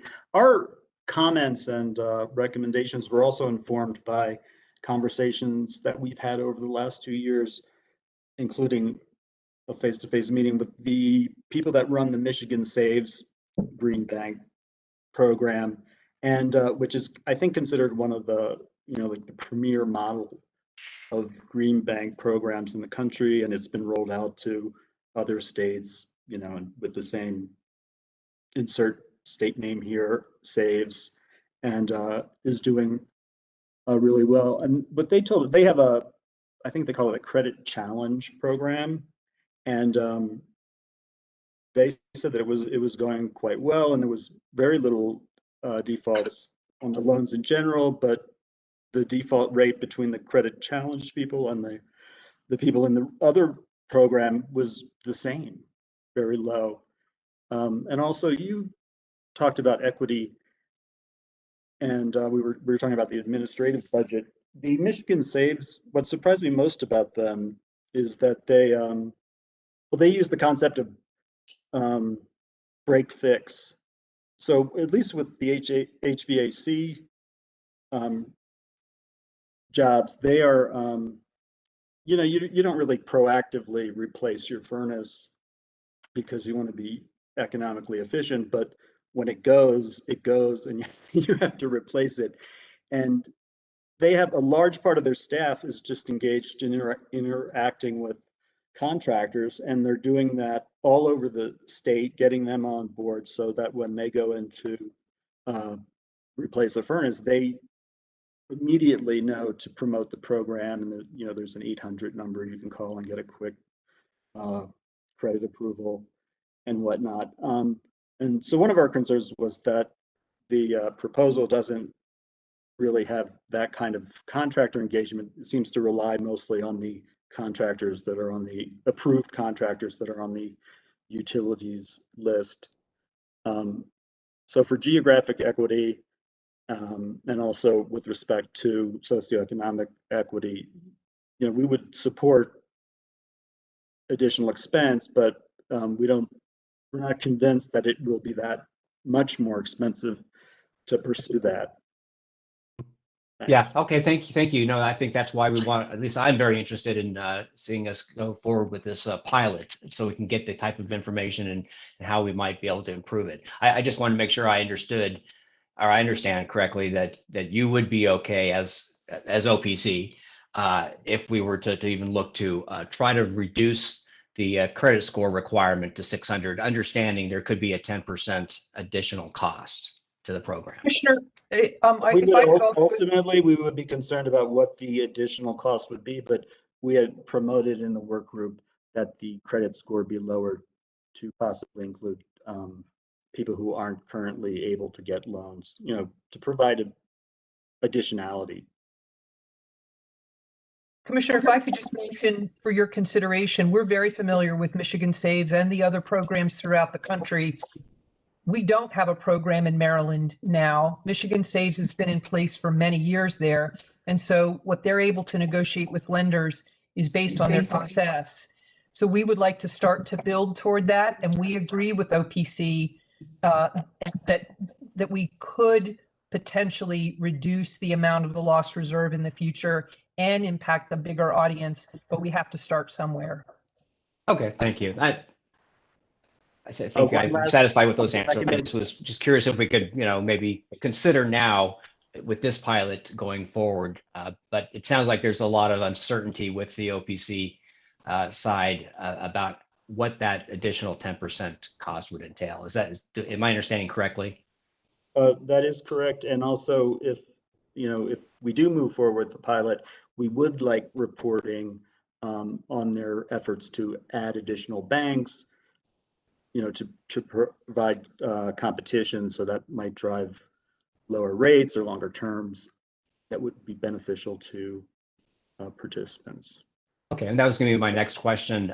You heard Ms. Magruder's response to your conditions, and it sounded to me like she was very willing to work with OPC on those. Was that satisfactory to you, or is there anything else that you'd want to see in an order potentially if the commission were to move forward with this program? Well, if I may, I was a little bit confused about the questions about data and customer privacy. I don't think we're interested in any customer specific or identifiable information. But we do feel it's important to understand the kinds of folks that may be denied from this from loans. We don't need to know their name or identifiable information. To some extent, it can be aggregated, but we do think that getting that information about who's approved, who's denied, if they are being asked for income to debt ratio, we would want to know what that looks like for folks who are denied. Mr. Sheehan can correct me if I'm wrong, but I believe the Michigan Saves program denies more for income to debt ratio than credit score. So I think that would be the kind of piece of information would be of interest. If people are getting denied because of their income to debt ratios, I think that's important information to get, and I don't think it needs to be anything identifiable and should be part of the agreement with the lender. And I think if you're protecting privacy, which I don't see any reason you can't, then I think we do feel that kind of information is valuable. So I wasn't a little clear on where that stands. Okay, So if I Ms. might, Magruder, I'm sorry. Commissioner Please go Richard? ahead. Yeah, so we've this has been raised with the lender, and we're trying to understand what the ability to obtain this is. This is consumer lending, and there are certain requirements and limits around what can be shared. So we want to get a handle on what is certainly available to us. And to the extent we can get something, we want to bring it to the table. But we are bound by what they can offer and what they can provide, and we'll see what we can get it at some level of aggregate information, and whether that's we certainly are getting incomes, and we can in our program we are certainly getting incomes at a level that we can understand what the distribution is. Question is, can we get inside that to lender decision making? That's something we have to find out whether that's a possibility, but we have raised it. Ms. Magruder's statement that Michigan Saves is a mature program is entirely correct, and we understand that. But the fact that this is proceeding with only one bank gives all of us very little leverage in getting the best terms possible for the participants. And Michigan Saves does, most of their loan turn downs are based on debt income ratio. If I may, sorry. I was going to say, Commissioner, if I may, we share OPC's concern about the single lending partner. At a minimum, we would like to see some transparency in the selection process of the lending partner, as well as any subsequent administrator that MCEC needs to run the program. Okay. Well, thank you for all that. This is a pilot, and so I would agree that we want to make sure that all the best efforts are made to collect the necessary information. And what I'm hearing right now is that Ms. Magruder, MCEC, is willing to do that. Is committed to do that. Is that correct, Ms. Magruder? Yes, sir. Great. Ms. Voorhees, I'm also interested in some of your comments about the process to get to a, possibly another pilot on the tariffed on bill program. You've mentioned that this is another one of those areas where we don't have consensus in the work group. I mean, is there a program? And as I stated earlier on another topic, unless we have an actual proposal to look at it, it's hard to help with an impasse or to break some of break through some of these problems. Is there a program that's being developed right now that we might be able to look at? I mean, I don't know where the other commissioners are, but you know, we don't really have anything to look at this point for a TOB. Yeah, Commissioner, thank you for that question. And I agree that I think that is one key difference between the pilot that you have before you and a tariff on bill. There isn't an MCEC party bringing forward that proposal. There are tariff on bill programs out there where a non-utility party plays a role, and sometimes an important role. But this is a utility-focused approach. It is not lending, and so we use that term financing, but it is not lending. It is a tariff. You could consider directing the utilities to bring forward a proposal. We had some discussion in the work group, not in the last couple of months. The last couple of months of this work group were focused just on this pilot. There was not discussion about tariff on bill, but in 2020 there was some discussion, and we heard some reluctance and some skepticism from the EmPOWER utilities, which is fine, but we really didn't get to a place where utilities were identifying their specific concerns and questions in a way that OPC, for example, could bring forward information to address those. So that, I think, would be really helpful, a set of workshops or some way to actually interrogate what are the utilities' concerns and are there ways around them. Again, you could direct the utilities to bring forward a proposal, and we'd be happy to work on that. That's a little heavy-handed because I don't think the utilities want to bring forward such a proposal. So I'm not sure that's the right way, but I'm directing the utilities to work through the finance work group with OPC to identify what are the concerns and what are the information needs, and allow parties like ourselves or others to bring forward those answers and then report back on that. I think that would be a more concrete process to maybe help the utilities understand why other utilities are doing this. Okay, and what I've taken from previous testimony from VEIZ is this is working in other states. Is that correct? Other utilities are doing these on-bill programs. Yes. So, okay, so we wouldn't be breaking new ground or anything. Not at all. If we were to do such a thing, even starting as a pilot. Okay. And finally, if I just had one question with Mr. Ryopko about the PID budget. Is he still with us? Yeah, I'm here. Yeah, I just want to make sure I understand. Has the commission already obligated BGE's PID budget? I mean, would you require additional funds in the PID budget if we were to move forward with this program, this financing program? I think the answer I gave earlier was really that, yes, you guys did authorize a PID budget for us for this cycle. You had a number that we were looking at, some which were proposed in our cycle filing that obviously we had to go back to get more information. Some of the pilots which we filed again for this hearing today. But I think it's just looking at the overall picture of what the financial commitment is going to be, and then what they want to continue to pursue. Okay, so we haven't already approved another program that is already using these PID funds at BGE. Right. The commission so the budget, but not the program. So. Okay, so the money is there. Okay, I just wanted to be clear to make sure we weren't already having to increase the budget should we move forward with this program. So, okay, well, thank you all for your answers. Thank you, Mr. Chairman. Commissioner Linton, do you have any questions? Mr. Chairman, I actually did not. Well, I did, but Commissioner Richard and Commissioner Herman raised the issues for me already. Okay, thank you. We did have extensive questioning based on this proposal. Thank you to the parties again for working through the work group. We do have the concerns of MEA and OPC in the record.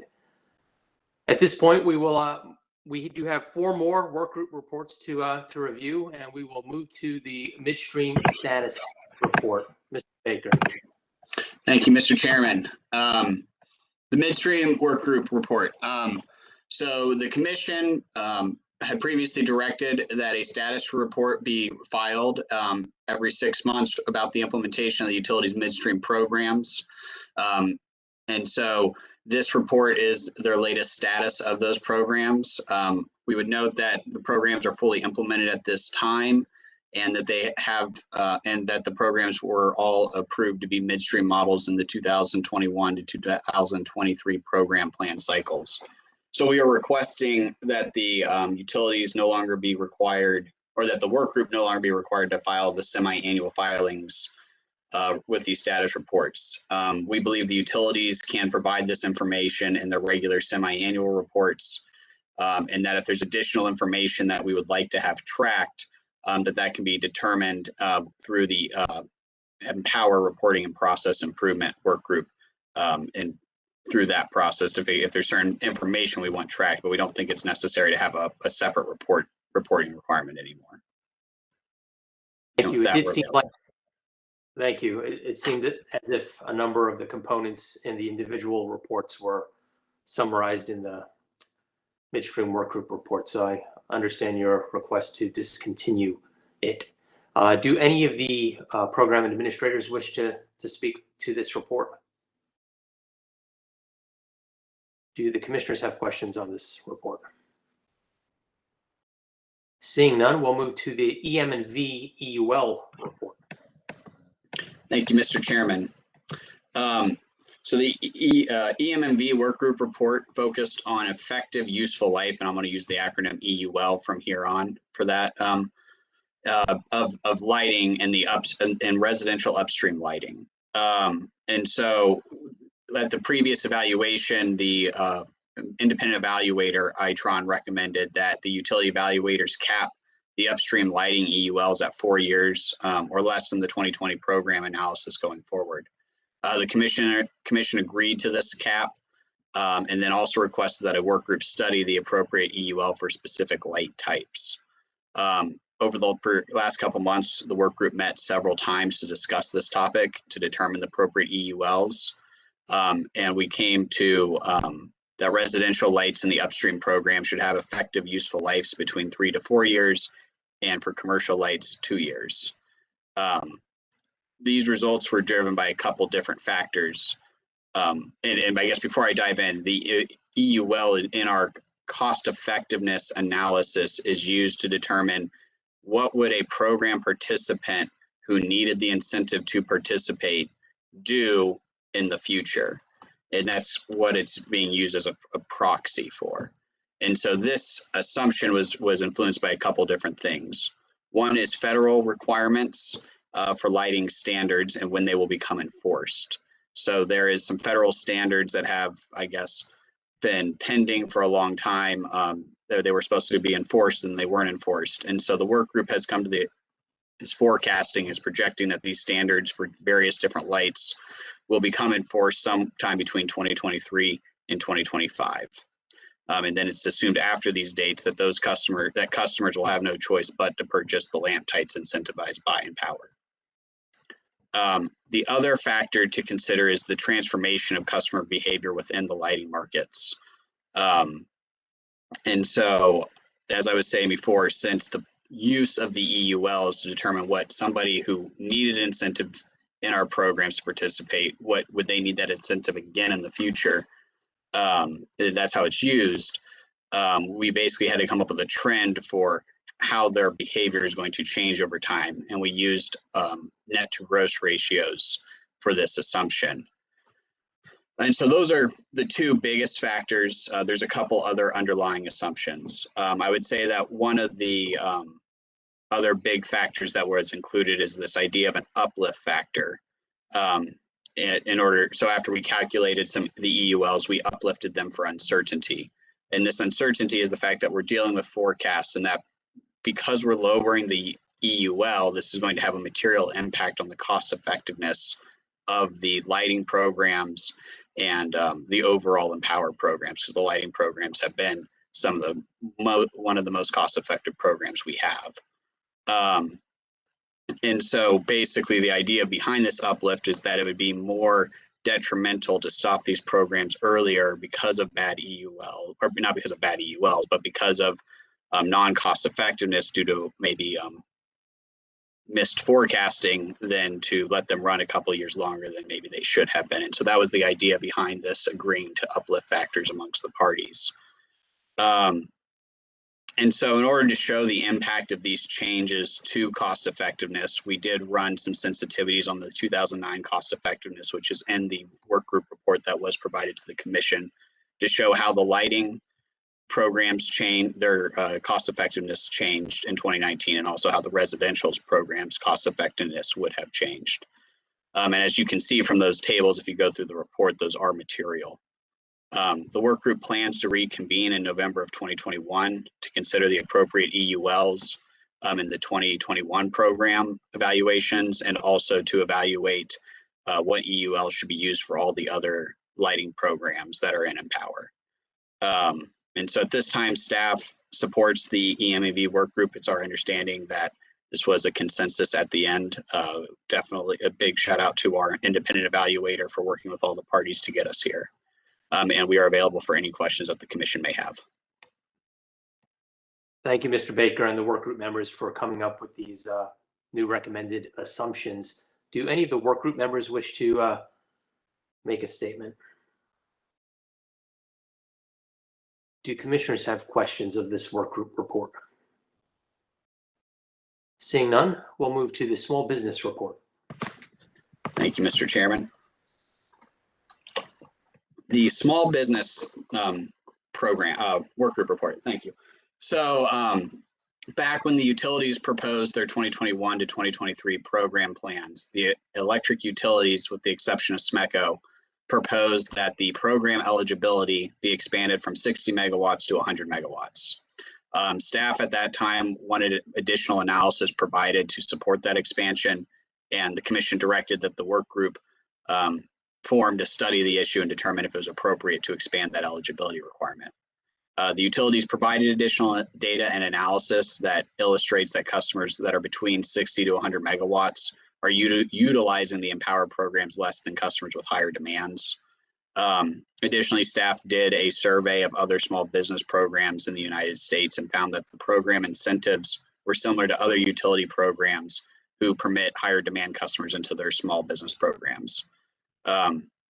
All the utilities have indicated that this change would not be a material change to the cost benefit analyses that were presented in their 2021 to 2023 program plans. And I believe only BG&E will need an expansion of their budget to accommodate this change. SMECO has requested that they not be obligated to expand their offering at this time, and staff supports at this time the expansion of the threshold to 100 megawatts and agrees would support excluding SMECO from this requirement. Thank you, and we are also available for questions. Thank you. Do any of the work group members have comments on this report? Mr. Chairman, Bill Wolf, BG&E. I just want to make one minor correction. It's 60 to 100 kW, kilowatts, not megawatts. My apologies. Thank you. Kilowatts. Thank you, Mr. Wolf. And Mr. Baker, you said this was a consensus item, correct? Yes. Do commissioners have questions on this report? Commissioner O'Donnell. Quick question, Mr. Chairman. I want to clarify with Mr. Baker. Are we talking about authorization across the board, or are you talking about mandatory prescriptive increase for all the utilities except SMECO? What are we talking about here? Is there discretion for all the utilities? It would be discretion. So it's not so basically they would be able to offer the small business incentives of the program to anyone at 100 kW or lower. And so instead of today, it's capped at 60. And so that would, so you could actually authorize SMECO up to that point, and SMECO could, I guess, choose not to offer it to their customers up to that threshold. Right. That's what I was clarifying. Okay. Very good. Thank you. Seeing no other questions, we'll turn to the EmPOWER report, the transitional report.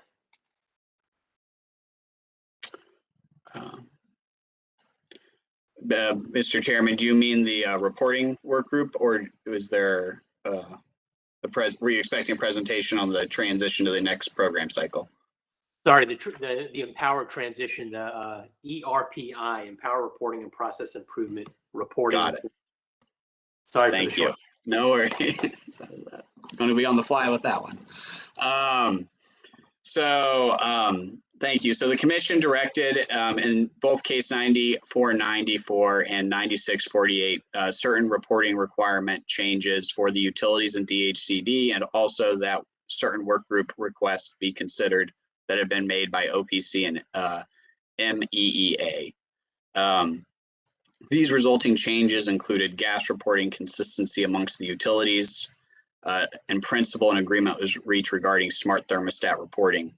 A general agreement for consistent behavioral program reporting was also reached, though I believe there might be one or two items still outstanding that OPC could speak to. The development of an identification, this was the big one. So we have developed an identification system to make it easier to track, for parties to track programs across the utilities. So what will happen is the utilities will basically have a matrix that says, here's the name of our program, and this is the kind of program. So let's say BG, let's say they have a specific name for their behavioral program in their tables. It will be easier for parties to know that that is the behavioral program they're speaking to. There was an agreed upon table for reporting the home performance with Energy Stars, with one caveat for reporting of one number in that table, but the utilities have agreed to provide footnotes to delineate the differences. And there was also a matrix provided in the report that explains the differences. And also staff had requested a series of reporting requirements. And so all of those, with the exception of DHCD, have been agreed to, and I'll discuss DHCD's request in 1 minute.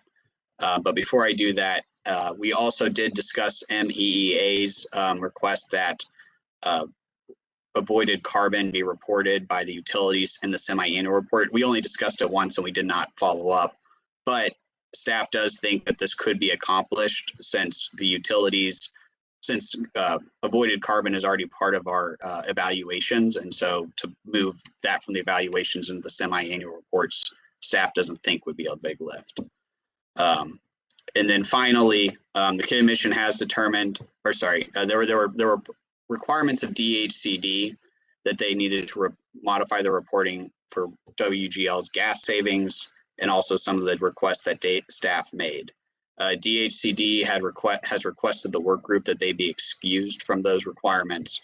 And my understanding is that staff and other members of the work group that had requested these changes are amenable to that request. And so we would support DHCD not being required to make those changes at this time. So thank you, and we are available for any questions you may have. Thank you for that presentation and clarification that staff is supportive of the DHCD exemption for requirement number 5. Do any of the work group participants wish to speak?